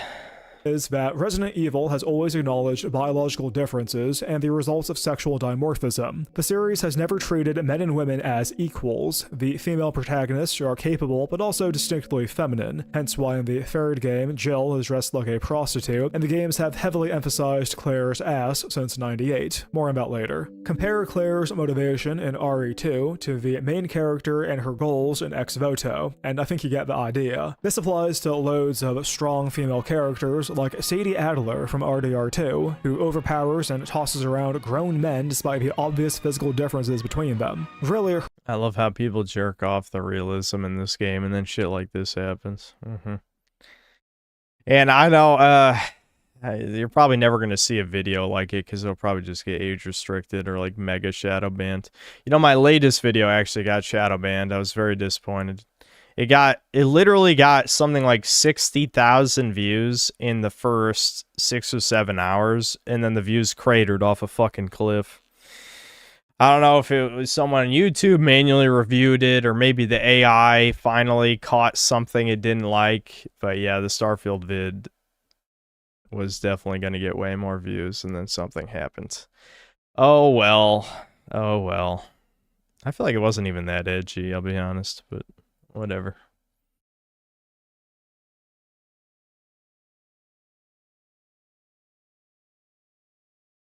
So sorrowed.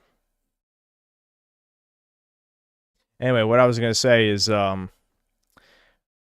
many times I've considered a video in my head something like the lack of fantasy, something about the lack of fantasy racism or just racism in general in modern games because it offends people, and I just can't help but think how fucking stupid it is. That like Arthur Morgan is this figure of like modern masculinity. Like, yeah, he loved all peoples and shit. You know, my mind's going off on like 5 tangents because like I'm already feeling a little tired. But I'm now being reminded of the Scirocco video that went viral where he like tied up a feminist and had her be eaten by crocodiles or whatever.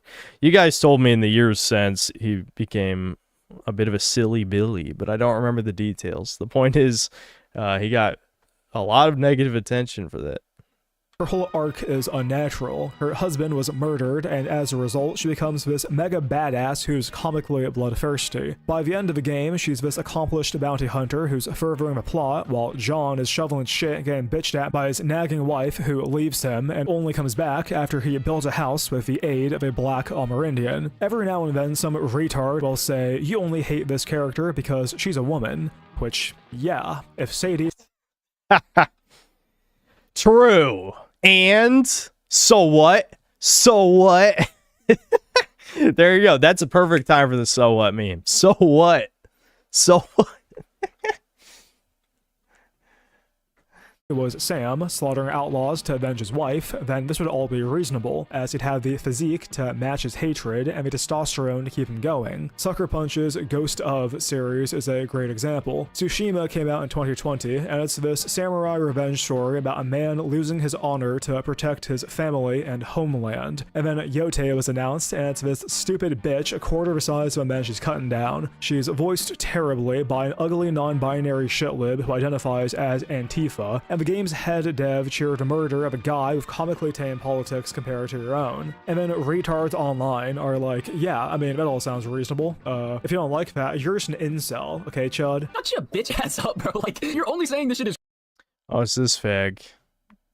Yeah. This fucking, I don't even know who the fuck is watching this, is retarded ass Zoomers LARPing as Spider-Man or some shit. But it's just like, people, all this fuck does is like response videos. He's responding to me, he's responding to Griffin, he's responding to, you know, the 2 chuds, Type 2 Productions and shit. It's like, who the fuck is watching this retarded Zoomer pretending to be Spider-Man? Like, what the fuck? Who, man? Who is watching this fucking trash? It wasn't even... I tried watching his response to Type 2 Productions. Like 5 minutes in, he hasn't even gotten to any critique. Like, holy shit. Holy shit. Ugh. Cringe because it's a woman. Yes! It is cringe because it's a fucking woman. It's... Got him. We fucking got him.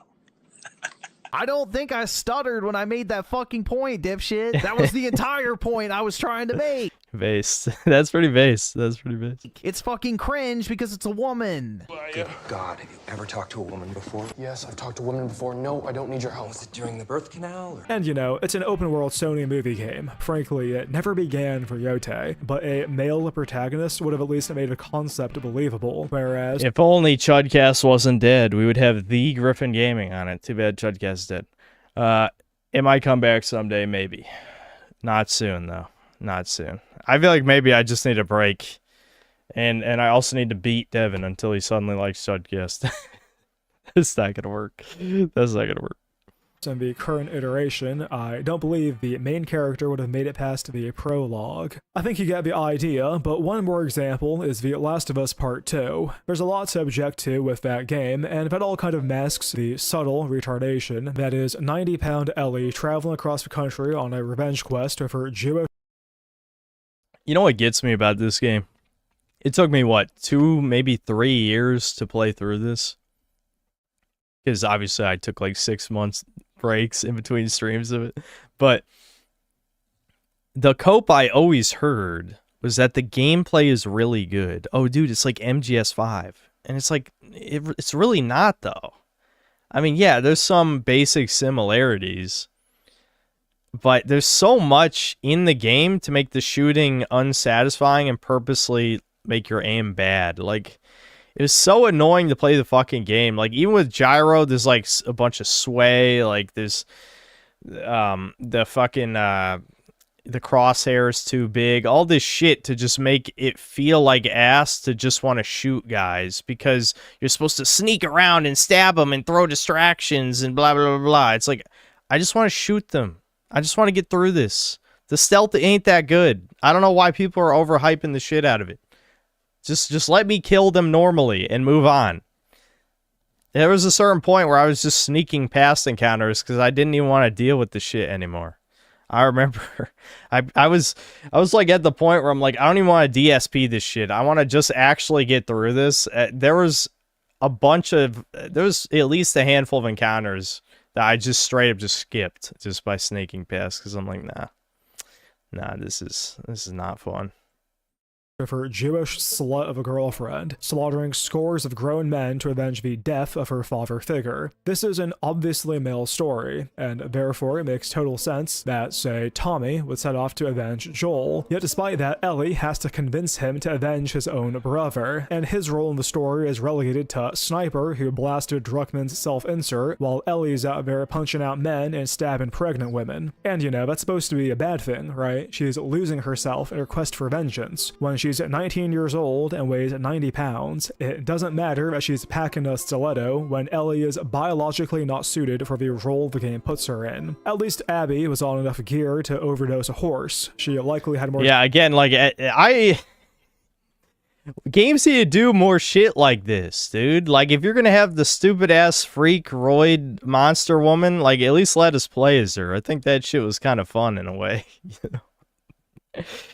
Like, I agree. Like, this shit, yeah, I'm fine with this in, like, sort of like, it's so bad it's good kind of way. But I think a lot of devs, they kind of pussy out. Like, imagine if in Immortals of Avium, we got to play as Zabby or something. Like, at least then I would remember a part of the game in my head.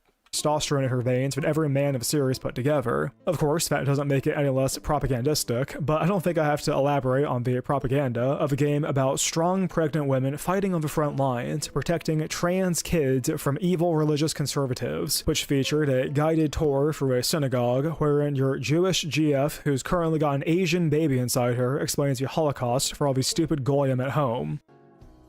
Yep. I think there's a resurgence of anti-Semitism because at this point in time, Europe has not yet learned how to be multicultural. And I think we're going to be part of the throes of that transformation, which must take place. Europe is not going to be the monolithic societies that they once were in the last century. So yeah, women are weak and biologically not suited for the role of men, not physically nor mentally. With that in mind, why do certain women get a pass while others don't? How come no one called Nier Automata woke, or complained about the women from Fire Emblem or Final Fantasy? The answer very simply comes down to the intention of these characters. Rather, that these characters are all intended as objects of desire. Now, to be clear, the argument is not, it's okay because I can crank it. Rather, because these women are objects of desire, it cements the fact that the intention was to create a fantasy. Returning to the women of Resident Evil, Jill has jiggle physics in the 01 remake on the GameCube because the entire concept is a male fantasy. She's not meant to be empowering, and that's why she's dressed like a whore in the third game, while Claire has her feminine virtues emphasized even for polygons. I think Ada is the best example of this, this. She's a mysterious secret agent sent in to recover the virus, but her actual mission... It's crazy how you're not even actually allowed to do the femme fatale archetype anymore, because it has evolved into just like girl boss. Not only are they not allowed to be super hot because that'll trigger every woman, but also they can't even be like the traditional... They can't use their gender, their female charms. No, they just straight up beat the shit out of giant men with their fists. In the game is tempting Leon to betray his race, something she ultimately fails at as revealed in the latest entry. That's basically her role throughout the series.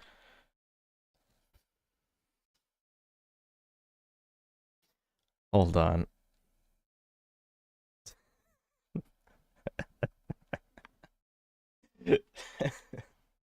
That's basically her role throughout the series, most obviously the case in the 4th game. There's literally zero reason for Ada to wear a skimpy red dress on a secret mission beyond the fact that it's a male fantasy, and there's nothing wrong with that. Gaming as an industry was created by men for men. There is absolutely nothing wrong with making games that appeal to men. It's not a coincidence that the golden age of gaming was during a time when the industry as a whole accepted that fact. With that said, it's also worth elaborating on what exactly a male fantasy is. While Eye Candy is an obvious example, I mentioned Fire Emblem and Final Fantasy because the male fantasy provided by those games aren't necessarily as pornographic as, say, Stellar Blade or Bayonetta, but rather the strong women are both desirable. Yes, Tifa, let's go! Let's go. I was wondering, I'm like, is it gonna be Tifa or Aerith?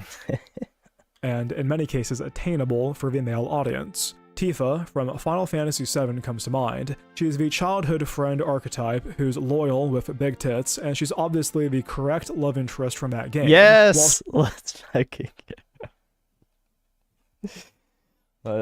She's also a badass martial artist. That's just additional flavor for the rest of the fantasy. It adds a tomboy spin to it. Now, if you made her an ugly, diverse, single mother and kept the martial arts stuff, then yeah, that'd be propaganda. An example is the brown assassin granny from Outer Worlds. Jesus, this...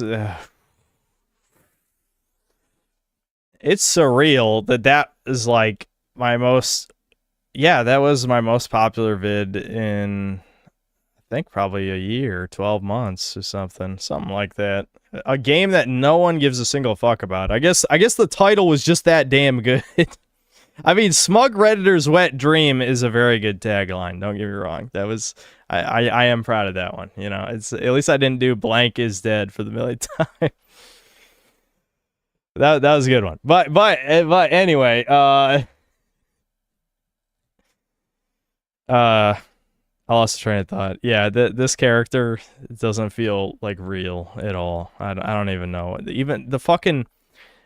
I even say like in the vid on screen, or it's like, yes, I didn't even point out her goggles pointing in the wrong direction because obviously that's just the devs telling you they didn't take any of this seriously. That's the joke. But there is no joke. She just is a mega badass grandma.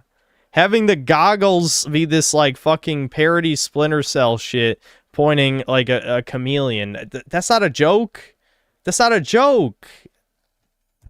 Too. But on a very basic level, Tifa is attractive, she likes you, and you can date her. As strong as she is, Tifa is an object of desire designed to appeal to the male gamer, and you realistically cannot compare her to the ugly lesbian from Ex-Voto, or really any female character who is interchangeable with a man. This also applies to Fire Emblem, a series with loads of female characters who have masculine roles and motivations, yet they're designed for a male audience. The Blazing Blade was the first Fire Emblem released in the West, and the first character you meet is a woman named Lyn. Her nomad tribe was wiped out, and the intro mission of the game involves Lyn fighting and killing a number of male bandits. The reason this isn't paused is because she does so in an oriental dress that, even with GBA graphics, you could see it goes up to her hips. While modern Fire Emblem is often written off as a dating sim, the older games also had elements of romance where you would pair units together, and this would lead to variations in the endings. The idea was that the game itself is a war record of the conflict, something enhanced enhanced by the permadeath mechanics. While Lynn's generic endings include going home and spending time with her family, the obviously better endings include marrying her to one of the male characters. The previous game, set 20 years later, starring their children, builds upon this, wherein the main character is a teenage boy and his harem includes his childhood friend, a tomboy, an oriental, an exotic dancer, a dragon girl, and lastly, his teacher. With one exception, they're all fully clothed and they're all physically capable women, and yet nonetheless it is obviously a fantasy for men. In case this is all sounding a bit too Indian for you, the point I'm making isn't that hot women makes propaganda okay. The point is that hot women are designed for the male audience. It's a fantasy in the same way that a strong woman is a fantasy.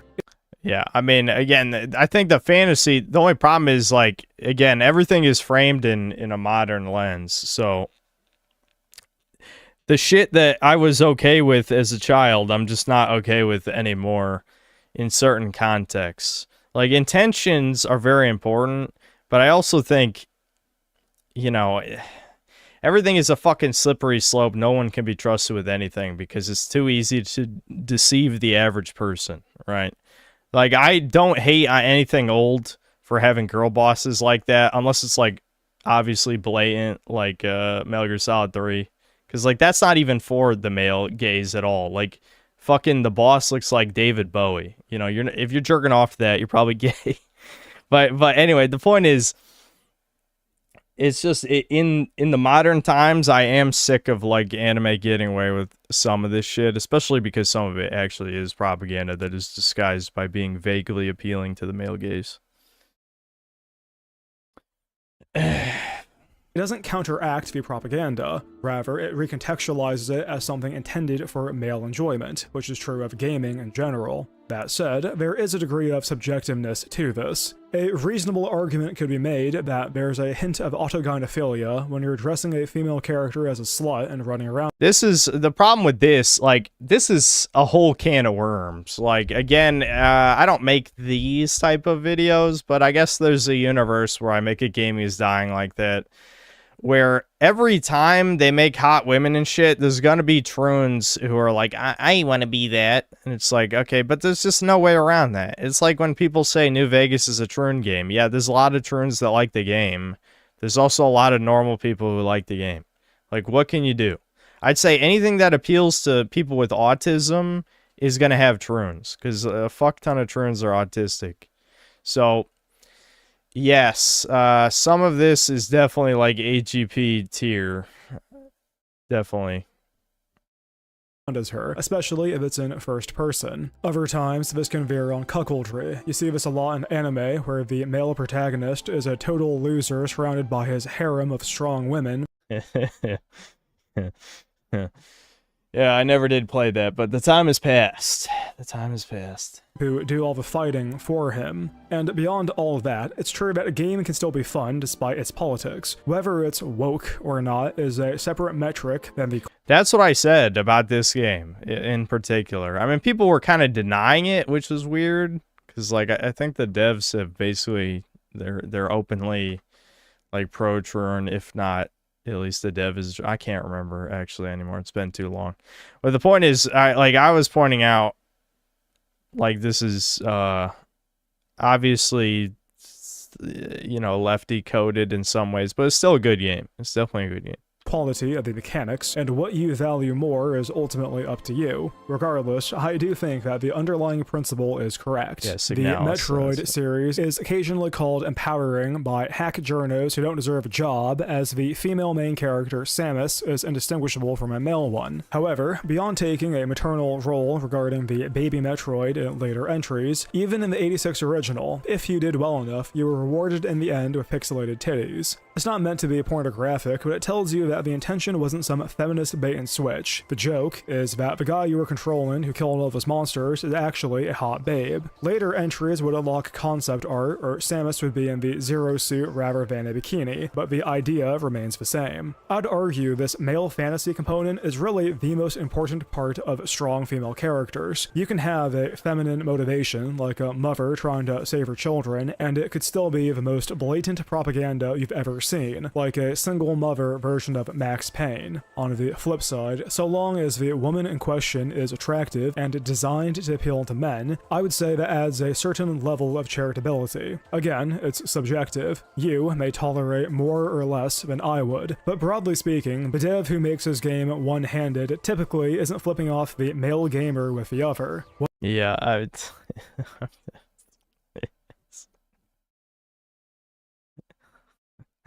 Yeah. Very woke. Clearly, video games are always woke. You can tell, yeah. What really proves this thesis is its antithesis. Modern games are full of ugly, annoying, masculine. I've seen, through my own fucking B-roll, I've fucking seen this scene so many times. People defending this scene, like, I don't give a fuck if Freya is the ultra mega god of gods, like the ultra goddess of creation. This is like the most cucked thing ever. Not to fucking mention, this is a classic case of you win in the game and lose in the cutscene. Because this is right after a boss fight when she's, you know, because she's a Valkyrie. She's in her Valkyrie armor, and this is supposed to be like a big moment. And it's just like, fucking, this is so fucking gay. This is the gayest shit in human history. Like, you defend this shit. Like, are you a person? No, you're not a human. I'll say it right now. You defend this scene, not a human being. I've spoken. Tags that demean the male characters, who are really just stand-ins for the goy cattle male audience that bought the game. Even if there's romance, it is not a male fantasy. Consider Mary Jane from Insomniac's 2023 Spider-Man 2. Can you believe this is my most viewed video? It is my Spider-Man 2 review.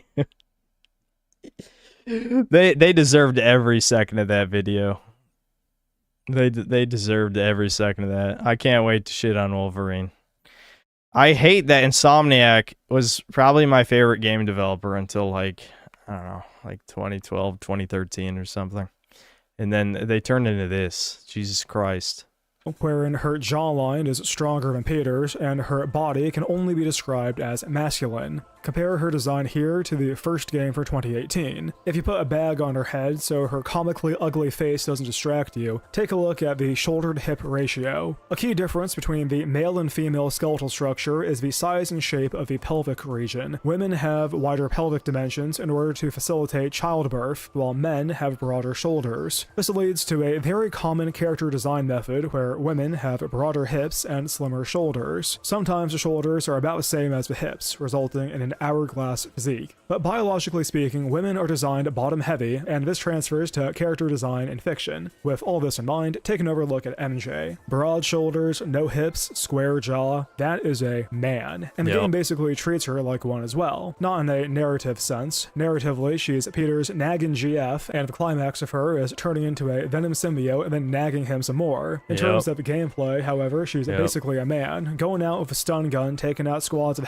Dude, this shit, like, I was busting, man. This is some of the hardest I ever laughed playing a AAA game, was sprinting like, like, holy she's a god, a fucking god. Just insane, dude, insane. That was not stealth. That was not stealth.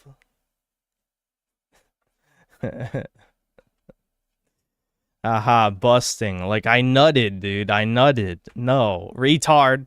I was laughing.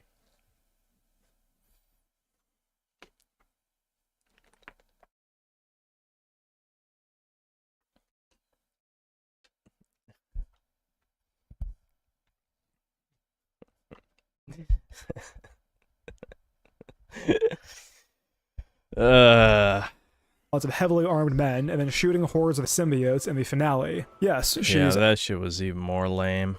Imagine wasting development time. And I remember there was, like, a dev who was, like...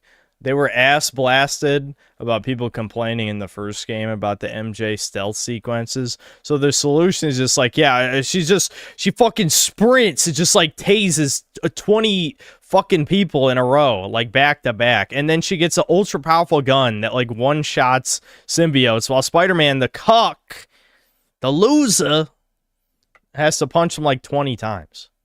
Feminine in that she's Peter's love interest and she nags him a bunch, but this is not a male fantasy. It's a little more than a Floyd Writer's therapy session disguised as strong female propaganda. On that note, MJ is a good example of a certain phenomena I sometimes see the centrist libertarian right-wingers trot out when it comes to women in media, namely that no one has issues with strong women, rather it's the way they're written. No one complained about Sarah Connor or Ellen Ripley, and yeah, that's true. No one in those circles complained about those characters, but if they were being logically consistent, they really should. There's a number of quotes from the creators of Alien on how the crew was initially conceptualized as unisex, and there's even a quote from Ridley Scott on how he believes in the equality of men and women. That's propaganda, and so is Sarah Connor becoming some mega badass in Terminator 2. Terminator 1 did it right. She's a scared woman protected by men who barely makes it out alive. You can argue that it makes sense she'd do some training as a response to what she's learned. You could even call it good writing if you suspend your disbelief, as women aren't typically so measured after high-stress traumatic situations. However, I don't see how you can deny that she's obviously taking a masculine role, and that exists regardless of context. It's not about the writing, as you can contrive really anything you want.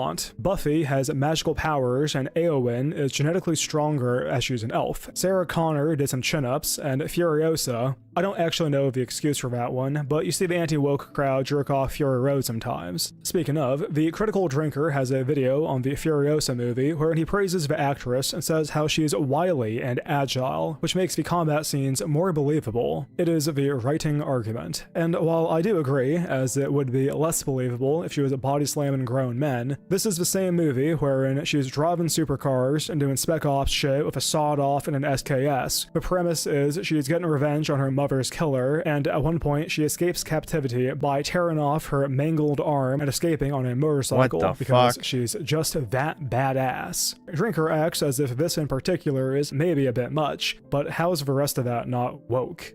He elaborates in a dedicated video on strong female characters, and again, it's all about the writing. Drinker talks about how fight scenes with good, strong female leads may include using the environment, surprise attacks, or improvised weapons to make up for biological differences. He directly cites Terminator 2. Sarah Connor was an awesome kick-ass fighter in Terminator 2, but the film never tries to pretend that she's bigger or stronger than the men around her. Instead, she uses weapons, the environment, surprise ambushes, threats, and hostage taken to even the odds. And it works. You believe that she could actually accomplish the things she does, and the natural result... I mean, no, I don't, because it's a movie, but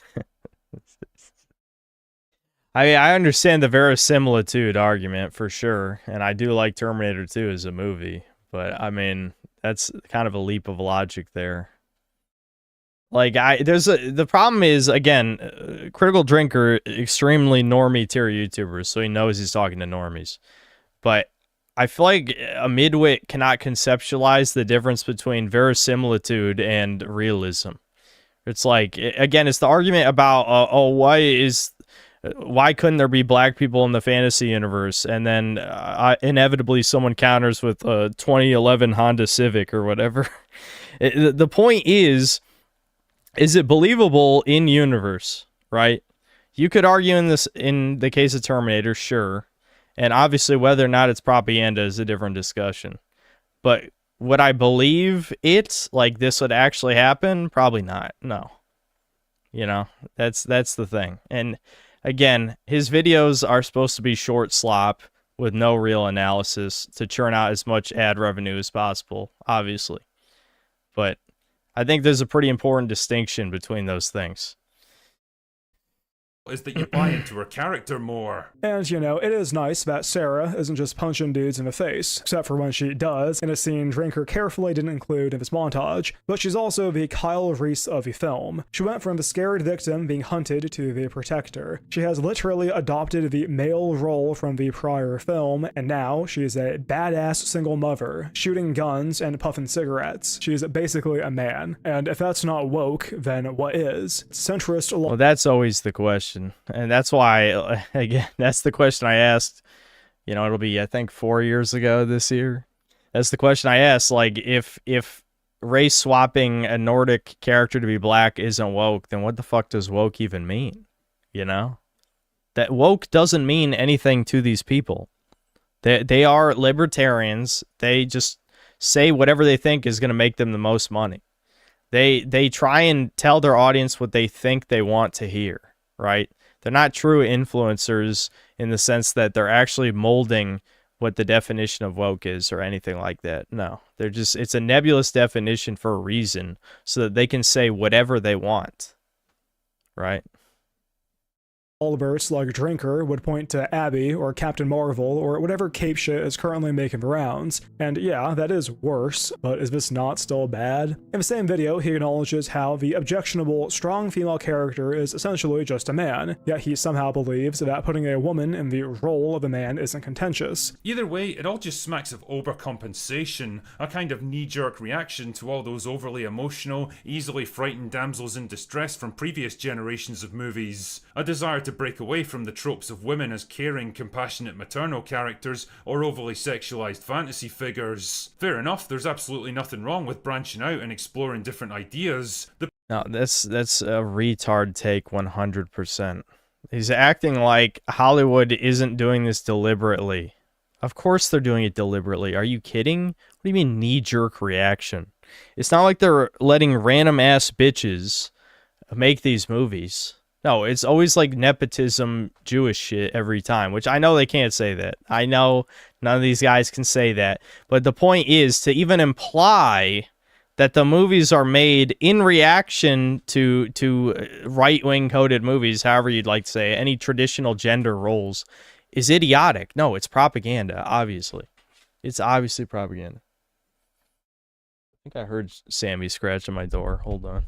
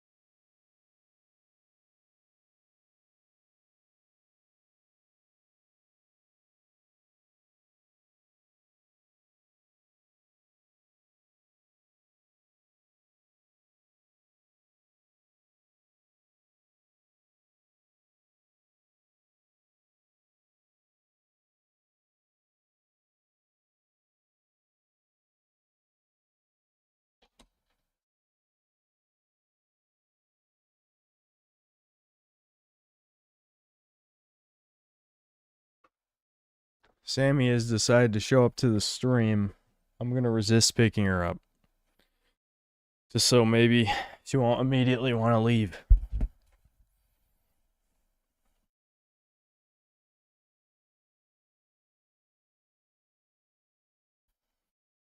Is Sammy woke? Anyway, let's continue. The problem is that if you take all those feminine elements away and replace them with nothing but the most stereotypical of male traits, then all you really end up with are women awkwardly pretending to be men. So to clarify, Drinker doesn't contest the ideologically motivated replacement of female traits with male traits. His issue is that the female traits were replaced with the wrong male traits. The woke left didn't just turn women into men, but toxically masculine men, and that's a problem. He made a similar argument in his video defining wokeness, wherein he stated that strong female characters in themselves aren't woke, and that actually it's a good thing they exist. There's also been plenty of lazy stereotypes of overly emotional damsels in distress, incompetent empty-headed bimbos, and overly sexualized fantasy figures. Needless to say, those ideas are dated and unrealistic. And oh my god. Imagine being a so-called anti-woke, and he just put that in his video. Holy I forgot. I actually watched this. Wasn't this years ago? I think I watched this vid years ago. I forgot he fucking said that. Like, again, if there was any justice in this world, he wouldn't have a career after that statement. Like, at what point does retarded-ass fans realize, like, oh, this guy doesn't actually believe anything? It's like, holy shit. Like, how do you hear that? What? I don't know. Whatever. Again, his fans are goy cattle, so it's whatever. Is recent decades have seen a change in those attitudes, with more and more stories presenting women as strong, capable, empowered, and complex. Great stuff, and a well-deserved rebalancing of the scales. Anti-woke? That you could put that in a fucking communist video. It would fit in pretty well, I'd say. In short, having strong female characters in your stories isn't woke. Well, the damsels in distress, empty-headed bimbos, and over-sexualized fantasy figures that he whined about are all distinctly feminine, while the strong women that he celebrates only differ from the ones he criticizes in execution. Of course, in this same video, he also states that I think most sensible, level-headed people would probably accept two things. One, raising awareness of social, cultural, and environmental issues isn't a bad thing.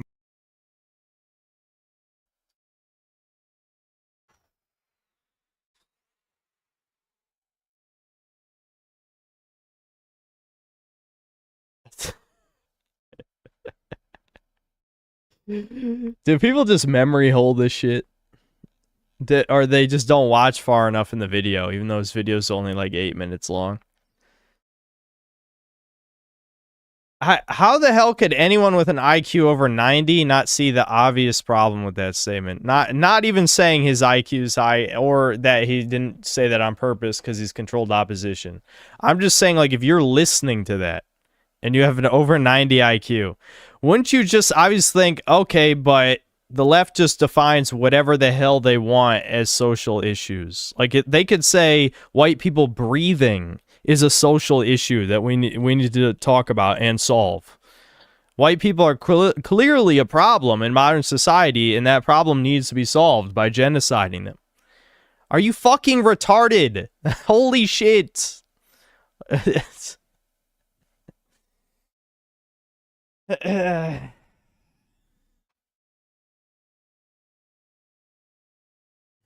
Yeah, I know everyone here knows he's a grifter. I actually have already seen this video. I saw it years ago. I think this video came out a few months after my God of War Ragnarok vid, if I remember right. I'm pretty sure I saw this. Neither is encouraging people to look at the world from different perspectives, or giving historically underrepresented groups or problems a bit more visibility and attention, or this is literally all leftist talking points. And he got away with this. He got away with this. Trying to move beyond tired and damaging old stereotypes. The point I'm making here is that incorporating progressive themes and ideas into entertainment is no different than incorporating traditional conservative themes and ideas. They're both just perspectives that the audience is invited to consider.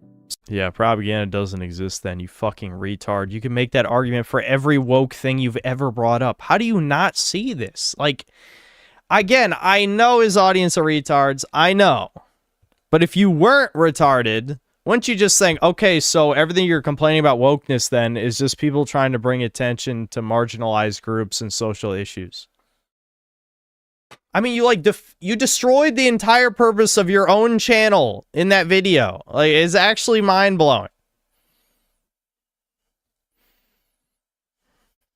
So maybe it really shouldn't be too shocking that he jerked off award-winning anti-white film Sinners, specifically praising the twerking and crip-walking scene, as that's black excellence right there. Do you remember that one guy baiting? That one guy baiting saying this movie's not woke because From Dusk Till Dawn exists or something. I don't know. I don't know who the fuck that guy was baiting, but he's a retard. It's not like I'm ever gonna watch this movie, so I don't really give a fuck. But it's like this is extremely obvious woke shit. There. That's the culture, white boy. White people don't even season day assault victims.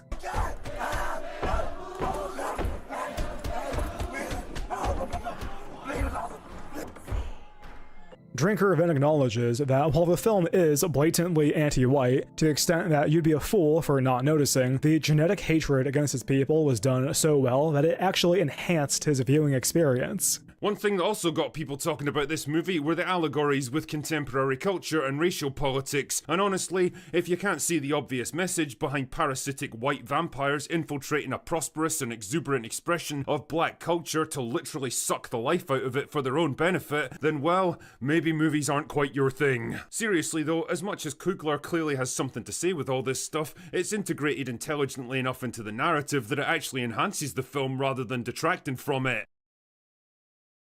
Okay.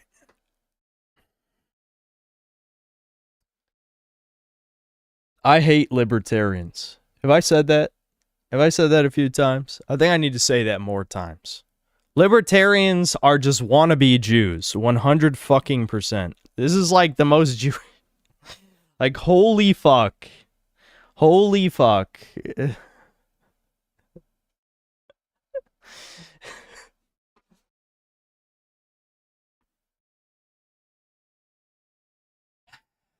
It doesn't batter you over the head with its message, but instead invites you to consider what it might be trying to say.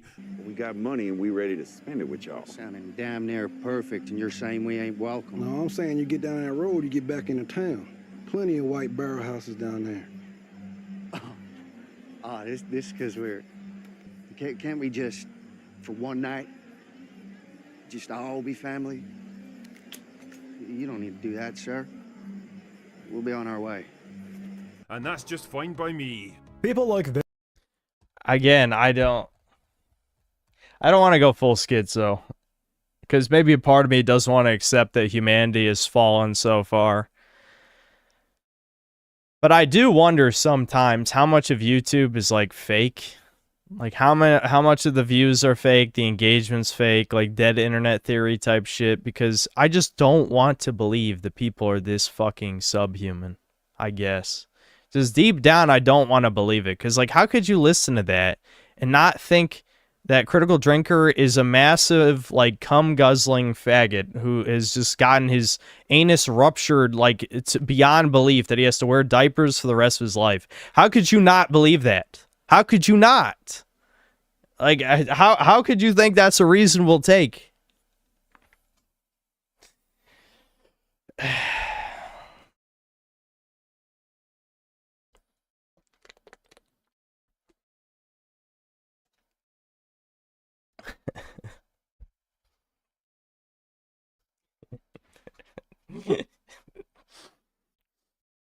Anyway.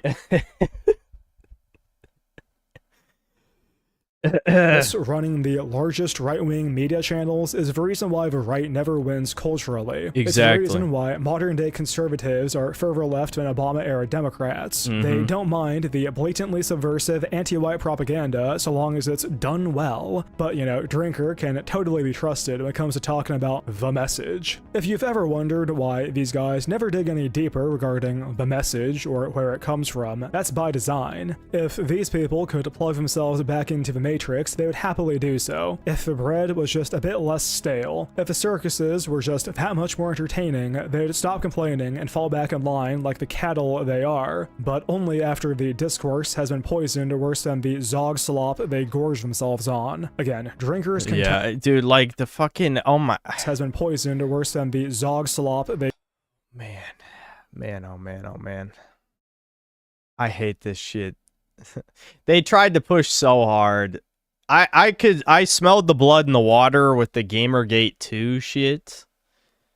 But like them trying to push the whole woke is dead thing, it's like, oh my god, you guys are I know you guys are fucking retards, but like you're really just gonna it's like the saying about like pissing on someone and telling them it's rain. It's like, dude, am I just not supposed to believe my lying eyes?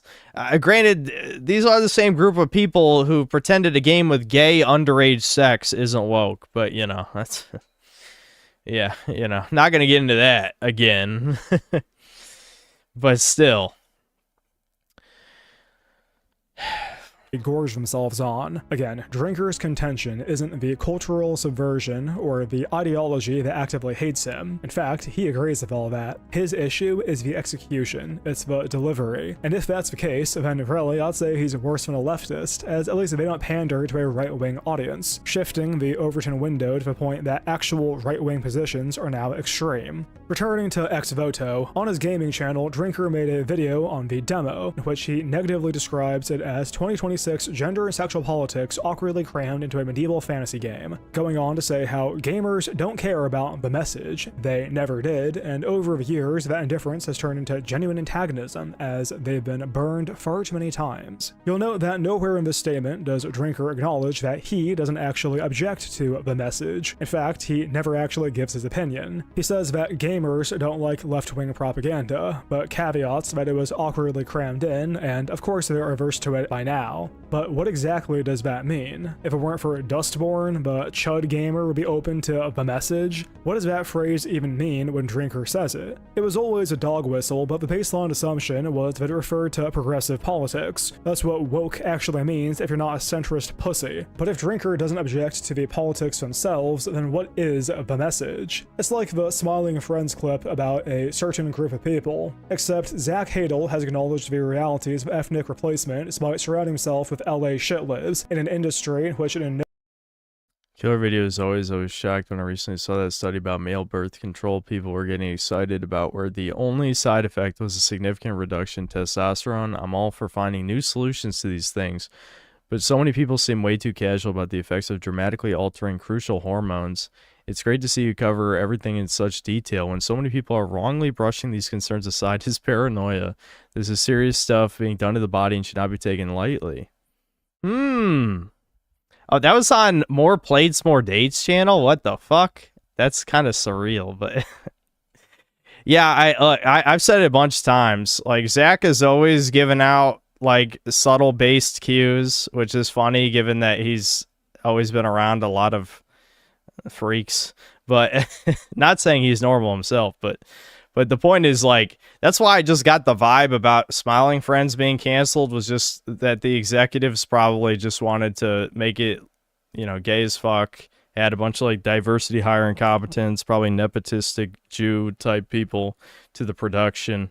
And him and Michael Cusack probably just like, nah, fuck this, we're out. Now, I could be way off base. I could be way wrong, but that is just my personal schizo theory. So, yeah. no way benefits him to stick his neck out. It's the opposite case of Drinker, who built his career shitting on lefty politics, and yet the best he can do is a dog whistle that relies on your beliefs, which he doesn't share. If it seems like I'm really ragging on Drinker, that's because I don't like him very much. But also, I think he's the best example of the centrist lolbert with a right-wing audience that somehow doesn't see grift, even with something as basic as ex voto. Like, you'll occasionally see videos on strong female leads from women, and they'll say something stupid, like how Sadie Adler is a good example of a strong woman done well. And yeah, that's retarded, but frankly, female creators are typically— This bitch is the most astroturfed gaming YouTube channel I've probably ever seen. She definitely botted her engagement 100 billion%. Not only did she spring up out of nowhere, but she had like 100,000 subs after like 2 videos or something. Nah, this is an absolutely fake and gay channel. 1 quadrillion%. viewed more so as entertainment than sources of wisdom. Drinker, however, isn't wrong out of ignorance. He's wrong because he doesn't want to be right on this issue. He does not agree with the right-wing— I don't think it's bots. Asmongold basically gave her subs. Same shit. Same thing. I mean, it's not real. It's not real. I mean, Asmongold himself ain't real. None of this shit is real. Israel. I mean, he's owned by Israel, basically. Well, he's owned by Night Media, which is owned by Disney, which might as well be owned by Israel. So there you go. Perspective, yet he makes videos on it anyway. The fact is, a woman serving in a male role is propaganda. This can be mitigated in various ways, but it's not about the writing or the execution, and it's not about Mary Sue's. If we take a look at some upcoming releases, you'll see what I mean. Take The Witcher 4 as an example. Ciri has magical powers according to the lore, so the combat may not bother normies, but how are we going to handle the romance? In every entry of the series, Geralt could get intimate with a number of ladies. I don't think the average male gamer is going to enjoy taking Ciri out to get fucked by a bunch of different guys, but even if it's a tame romance quest, it'll still feel pretty gay and frankly whorish. GTA 6 is another example of this. The tone is goofy enough that a woman blowing shit up and punching dudes won't be a deal breaker for most people, but what about going to strip clubs or hiring a hooker? The issue with these female leads isn't the writing or the context, rather, the issue is biological. It comes down to sexual— People always just go with the lesbian shit, which kind of cycles back to the AGP arguments. It's, you know, it's not even worth like fucking rambling about that shit. Well, actually, it is worth rambling about that shit, but but for the sake of time, I will not ramble about that shit. But yes, they'll have lesbian romances, probably multiple, obviously, but I mean, yeah.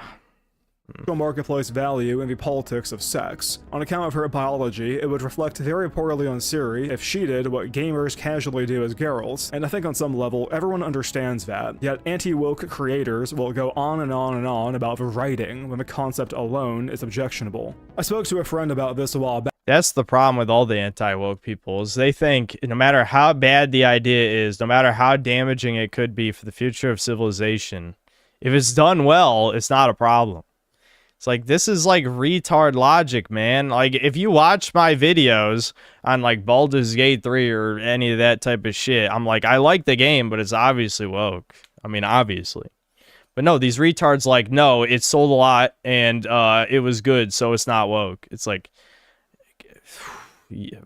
absolute fucking tards. Except I think they do it on purpose. So are they really retards? Their fans are definitely bigger retards than any of them are, for sure.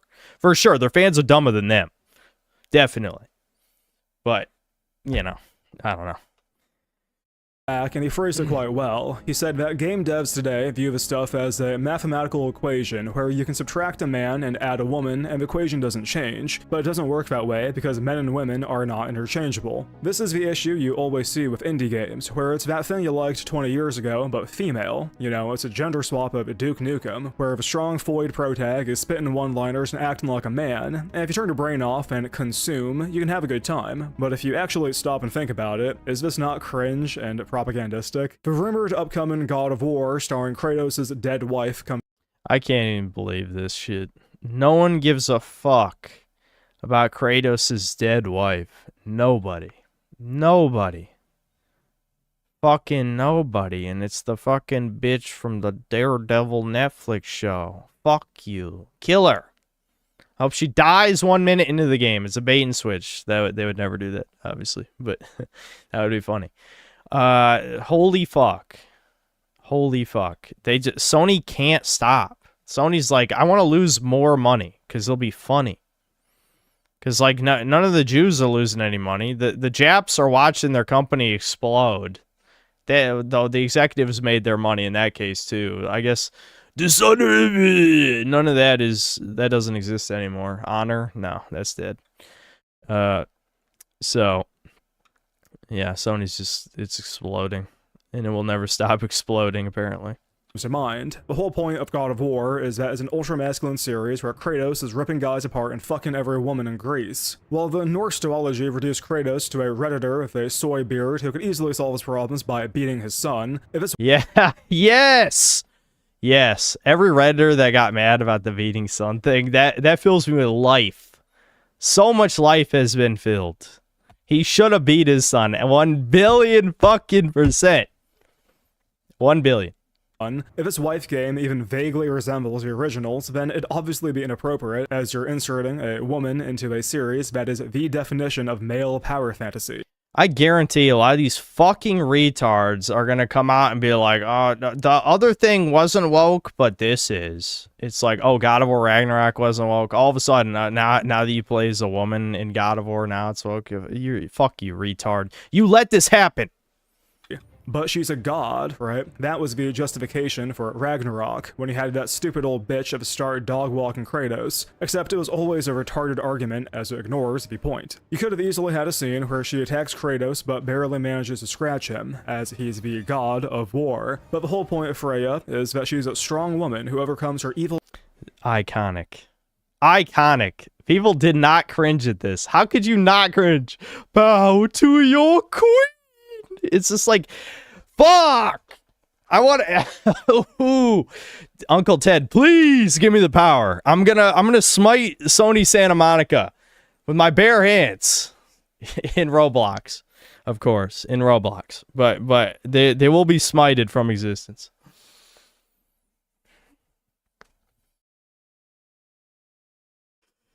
husband Odin, so why wouldn't she be able to take on the embodiment of masculinity and beat his ass? She's a god, she's just as strong, right? Why can't they do a game? Yeah, but Kratos, that's why I was always stupid. Kratos is the strongest, though. He's the strongerest, okay? Power scaling autism, don't care, okay? He's the biggest, the baddest, the strongest, he killed, you know. That, I like that autism. That's good autism. Fuck this bitch. Rip her head off. Like the old trilogy starring Kratos' ugly wife, where she's beating the shit out of Norse gods and draining every man in Scandinavia, both of which are implied in Ragnarok. Again, everyone knows. Yeah, I did. You know, even though, and in Scandinavia, even though, hold on, even though my video was very rough because I had to get it out fast. Holy shit, that gave me so much material. I had so much material to work with that video. Like Odin just calling him a fucking cuck, and then like Kratos telling his son like, yeah, I don't care that I was cucked, possibly. Oh man, dude. They want us to believe this is the same character who fucked every whore in Sparta in Ghosts of Sparta. That happened. That was real. He had sex with every woman in the brothel in Sparta. Anyway. Ragnarok. Again, everyone knows that would be distasteful, and it's because men and women are not the same. Yet, they don't apply this principle to any other scenario, like the intrinsically male concept of an action hero. And that's how you get critics like Drinker. Odin's like, is he even yours? Yeah, dude, holy shit. That's what I'm saying. Like, you said... I shouldn't keep thinking about things that happened 3.5 years ago, or however long it's been. 4 years? I don't know. I don't even know anymore. However long it was, but it's like that game was such a... There's been a lot of games that have exposed people. I know no one wants to side with the synthetic man, which is why no one's ever going to invite me to their podcast, which is why Chudcasts never come back. But, goddamn, dude. Like, how hard is it to just, like, give your opinion? I know it's hard. I know. Backlash. Oh, God. Oh, no. People don't like me. Oh, no. Oh, they don't care about that, actually. They care about my money. My money. Oh, oy vey, my money. Oh, my shekels. YouTube shadow banned me. You know, that's what they care about. But seriously. I don't know. They don't believe in anything is my point. And I'm just saying nothing. I'm saying nothing. Can't honestly criticize obvious propaganda like ex voto. I could go on for hours, but I think you get the idea, so let's wrap this up with really the best example of all this. The third Metal Gear Solid game, Snake Eater. Snake Eater features 2 female leads as part of the main cast. There's the femme fatale spy Eva, and then renowned super soldier The Boss. The former goes undercover as the lover of a defecting Soviet scientist named Sokolov, and when Sokolov is captured by the main villain Volgin, this allows Eva to shift targets to him while continuing her mission, which is collecting information on Sokolov's prototype Metal Gear. While Eva is more competent than your average man, comically so, she retains a distinctly feminine role in the story. She goes from Sokolov's lover to Volgin's toy to eventually Volgin is such a fucking freak. He is. Snake's woman, with a medical scan late in the game revealing that her time with Volgin left her with a number of injuries, including a destroyed rectum. The scan also reveals that she has breast implants, a crucial detail considering she has her titties out half the game, with which she uses to seduce Snake. Despite being, shall we say, overused goods, Eva is the love interest of the game, and Snake forms a connection with her throughout the campaign, saving her. It's funny how autistic Snake is in the game. He's literally me, dude. I could be a super badass stealth god and kill all the people. I could do that. A number of times, and they share a romance scene after the final boss, with her letter to him serving as the ending monologue to the game. Again, Eva's a distinctly feminine character. She's a strong woman and all that, but it's part of the male fantasy. Motorcycle backflips aside, she's the princess to be rescued, and the player gets the girl in the end. She's desirable to the audience and attainable by the player. Eva is a very good example of a strong female character done right. By contrast, The Boss is the polar opposite. Yeah, it is. Isn't that funny? It is funny how it goes. The game has both extremes in it. She's a woman in her 40s described as a legendary soldier and the mother of special forces, who not only stormed Normandy while heavily pregnant, but the game flat out states that the Allies wouldn't have won World War II without her. She witnessed atomic testing. Dude, I know it's different crowds for sure, because Metal Gear is like the weebs, obviously, and like shit like Call of Duty or Battlefield or whatever is the dude bros.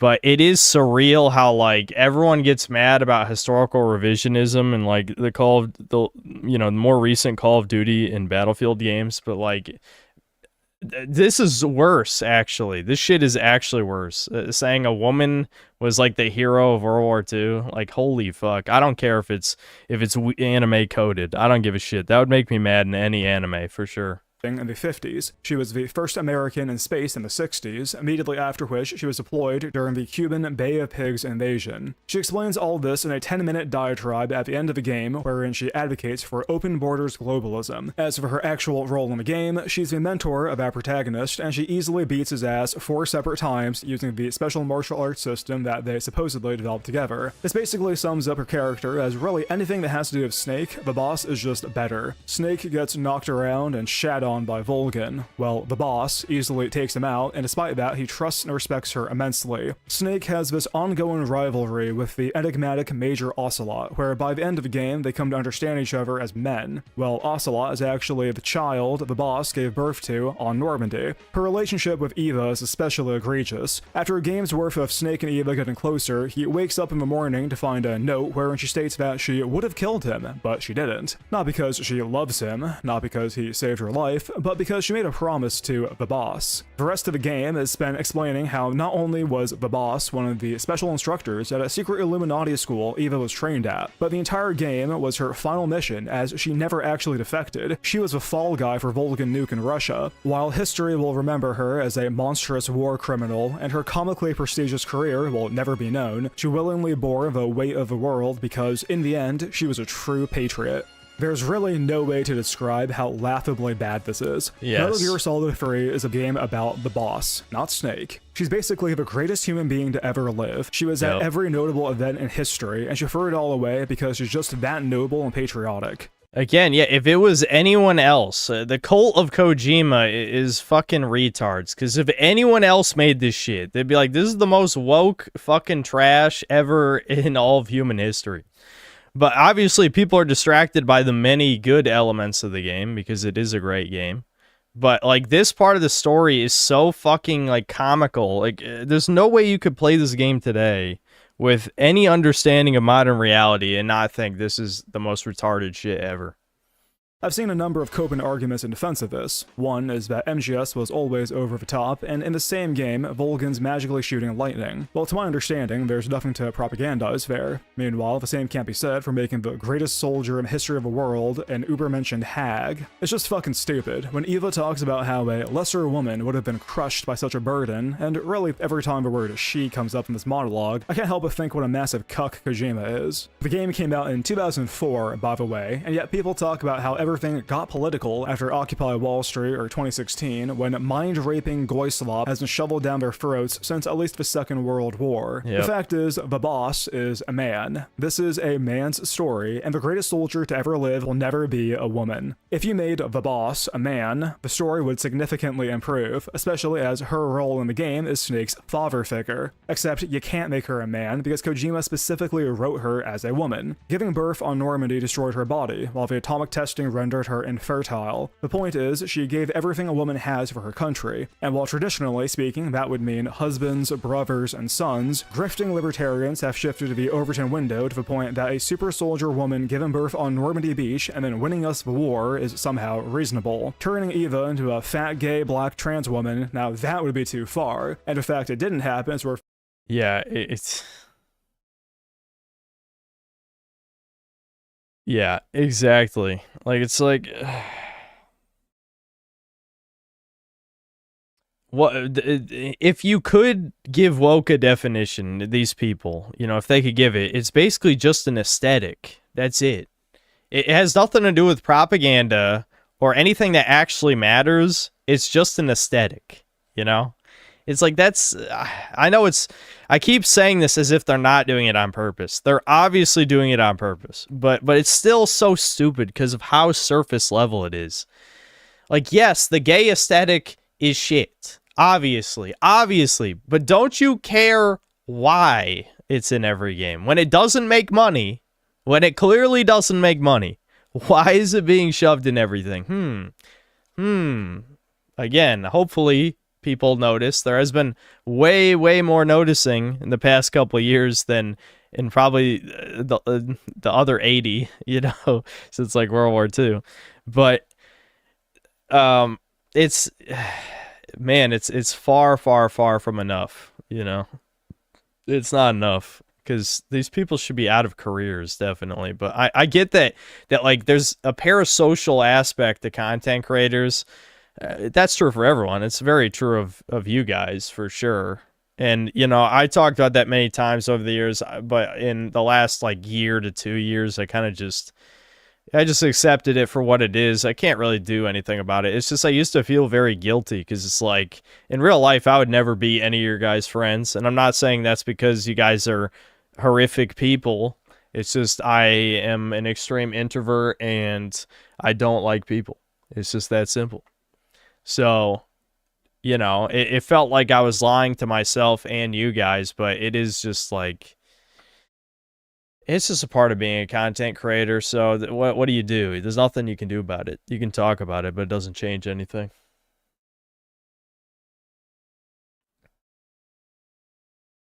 I don't want to be your friend either. Unsubscribe. Yeah, that's too bad. Anyway, but to wrap around to the point of what I was saying, obviously these guys have their parasocial fans, as everyone does, so they don't want to wake up and realize, oh, the guy who I believed in, like he's my friend or my big brother or my father figure or my unc or whatever the fuck, you know, whatever parasocial shit you got going on, doesn't give a single fuck about me, doesn't actually believe in anything. You know, no one wants to accept that. I learned to accept that probably 15 years ago, almost. Probably like 13 to 14 years, I would say. There was a bunch of YouTubers. Like when I started having, as a teenager, my beliefs started forming. You know, you realize like a lot of these people don't believe in anything, and then they pick a side, especially like 2015. 2015 was the big one. So that 11 years ago, that was when like 2015, everyone kind of exposed themselves And I was a chud, and really always kind of have been a chud. I'm not one of those stories. I've said this a bunch of times. I'm not one of those stories where it's like, oh, actually, I was kind of lefty a little bit. It's more like I was teasmo political in the sense that I don't really care about politics. I just wanted good video games and shit. And then I became like way more chuddy over time, but I was never even close to left leaning. It was more like apathy to chud scale over my teenage years. Making a video on, but V boss punching out Hitler? What's woke about that, huh, Chud? She was a true patriot. During World War II, she was the one who led us to victory in that war. In June of 1944, the Cobras and I took part in the landing at Normandy. Should have fucking stayed home! Grandpa!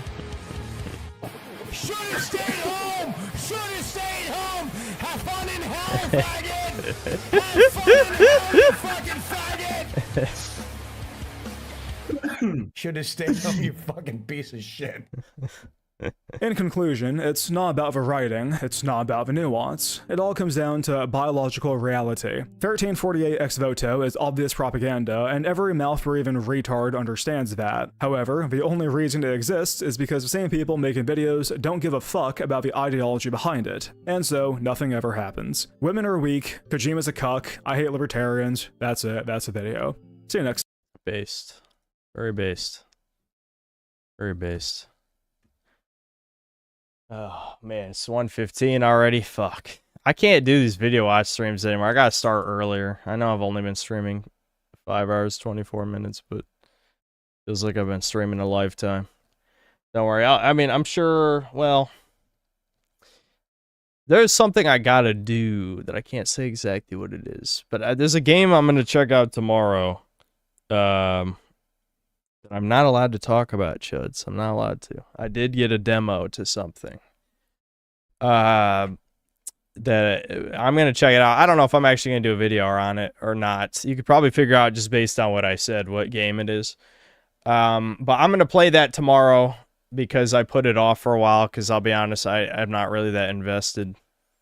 But I did get given a demo to a game, and I'm like, fuck it. I guess maybe it'll be worth making a video on, possibly. If not, I'll just stream a bunch this week as usual. For Rape Blade too. Yeah, you got it, dude. You got it.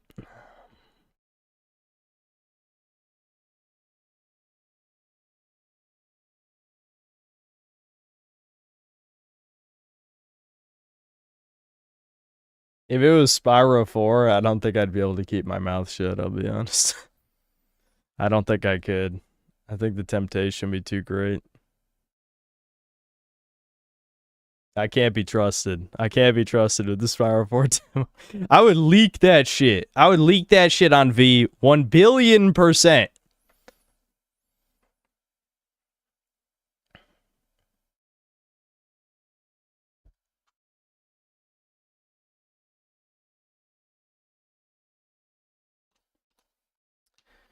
Yeah, you guys, I'm sorry. I'm gonna have to write a list of all these video suggestions now because I'm way behind on them. I'll probably, the next time we watch videos, I'll put the do not donate for video suggestion or you will be scammed, because now I'm like 10 videos behind in super chat suggestions. So I'll try not to watch all the way through some of these. Yeah, it's definitely Half-Life 3. There's no way Valve would give me Half-Life 3. Where was I in Super Chats?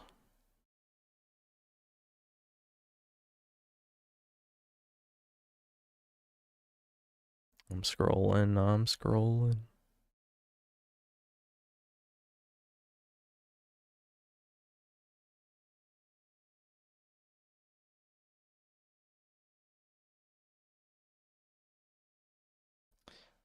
I don't know why it skipped me back to near the top. I forgot to talk about the banner today. We were gonna decide, I guess, next stream. You guys gotta remind me next stream. I'll probably change the banner. Since I never changed the banner last year, we can add some new characters this year.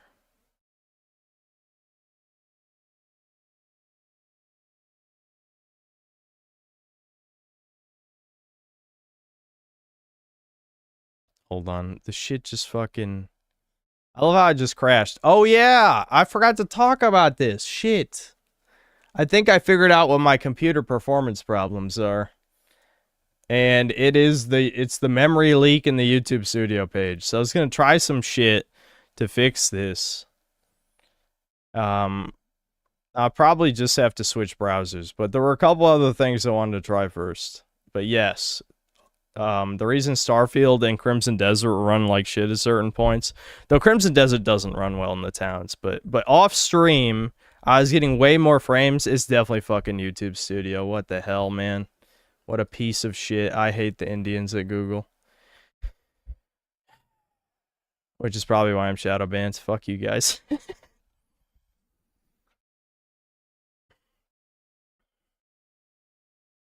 Alright, I figured out where we're at. It took a while. CG Goodwin, thanks to the $5. Clueless Steve by Khalid SM Shahin. Okay, someone write that down. Sorry, I'm ending the stream. I'm actually feeling a little sick to my stomach right now. I'm not sure why. Zakun, thanks to the 200. I think that's the end. Can you watch my bass song clown show in London? I guess next time. Sergeant Wolvington, thanks to the 100. I think it's not Argentinian pesos, the meme currency. Man, I miss a good split screen campaign. It Takes Two and Split Fiction are good games, but there's no new good Resident Evil co-op, Gears of War, or even Halo, man. We need more new co-op split screen games. Unfortunately, nobody plays games with their buddies, and, you know, every game is horribly optimized, so I feel like split screen is a lost wizardry back in a time where games are optimized. But I would like more co-op campaigns in general. I don't know why co-op campaigns were completely retired. I have no idea, but they're definitely losing a lot of money on that shit. There's definitely a lot. I think they are, for sure. Kirisu Mafuyu, thanks to the 2500 CLP. Why Realism is Ruining Games by Legendary Brody. Last time I got scammed. Ooh. Ooh. Dude, I'm sorry. I was yapping a lot today. We only watched like 3 vids in 5.5 hours. That's pretty bad. This is why I don't do video watch streams. I used to take a break from them because the videos were ass, but now it's more like the videos are too good. So I only watch a few. Last time I got scammed and lost my shekels, you didn't watch the video. I'm sorry. Just remind me. At me in chat. Don't give me more money. Sam is crying behind me. I don't know if the mic's picking that up. Sam. What? Sammy. She just wants me to pet her, but I gotta hurry up and end the stream.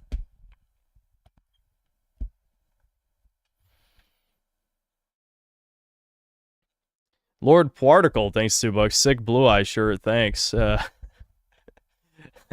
Unfortunately, someone I know does not like it so much, but I like it. I think it's good.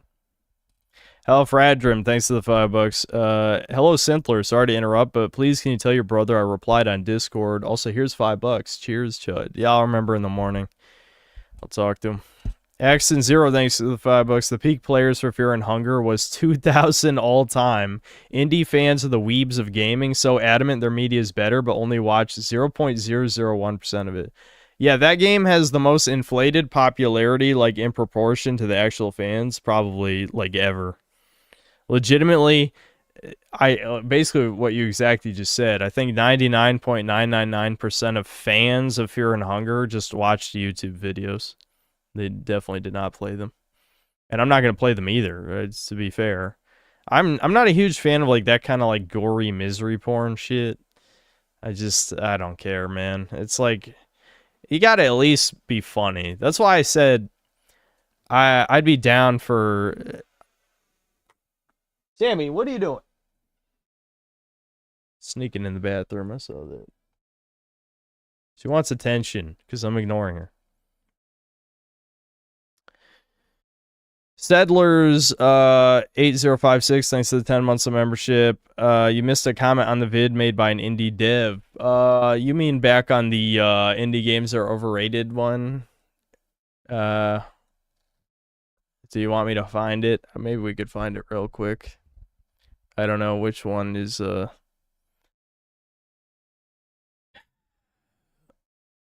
let's see. Bad games garbage. Bad games bad. Videos, the indie games are always good. Okay, let's see. You're wrong. Agree with your closing thoughts. Dev team.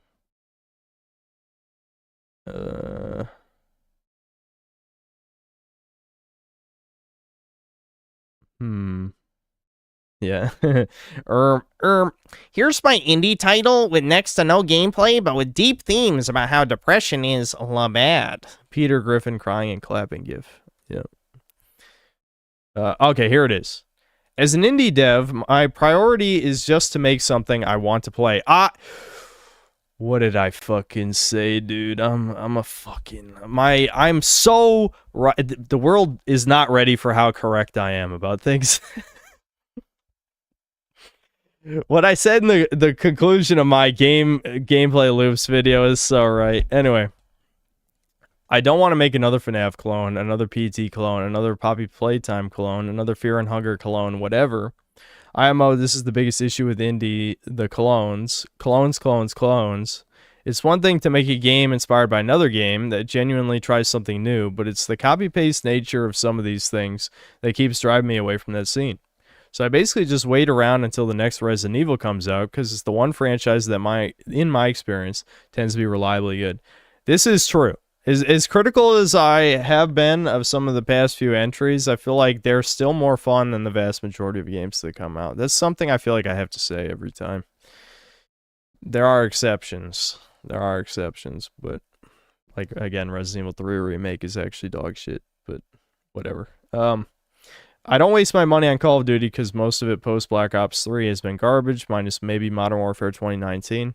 I don't waste my money on indie clones. I play what I want, and I'm making a game that's inspired by that. Yet, I won't advertise it as inspired by X. That might be its factual origin, but I'm going to trust it to stand on its own.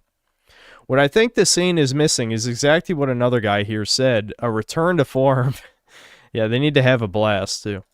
Studio-made games built on lean budgets that aren't trying to be forever games with endless updates and microtransactions, which we call AA these days. IMO, this is what indie should be. Focusing on making genuinely good games that can stand on their own, without the hype of, it's like X but better, or it's like X but different because Y. It's fine if that's part of the game. Mine, too, is like that by the very nature of games inspiring each other. But it should be able to stand on its own and be recognized for its quality beyond just that aspect alone. If someone asks what's good about it, one should be able to answer that question with more than just a variation of those. It's the quality of the product that matters. I'm not inherently bothered by clones when they do something new, but I am bothered when they don't, are shitty, and try to use their label to justify being shitty. Don't make shitty games. AAA is suffering from it right now, minus Capcom running laps around most of the West with RE9. Okay, too overrated, but whatever. Sadly, that's the exception rather than the norm. Don't act like we're immune either. Yeah. Good comment. Mega Rock and Rolla, thanks to the $5. I'm glad more people are realizing that most indies suck too. I'd probably rather play AAA movie slop than troon shit like Celeste. It's funny because Devin loves Celeste. But like, again, I made it clear that I agree that they obviously churnified from Demon Turf to Demon Tides. I do agree with that. However, I feel like Devin has definitely played worse. Anyway, Laputin Machine, thanks to the 2 Canadian. Look up John Likens TMNT Raphael test footage next time. Eli, thanks to the $5. So what? So what? You can tell that we're all desperate for memes here, but that one's okay. That one's okay. Sweeping Hamster, thanks to the $2. Sherry pre-order Birkin. Between that and the fucking incest shit in Street Fighter, I feel like some people at Capcom are like, please let us just make something Japanese. Please, please, please. And I don't know how it's getting past the DEI censorship shit, but God bless those people, I guess. Eli, thanks to the $2. A bunch of ice cubes and then a bunch of dogs. Yeah, that's Sam. I did give Sam an ice cube when I went downstairs. Bud Sunny, thanks to the $5. Can you watch Mexico King of Fighters 2002 tournaments? Are you fucking serious right now? Like, do I need to have limits on what we're willing to watch? Why the fuck would I watch a tournament of King of Fighters? Anyway. Heck, download Fightcade and play some Metal Slug or King of Fighters with Deb in. I think I'm good.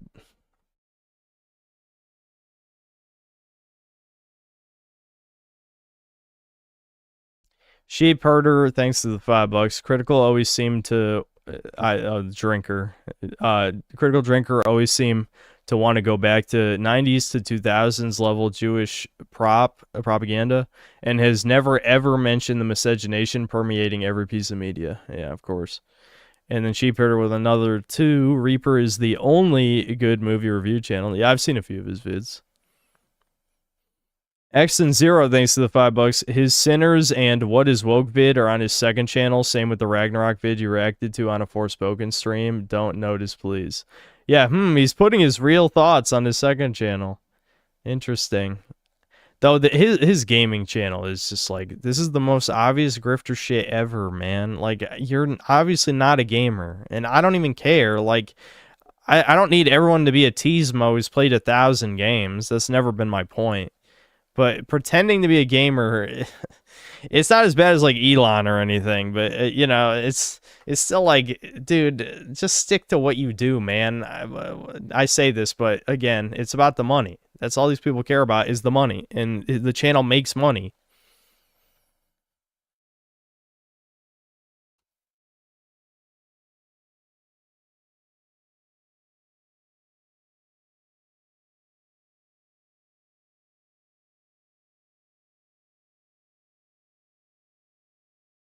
Bud Sunny, thanks to the $5. John Hancock from Metal Jesus Rocks sold his entire game collection to Embracer Group. Okay. So much for that gaming museum, LMFAO. Brutal. Based Oscar, thanks to the $20. Let me on Chudcast. I have a gay and shitty YouTube channel, Synth. Okay, but I mean, have you ever seen Chudcast before? We don't just have random people on. I won't even... I literally have been told... well, I know directly that Griffin Gaming would have gone on. ER said he would go on.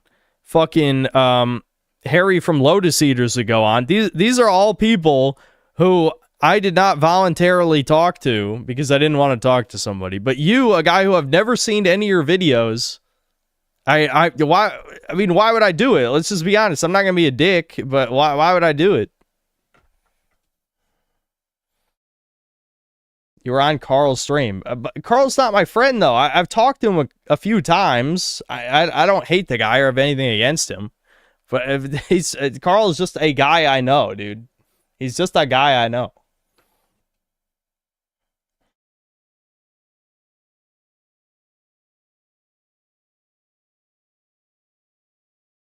Brutal for Carl. Well, Carl would agree. We're acquaintances. But, I mean... a friend is someone that you talk to regularly or hang out with regularly, which neither of those is true. Sweeping Hamster, thanks to the $2. Put Hinako in the banner. That's a great suggestion for the banner. Remember that for next time. Spree Snooter, thanks to the $14.88. Just wanted to give thanks. You boosted my algorithm and got me from 100 subs to 3,000. I'll take Debin's Chudcast rest in peace advice. Let's research more insults next time. No, your video is good, definitely. Sometimes things are just I don't know, sometimes just how you frame stuff. Like for example, it's not like I ever really hit my power level that bad. I mean, again, I have to always remind people, my Last of Us 2 vids were like 3 months into my channel, and I definitely said edgy shit in the longer one. And the first one got taken down by Dead Domain, by the way. If you're wondering what happened to my first Last of Us 2 vid, that got nuked by him mass reporting my channel with his faggot fans. So that one's gone. There's probably an archive somewhere, but that's why it doesn't exist anymore. Anyway,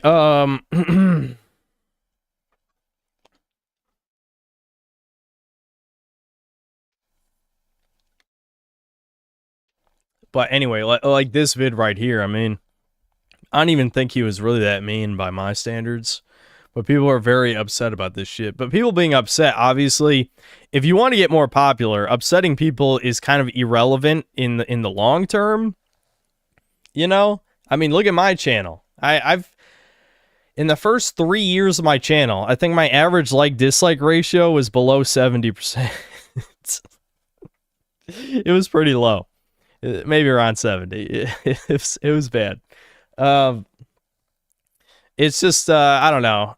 Baiting people is kind of, I say baiting, but any good thumbnail is clickbait. Any good thumbnail is clickbait. That's something that you just got to realize after a certain point. Usually you got to try and find your unique version of that. Like Devin has those fucked up Miyamoto faces. I hate those, but they seem to work pretty well sometimes. There's an art to that, I guess.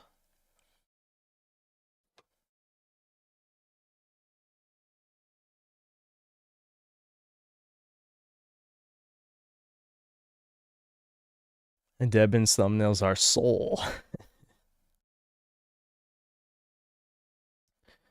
Scrotum Totem, thanks to the 17 months of membership. Help me with a bunker cell. I think I need more details on this. What? Like, are you talking about like in Grand Theft Auto Online when you sell your bunker supplies? If you're talking about real life, I don't think I can help you with it, whatever that is. A bunk bed. Yes, it was GTA Online. Dude, I haven't played GTA Online. Well, not counting my Death Stranding 2 vid. The Death Stranding 2 vid, I did load up my stuff because I wanted to go through all my stuff I had for the video. But I haven't actually played that game in over 4 years, maybe 5 years.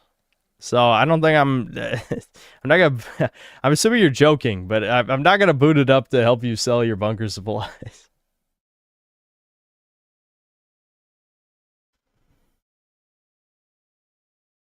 So what? What a meme. Swooping Hamster, thanks to the $5. Spree Snooter, who's the best Harvest Moon waifu, and why is it Karen? I've never played any of those. Black Metal Gamer, thanks to the $2. Did you ever play Super Meat Boy 3D stream, maybe? Yeah, I was supposed to stream that. There'll probably be a normal gaming stream next time, but I also do want to get to the large backlog of videos that I've scammed people out of, which is not my fault. I'm very innocent. I do want to play games. I like playing games, but it's obvious reacting to videos is very popular, given how many people were here for the Krobcat reaction. VTubing enthusiast, thanks to the $5. As a top tier e-boy and expert on VTubers who knows all the based right-wing ones, can I go on Chudcast? I think that I'd be a great guest. Chudcast is dead, okay? It's on indefinite hiatus. Again, if Devin cares about Chudcast and I get invited on a real podcast, I'll bring it back. Those are the terms, okay? This is... Damn, he's whining. That's what that is. D-Dub the Bully, thanks to $2. Is that Dragon's Dogma 2 DLC legit? Yeah, didn't someone say something about that earlier? Did it actually get announced? That would have been great for Chudcast. Too bad it's dead.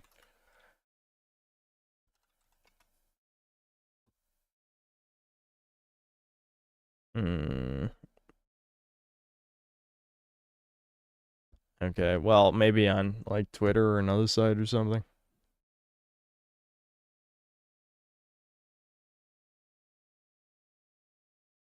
Me on Lotus Eaters? I don't think I'm gonna fly to the UK for that. It's probably not worth it. The monkey's paw wish will curl when the incels harass another content creator again. Yeah, please do not fucking do full retard shit, please. I'm begging you. That was the biggest fucking guy. That's what led to me not even wanting guests anymore. That whole situation.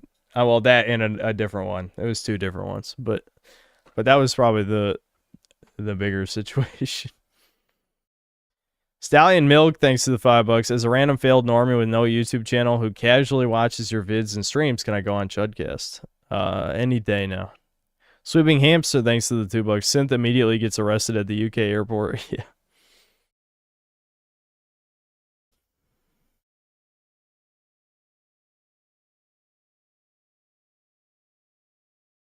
Who was the person who lied about the Dragon's Dogma 2 DLC? I don't know. Tyler Oliveira implied he will go to Israel for his next video. Ooh. Uh-oh, is this going to be his last video? He might just be on the no-fly list. I don't know. We'll see. Okay, that's probably about it for this stream, chuddies. My brain is kind of melting. I didn't want to start the stream this late, but, you know, I don't know. When you're in slug mode like me, when you slug max, the hours pass as you blink. I blink, and then it's like 7 o'clock already. What the fuck happened?